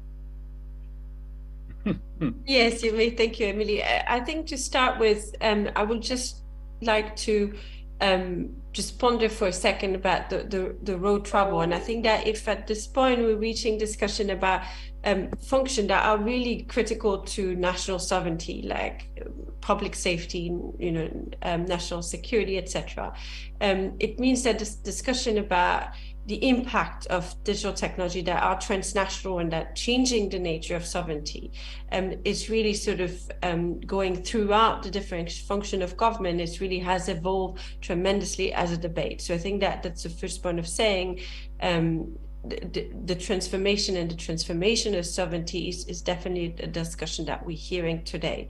The point of hope, again, just to go back on transparency, I think that there's an effort to, you know, more broadly publish what's happening and at an aggregate level. But I think this is an effort that we should salute and promote.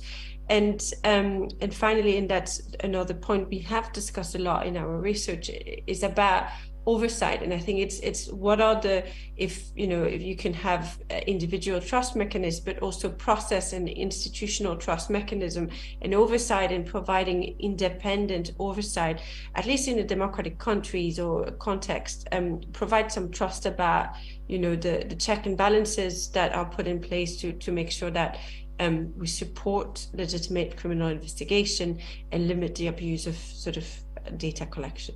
Thank you very much. Theodore, the optimism bit of you, where do you feel progress has been made and we could really make more progress?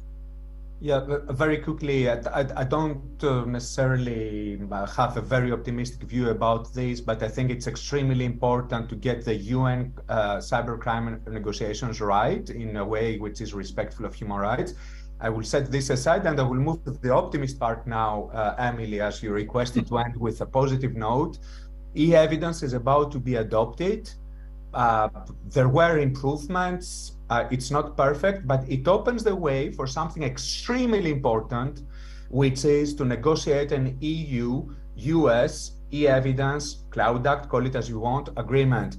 And there you really need to get it right. I think that the two parties have not understood what is the major importance of this agreement and how important it is for cloud providers all over Europe, in the United States, for companies, how important it is in order to resolve all these conflicts of laws issues that we're going to have after also the adoption of e-evidence. And this is something extremely important. So I would bet my optimism there. This is very challenging. We wrote a big article, I will put in the chat about it, but it's extremely important. And if they get it right, this could become a model for other countries. Thank you very much. Bertrand, 30 seconds on what you're feeling happy about. Well, first of all, I think the discussion today was extremely useful. And it shows that 2023 is the time to take stock on this issue. We have a tagline, which is basically, we need to talk about electronic evidence. We need to make it more understood by actors. The Cloud Act has been adopted. The UK has made this agreement. Canada is having a discussion. Australia is. It's not completely scalable, but that's one model. There's the e-evidence regulation, and as Theodore says, there is a need for discussion with the US. And there's the Budapest Electronic Additional Protocol, and there's the UN discussion. It's time to sit down and draw the lessons of the last 10 years. The second thing is, and that's what we're working on, there are two tracks that make me optimistic, or at least need to be addressed. One is the interoperability of norms. How do we scale up and build on the building blocks that exist in the evidence to have national legislations that are robust? And second, how to improve our understanding on the interoperability of tools. Thank you. 30 seconds from you, Aisling, in closing. Thank you. This is the year where we've had the first multilateral instrument on access to cross-border data with the second additional protocol to the Budapest Convention. That gives me great cause for optimism.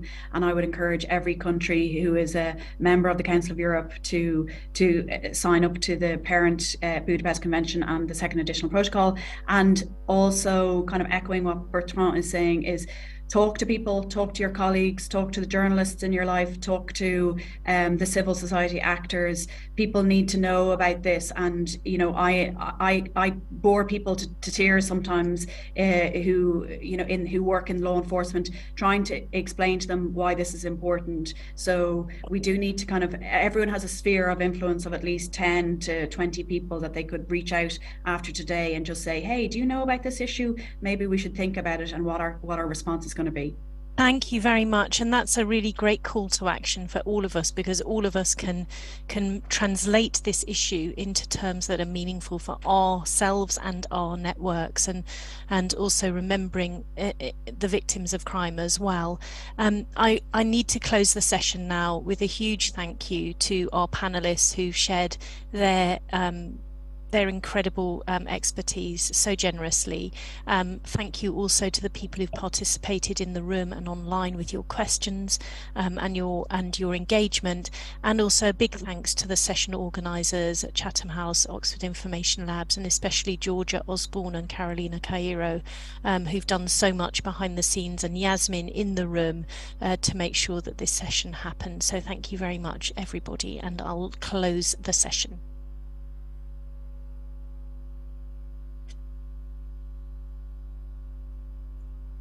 Thank you very much, everybody on the panel.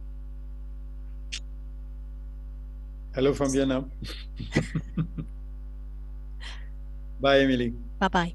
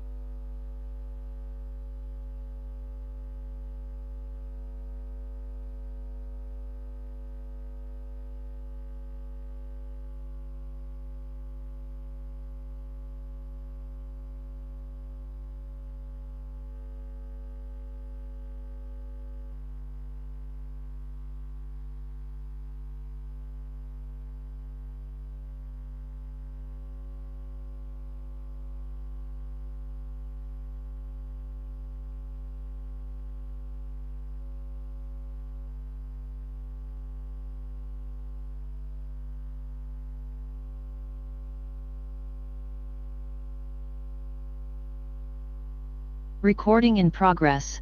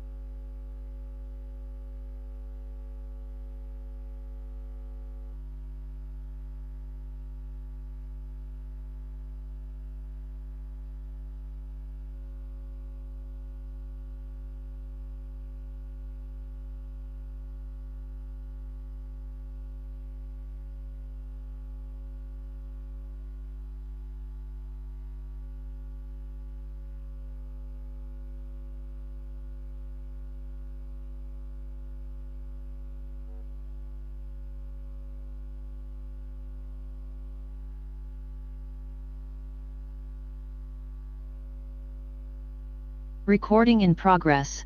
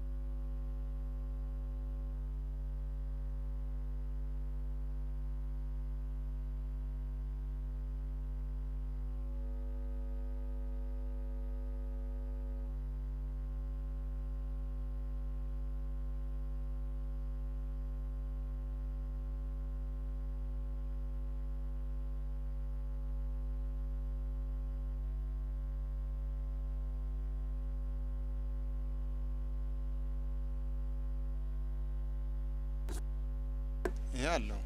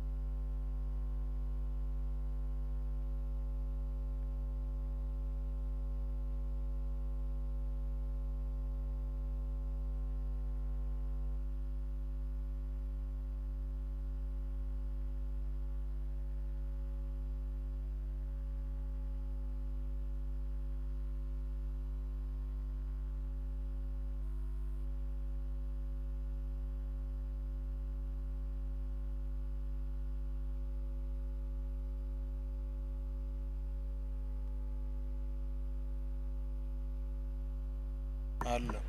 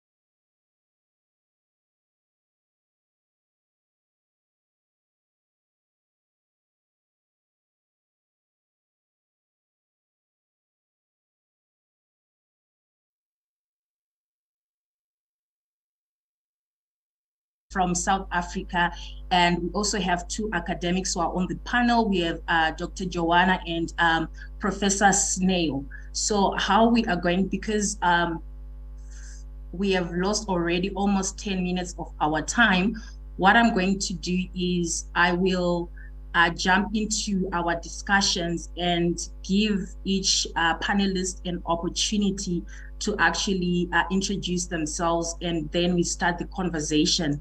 But I wanted to confirm with the panelists, are you able to unmute yourself, or we need to get the host to sort that out as well? Mr. Pierce, are you able to? Hi, Melody. Can you hear me? Yes. Elvis, just to check. Oh, the host, may you please also unmute Bridget, Elvis, Joanna, I saw her somewhere, I don't see her name now, Lindelo Snail as well.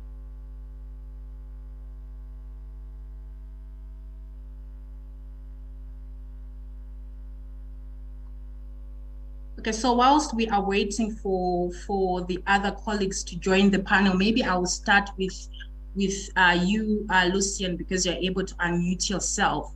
You being an attorney in South Africa and involved in a lot of ICT-related projects, I wanted to find out from you some of the projects that the government perhaps had been involved in, especially e-government projects. I know the president talks a lot about smart cities. He talks a lot about the 4th Industrial Revolution, or 4IR.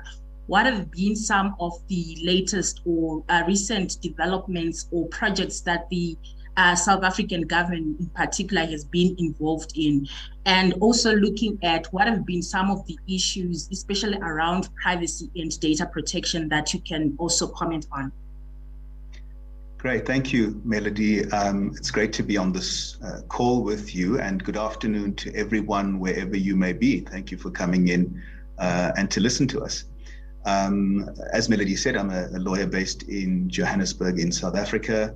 I've worked in many different jurisdictions. I have a pretty good view of what's going on in other jurisdictions. But as far as South Africa is concerned, since our president, Mr. Ramaphosa, came in a few years ago, in his very first State of the Nation address, one of his highlights was the fact that the state was intent on building a smart city, or a few smart cities.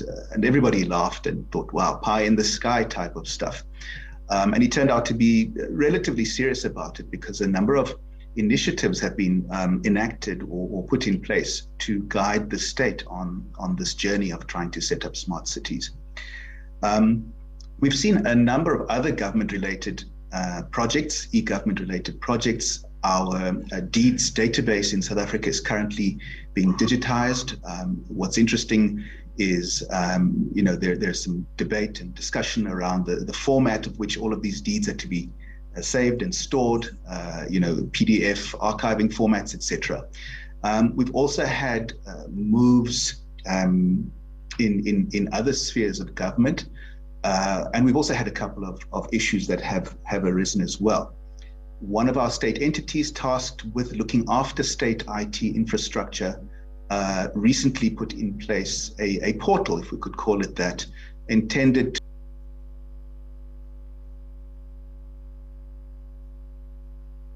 when it comes to information security and data privacy, as Melody mentioned, a number of issues have arisen in these government e-government projects. The one I'm talking about was a rather obvious one that we managed to identify and point out, and Melody's aware of this. And it was simply the case of creating a profile on this government site that allowed access to so much information, but didn't have a secondary multi-factor authentication, which for us was a major oversight in pointing out certain weaknesses in protecting privacy. A number of years ago, the South African Police Service, which has a witness protection program, had a major breach. In fact, a rather, I would call it life-threatening breach, in that a database that listed all witnesses on a witness protection program, together with their safe houses, the addresses of their safe houses, was breached and publicized. So you can imagine what that would have done to the process of trying to reassure the witnesses that they were safe and allowing them to take part in the judicial process with peace of mind. There have been another since, but I will leave the other, there have been others, sorry, since, but I'll leave those others to my colleagues to come up with or to discuss perhaps. I'm sure Melody will discuss the Department of Justice breach, which resulted in our information regulator being quite embarrassed as well. But let me give other participants an opportunity to speak about what's happening in their jurisdiction. Thank you for that, Lucian. So definitely I was going to comment on especially the recent ransomware attack with the Department of Justice and Constitutional Development, and looking at the role that our Data Protection Supervisory Authority played as an independent body to actually release a press statement to the department indicating that if there is any processing of personal information, unlawful access of personal information, they had to comply with the requirements we have in terms of the law, which is the Protection of Personal Information Act. Just to confirm, Mr. Elvis, are you able to unmute yourself? Ms. Bridget, are you able to unmute yourself? Professor Snail? Yes, thank you, Melody. Yes, I am. Thank you. Okay, and Dr. Joanna, are you also able to unmute yourself? Yes, I am. Thank you for checking. Okay, thank you so much. So just moving on, so thank you, Lucian, for just giving us that brief overview of the current developments that we see as far as eGov projects are concerned here in South Africa. I think I'm gonna go and move over to look at the activities that are happening, particularly in Nigeria. And Mr. Olga, I understand that the Nigerian Identity Management Commission has been working so hard on developing its digital identity system, and there have been issues raised around data privacy and issues on protection of personal data, mainly because at the moment, Nigeria does not have that comprehensive data protection law in place, as far as I understand, and you have the 2019 data protection regulations that you use. Perhaps you can explain more about this digital ID system that the government is working on. What are the challenges and the risks, particularly as far as personal data is concerned and privacy of citizens are concerned?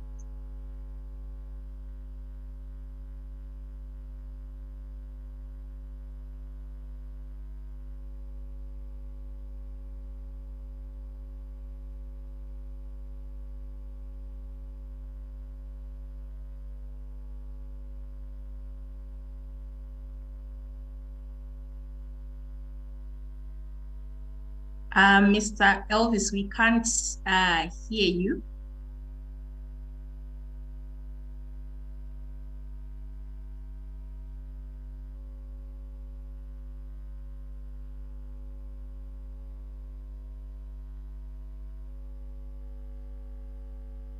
I guess it's the issues that the technical glitches that we'll always have. Maybe he's having problems with his internet connection. Mr. Elvis, can you hear us? Okay, so because of our time, I'm just going to move over and look at what's currently happening in Kenya, and similarly looking at issues around digital identity. And with Kenya, I understand you have the Huduma Number project, which is also a project for digital identity. And at some point, the government of Kenya was taken to court because of the concerns around how that digital identity system was working or was being rolled out. I'm going to ask Bridget, maybe you can take us through, I know you were at some point actively involved in this court case. You can take us through this digital identity system, what it is about, and what were the issues that were raised before court. Oh. Okay. Thank you, Melody. Hope you can hear me. Thank you. Thank you very much. It's a great pleasure to join you this evening, afternoon, morning, to have a conversation about protection of personal data by government. In respect of the Huduma number case, yes, I was fortunate enough to be involved in the court process in the litigation around the Huduma number. So by way of a brief overview, Huduma number is what the government envisaged as a one-stop shop for digital identity. One-stop shop in that, the government preferred to call it the single source of truth as to the identity of Kenyan citizens and foreign residents. It's interesting to note or to hear what the direction Nigeria is taking, since they seem to have benchmarked from Kenya on how to put the cart before the horse.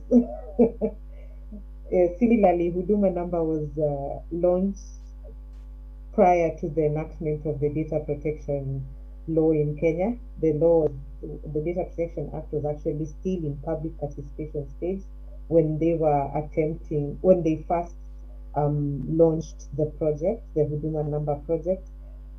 Well, it was really the main bone of contention was the issue of privacy and whether there was adequate legislative and administrative and technical safeguards for the personal data that the government intended to collect. And as with Nigeria, I know they're grappling with how to go about it. I don't know if it's fortunate or not, but in Kenya, we did have a data protection and privacy policy. Sorry, someone says my mic is bad. Let me try and see if I can change it.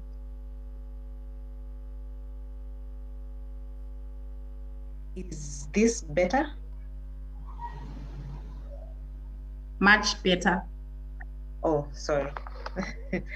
So, great. Thank you, Louis. Thank you. The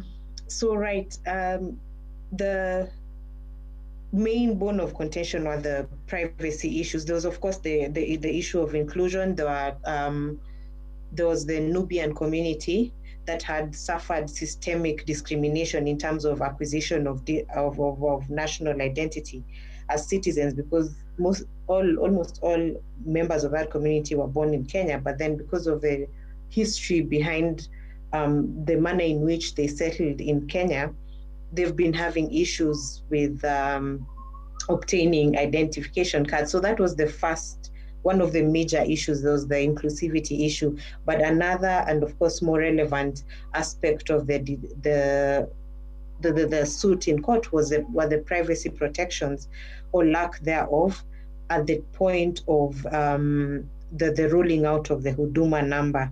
So yes, the matter went to court. It was one of, I think, the most litigated aspects of e-government. Our government has had quite a number of projects pursuant to the e-government strategy. But with Huduma number, there was quite a bit of hue and cry because of there are two very important issues that came up. The law that provided for the collection of personal data included collection of DNA and GPS coordinates as and that's what really seemed to have ruffled feathers and caused a lot of hue and cry in court. So in as much as the court allowed the project to proceed, there are certain minimum thresholds. There are certain conditions that were placed by the court for the government to achieve so as to roll out the Huduma project, the Huduma number project, to its entirety. And of course, there was subsequent litigation once the government was given the go-ahead, they rolled out the cards, the e-cards, and that was also stopped by court because the government had not conducted a data protection impact assessment. So there's been quite, and we anticipate, you know, a litany of cases and litigation around Huduma number because of the nature of the personal data and the extent to which the government is involved in the collection and the processing of this data. That's a brief overview, Melody. Thank you. Thank you for that, Bridget. What I also particularly liked about the judgment for this case was the emphasis on privacy and protection of personal data, that even though at that time the Kenyan Data Protection Law or Act was not yet enforced, the government should have carried out these impact assessments. And I think it's something that across jurisdictions, a lot of governments, especially when it comes to eGov projects, our governments are actually failing. I'm just going to come back to you, Lucian, to comment, looking at POPIA, or the Protection of Personal Information Act, and issues on impact assessment. Is it something that we have in our law, in terms of South African law, whereby before a government can actually start a project, they need to conduct these privacy impact assessments, or it's something that a government department can actually exercise discretion? And the reason why I'm also asking this is in terms of when we look at POPIA, it allows for the information regulator at certain instances to issue guidelines, to issue exemptions. So if it's going to be in the public interest, maybe financial or economic interest of a public body, they can be exempted from complying with the requirements of our Data Protection Act. And also if it's for purposes of crime detection or prevention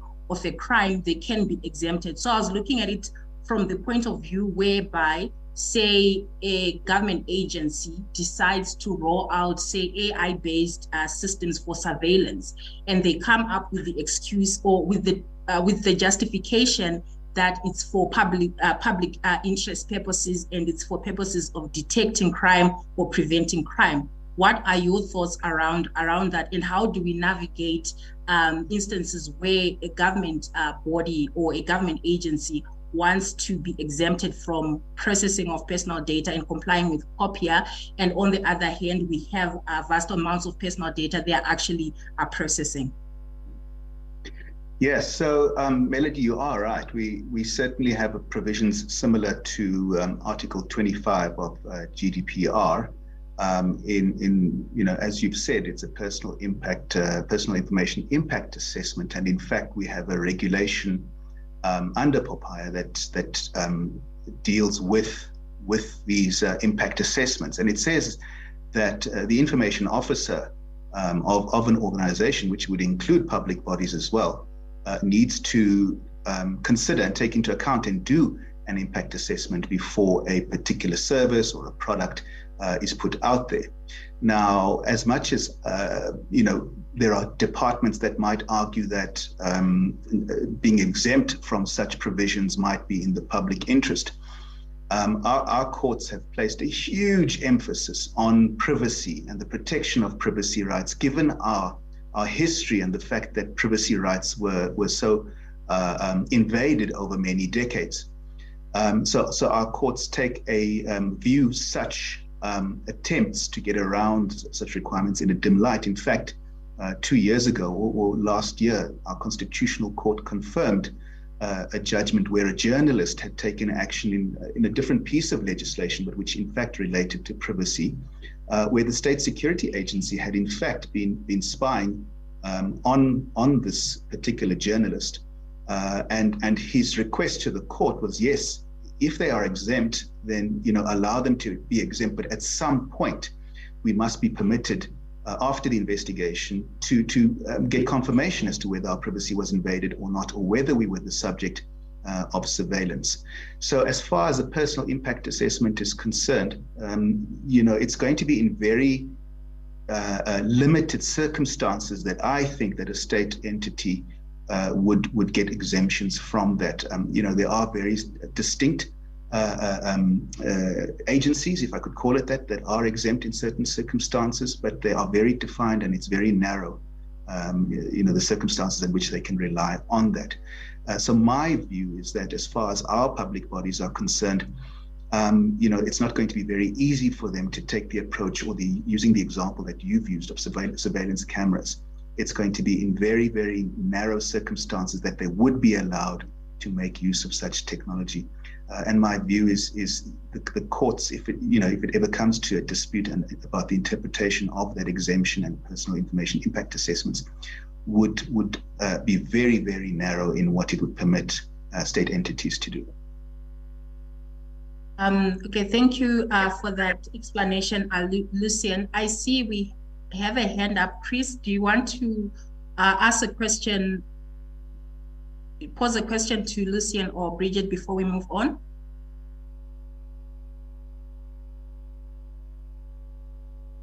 Or it's an old hand. I see, Elvis, you have managed to unmute yourself. So I'm gonna come back to you and ask.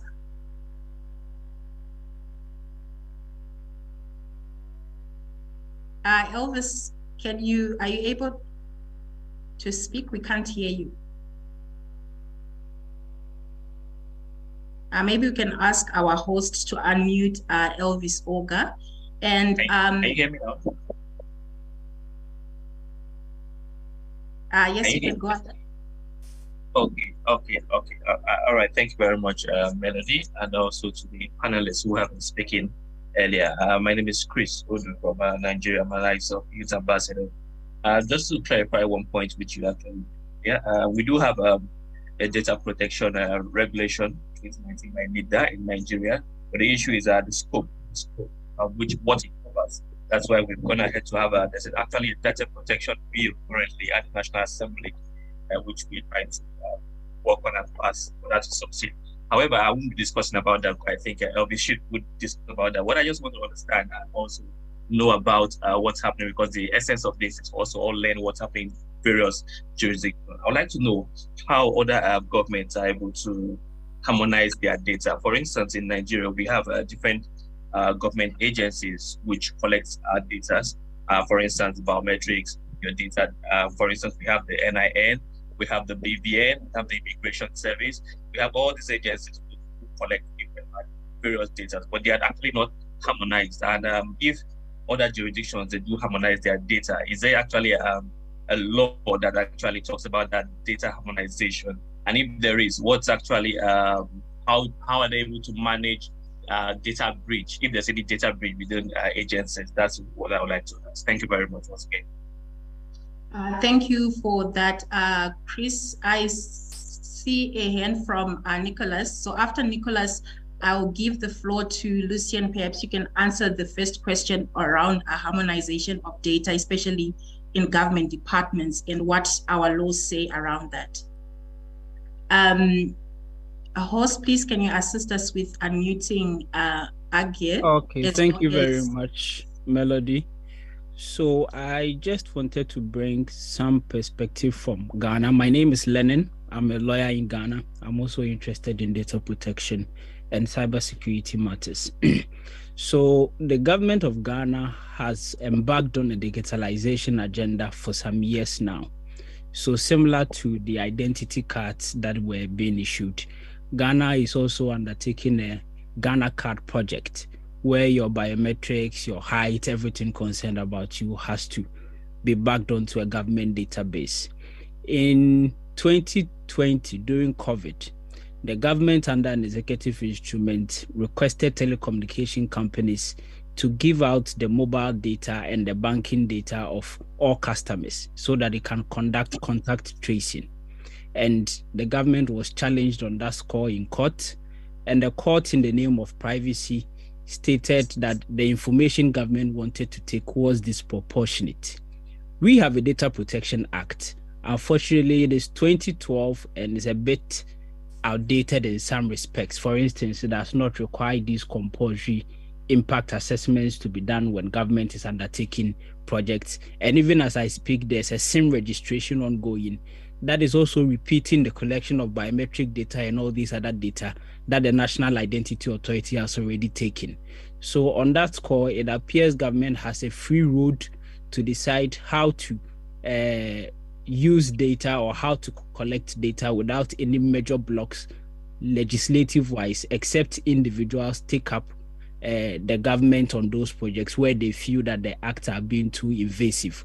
So I think that it is those who have taken the step in making these data impact assessments compulsory are actually headed in the right direction, and other African countries also ought to emulate, because even though government is subject to the Data Protection Act also, practically government literally does not comply with the Data Protection Act as opposed to the private sector. So these are concerns that I think contribute to the discussion. Thank you. Thank you very much, Nicholas, and I agree with you, especially when it comes to compliance from government bodies. It's always going to be a challenge. It's much easier to enforce or insist on enforcement for private sector because of the administrative fines, because they actually hit private companies or organizations' pockets. But when we have the same fines being charged against a government body, chances are it's not going to directly impact people who are within that government body. For the sake of our time, I'm going to go back to Lucian to answer the first issue around harmonization of data. And then Elvis, you can take over and discuss the issues around digital identity management systems within Nigeria. What have been some of the issues? And then looking again, the issue that we are talking about of impact assessments. Have there been impact assessments being carried out by the government of Nigeria as far as digital ID systems are concerned? And then Prof, I'll come to you after Elvis's discussion. Thank you. Thanks, Melody. Just with regard to data harmonization, I'll just talk from our perspective in South Africa. One of the challenges that we faced. Can you hear me now?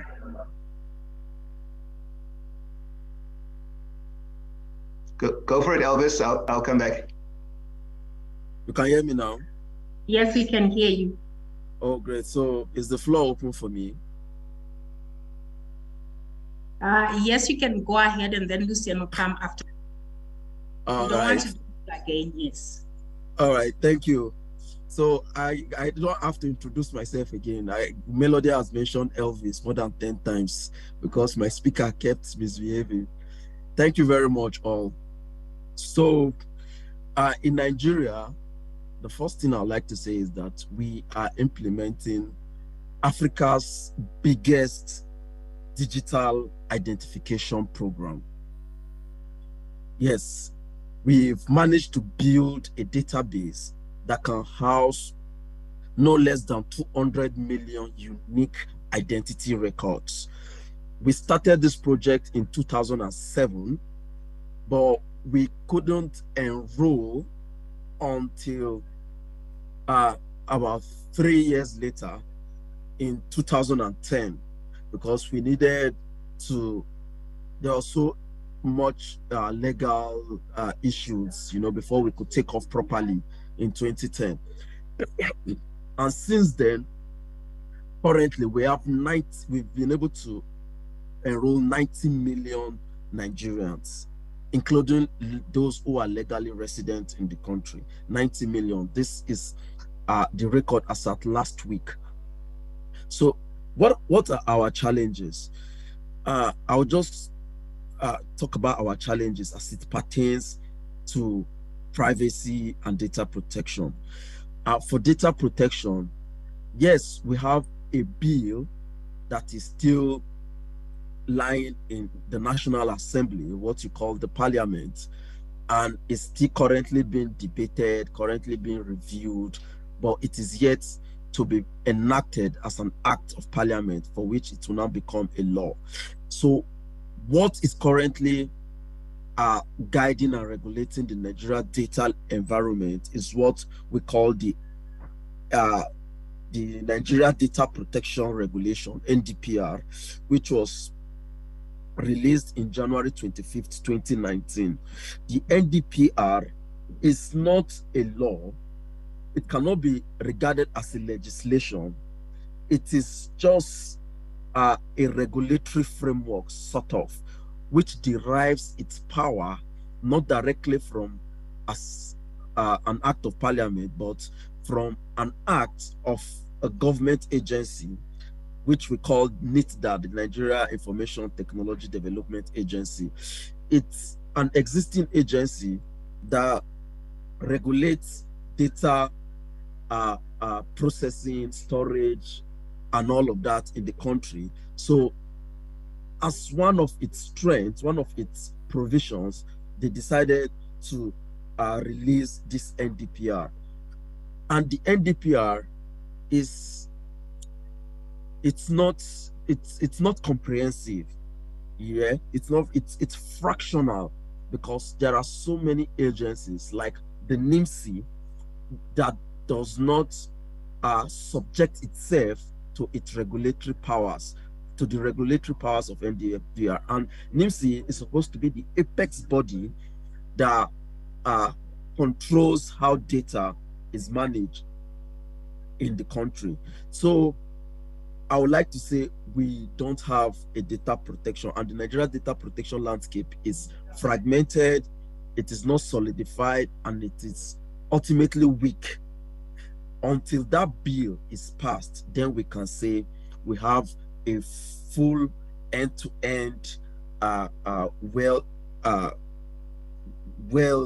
solidified data protection environment. Concerning data breaches, so many data breaches go on unreported, but we still have cases where people's data are mismanaged and mishandled, and then the Nigeria Information Technology Development Agency, NITDA, step in to find these people. Yeah, they give them penalties, they fine them, but they go back and still continue same malfeasance, so bad and dirty practices in terms of how they manage data in Nigeria.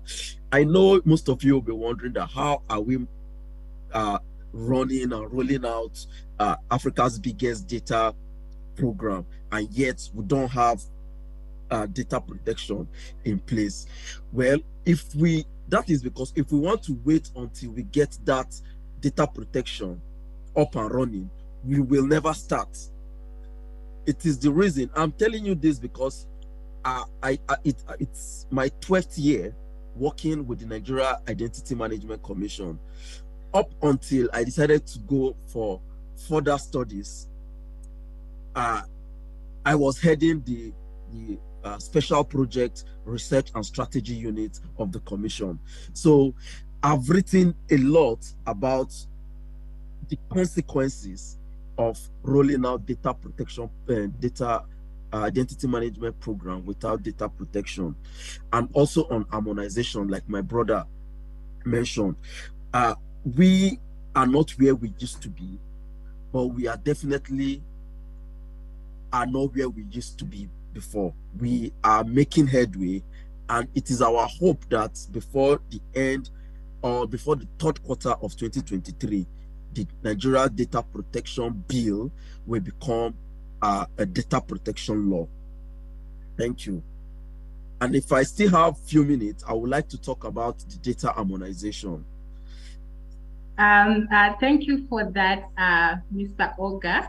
I'm sure people have a lot of questions. And for me, what's coming up is, are we prioritizing the economic and political interests first at the expense of our privacy? But we can always come back to that discussion. On the panel as well, I want to give the other panelists an opportunity to speak. We also have Dr. Yowana, who is joining us. Just to confirm, Dr. Yowana is your... Oh, I see she's still with us. So I'm going to ask you from many a time, especially when we are carrying out projects, we always strive to meet international best practice. And for us here in Africa, the GDPR is what we consider to be best practice. So even if when you are advising clients, in as much as you comply with the national data protection laws in instances where the client is actually dealing with international on an international landscape. For example, we always want to comply with the GDPR. So I'm going to ask Dr. Ioana to take us through what some of the issues, especially around data protection vis-a-vis e-government projects are. Over to you, Dr. Ioana. Thank you, Melody. Thank you for having me here. It's an exciting discussion. I'm learning a lot. So many thanks to the previous speakers.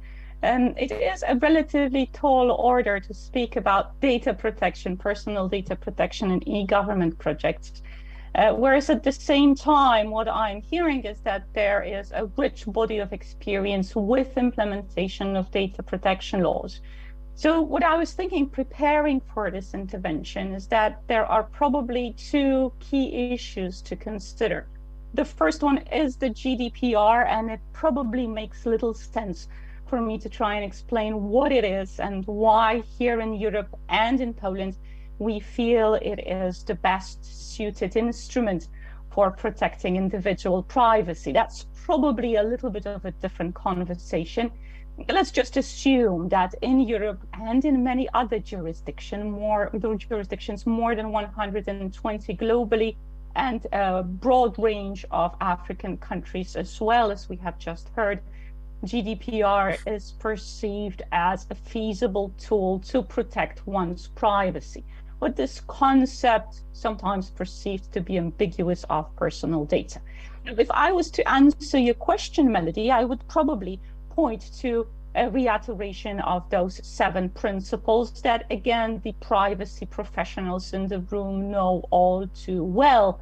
So we assume that wherever personal data, meaning data that allows us to identify a physical person, is to be processed, that processing needs to be purposeful, just very direct purpose needs to be identified. It needs to be legitimate. It could be consent, but it could be a provision of law that allows you to do so. It must be secure. We heard a lot about breaches and the risk assessment processes.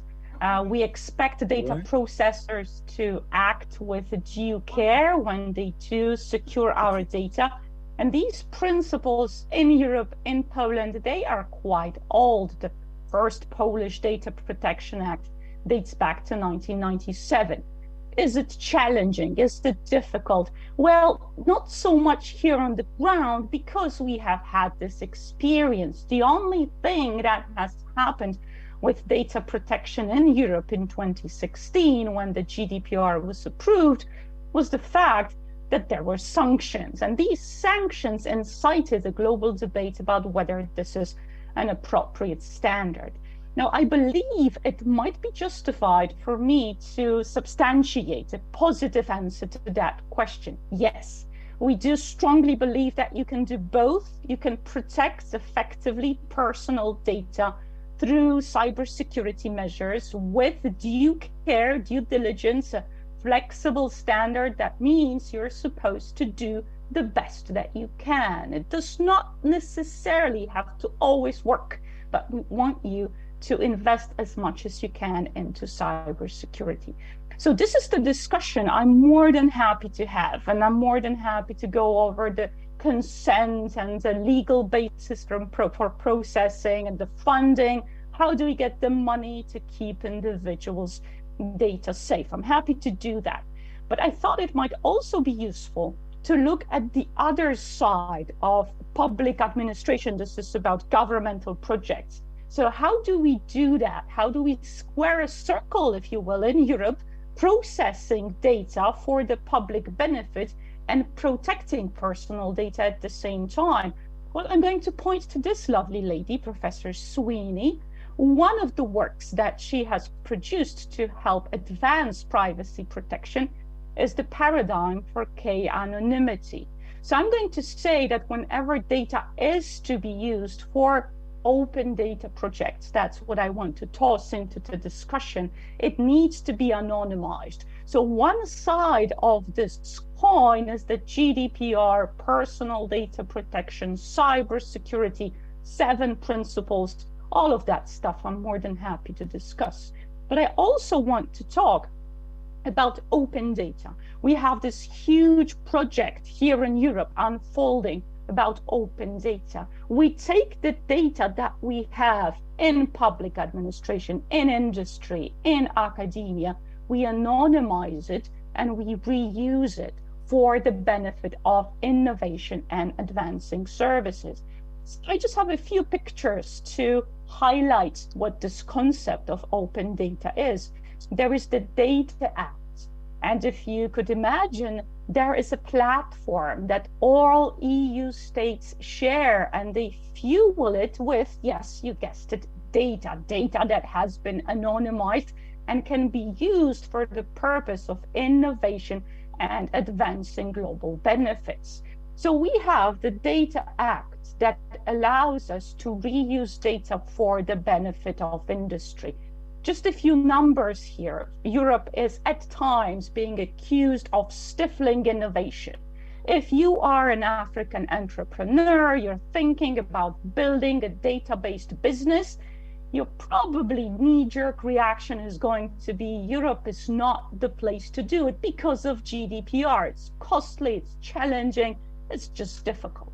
Well, these numbers are here to tell you that that's not necessarily the case. We are indeed trying successfully to square a circle, if you will. The data protection happens according to GDPR standards with all the challenges that might happen there. But the anonymized personal data, if you will, or non-personal data to a larger extent, is open data. Whoever produces it in Warsaw, in Madrid, in Paris, in Berlin, produces it according to a specific format, and that data fuels a European-wide database. It's based on a strategy that was published in 2020. The Data Act, quite recent, specifies how we approach that issue, and we successfully aim to create a common space for European data. So this data is supposed to facilitate innovation. It is supposed to be privacy friendly, and that aim is achieved through the GDPR. And you can see here just a few examples of how this works and will work. These are projects that are unfolding with EU research funding in the future. You can see here that this open data approach addresses social issues, economic issues, but also improves the quality of governmental services, your banking services, health sector, etc., etc. So it is quite a comprehensive approach. You can see the numbers, the money here on that slide from the European Commission's website as well. So if we were to think about governmental projects using data, I would tend to think about them in the context of these numbers. And just last slide, Melody was kind enough to put in our description here the Polish perspective. Poland is a part of that platform. That's what it looks like on our end. So me as an individual end user, I can type in a keyword here and European broad database of data will be produced and the results will be presented to me in an open format, one that I can use and process as I wish. I'm going to stop here. I'm happy to answer questions both on innovation and privacy. I also need to apologize. I will need to sign off sharp as we finished by the designated time due to other commitments. Thank you for having me here, Melody, and I'm looking forward to listening to other speakers. Thank you. Thank you, Joanna, for such an insightful presentation. And I like the discussion around use of open data, especially for e-government projects. And I understand that here in Africa, I think it was sometime in February that the African Union also released a policy framework on use of data, which also includes open data. So I'm sure that framework will assist national governments when they come up with guidelines on how to use open data, including also the laws that we already have in place regarding personal data. So I'm going to open the floor because of our time. I'm going to open the floor. I know Professor Snail had raised his hand earlier. I'm going to give you an opportunity to ask your question. And if we have any other questions in the audience, you can also raise your hand and then we'll try to liaise with the host to unmute you. Professor Snail? Hi, Ms. Musoni. Yes, I wanted to comment in particular on the aspect of government's failure to adhere to data protection laws. I think government, being the, should I say, the governing body of our people, government should be a role model in enforcing data protection laws. In fact, any laws. Government should not be able to hide behind the fact that it can pay punitive damages. That shouldn't be government's ticket out.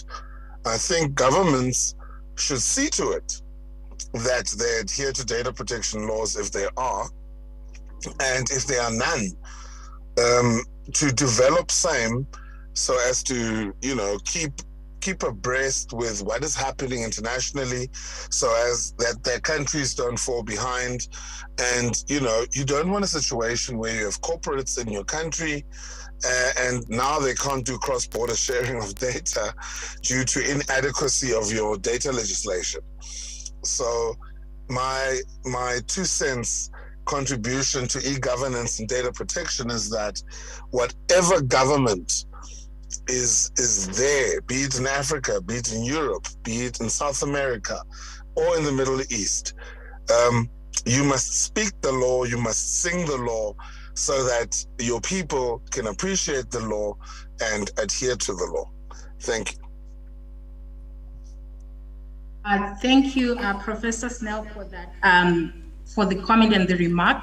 I'm just gonna hop in here and act as the devil's advocate, and maybe perhaps we can have that discussion that isn't it the problem with how we come up with these data protection laws, especially when it comes to the powers that are assigned to a data protection authority. So if your data protection authority is not going to be independent and is, say, being housed under the Ministry of Telecommunications or ICT, for me, that affects the independence of that authority. They won't be able to exercise impartiality when they carry out their functions. I know you have been with the information regulator for a very long time, and as far as I understand, the information regulator has been doing an amazing job. And for me, it's because of the independency that they enjoy as a supervisory authority. I don't know what the other panelists think about this. For me, it's going back to the piece of legislation. If your supervisory authority doesn't have that independence, they won't be able to actually execute their functions, especially when it comes to government. I see, Prof, your hand is up. You can go first. We also have some questions on the floor. We also have some questions on the floor, please. Okay. On the floor, the main floor. There's no moderator on our side, so you can't see us.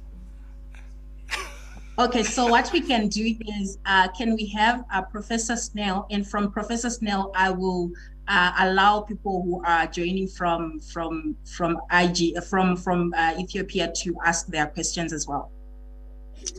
Thanks, Ms. Musoni, but let us allow our colleagues in Addis to ask questions. I don't have a problem.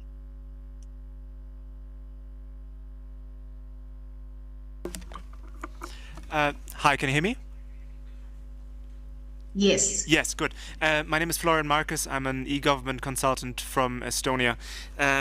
My question is simple. One of the aspects about cybersecurity and the sort of data privacy is data minimization. So to make sure that not 10 agencies store your biometrics or your address or anything like that. In Estonia, we have an act for that, Public Information Act, that basically says, puts out the once only principle, meaning that always only one authority can ask a certain piece of information, and if another agency needs that information, they have to ask from that one agency. Is anything like that in the making in the countries that are present as part of this panel? Thank you so much. Can I just have a follow-up question on that? Yeah, so the gentleman from Estonia has actually mentioned one of the things I wanted to touch on, the issue of having data everywhere. Now, has anyone in the panel investigated the use of blockchain, distributed ledgers? First of all, because of immutability, and second, for something like a permissioned distributed ledger, you can have level of access, not only within government institutions, but even for public sector. Has anyone even gone to the extent of looking at how we can implement distributed ledgers for identity management and also biometric information? Thank you.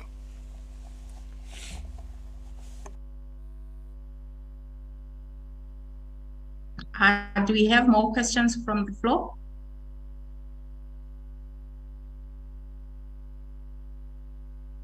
If there are no more questions, I don't know, Mr. Elvis, do you want to comment on the question asked around data minimization, considering that you are already involved in Nigeria's digital ID systems, the project? Do you want to comment on what's currently happening with Nigeria in this digital ID system? And then Lucian, you can come in and comment on the second question if you have any thoughts before I hand over to Professor Snail.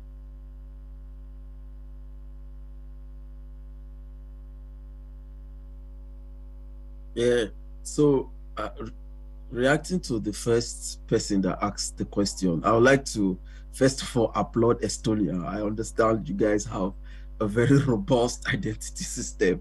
Most times when we discuss in our office, we make reference to the Estonia identity program. Yeah, but for Nigeria, what we are building is we have a situation where different agencies collect data for their own purpose. Yeah, so, and this has not been helped by the fact that these agencies, these government institutions, they have their own legislations that in a way empowers them to collect data. So what we've tried to do is to ensure that this data, these institutions, these agencies, they don't render service to you except you have the foundational data, which is the national identification number. So that is what ties everyone in the country to the national database. So whatever you're going to do, whatever service you're going to access, you must present your national identification number. Thank you for that. Elvis, I see, Louis, you have your hand up. Host, can you assist us with unmuting Louis?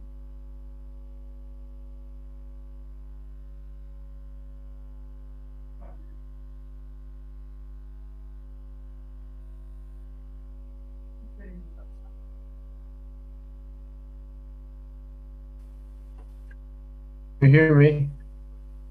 Yes, we can. Hello, hello. Yes, thank you. I would like to ask, there's so many experts down here. I would like to know how do different administrations around the world deal with the obligation to make their resolutions and sentences public, but at the same time avoiding publishing personal data. You know, it's like we have. I'm from Bolivia. Here, what I'm seeing is that the different ministries and authorities, like the telecommunications authority,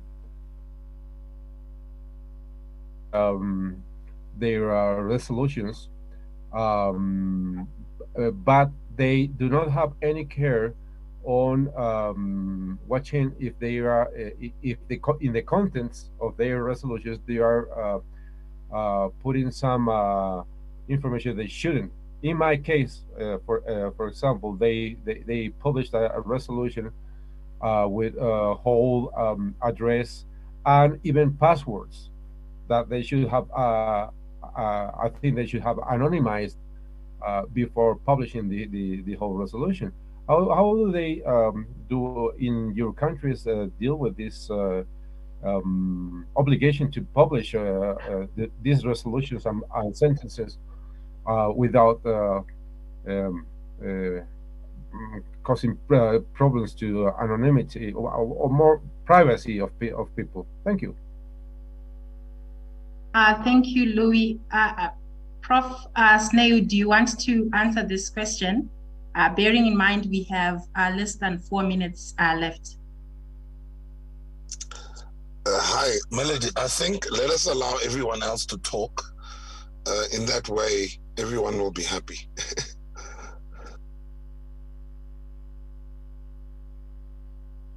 Okay, so we'll go to Lucian. Then Bridget, you can give us your final. Excuse me, I had a question. May I speak? Yes, please. Pardon, I didn't see your hand. Apologies. It's okay. So my name is Elroi. I'm here from National ID Ethiopia. So also in Ethiopia, we're starting to implement the National Identification Program.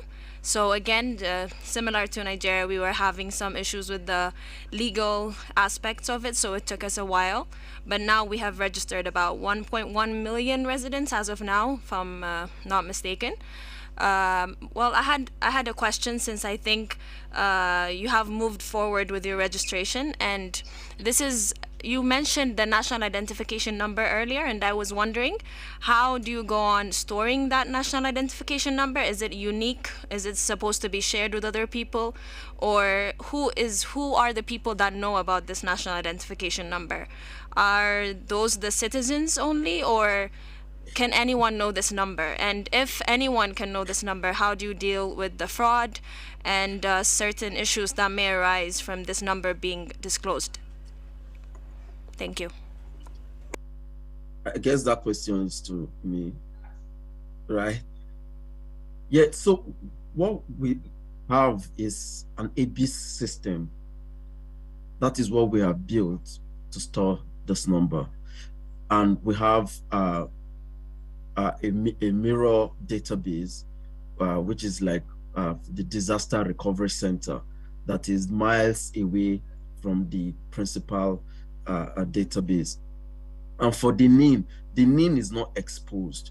The NIN, the national identification number, is unique. We collect your 10 fingerprints and basic biographical information. So it is unique to you. You don't give it out. You don't present it until it has to be your own, at your own will to present it. And when you present it, anybody that wants to perform an authentication to know that you are who you say you are before advancing or giving you administrative service to you, we have an authentication as platform that you can use to do that. And then we know anybody that is querying that portal to know that you are who you say you are. We know who the person is. So the NIN is not exposed. Even on our national identity card, we don't put the NIN on it. It's a number that is unique to you, and we always advise people to keep it securely. Thank you, Elvis. I see it's now 5:30 my time. So thank you everyone who has attended our session. Unfortunately, we cannot proceed because the other panel needs to join this link as well. So thank you very much and enjoy the rest of your day. Bye-bye. Thank you, Ms. Musoni. Great panel. Thank you, Ms. Musoni. Thanks to everyone else.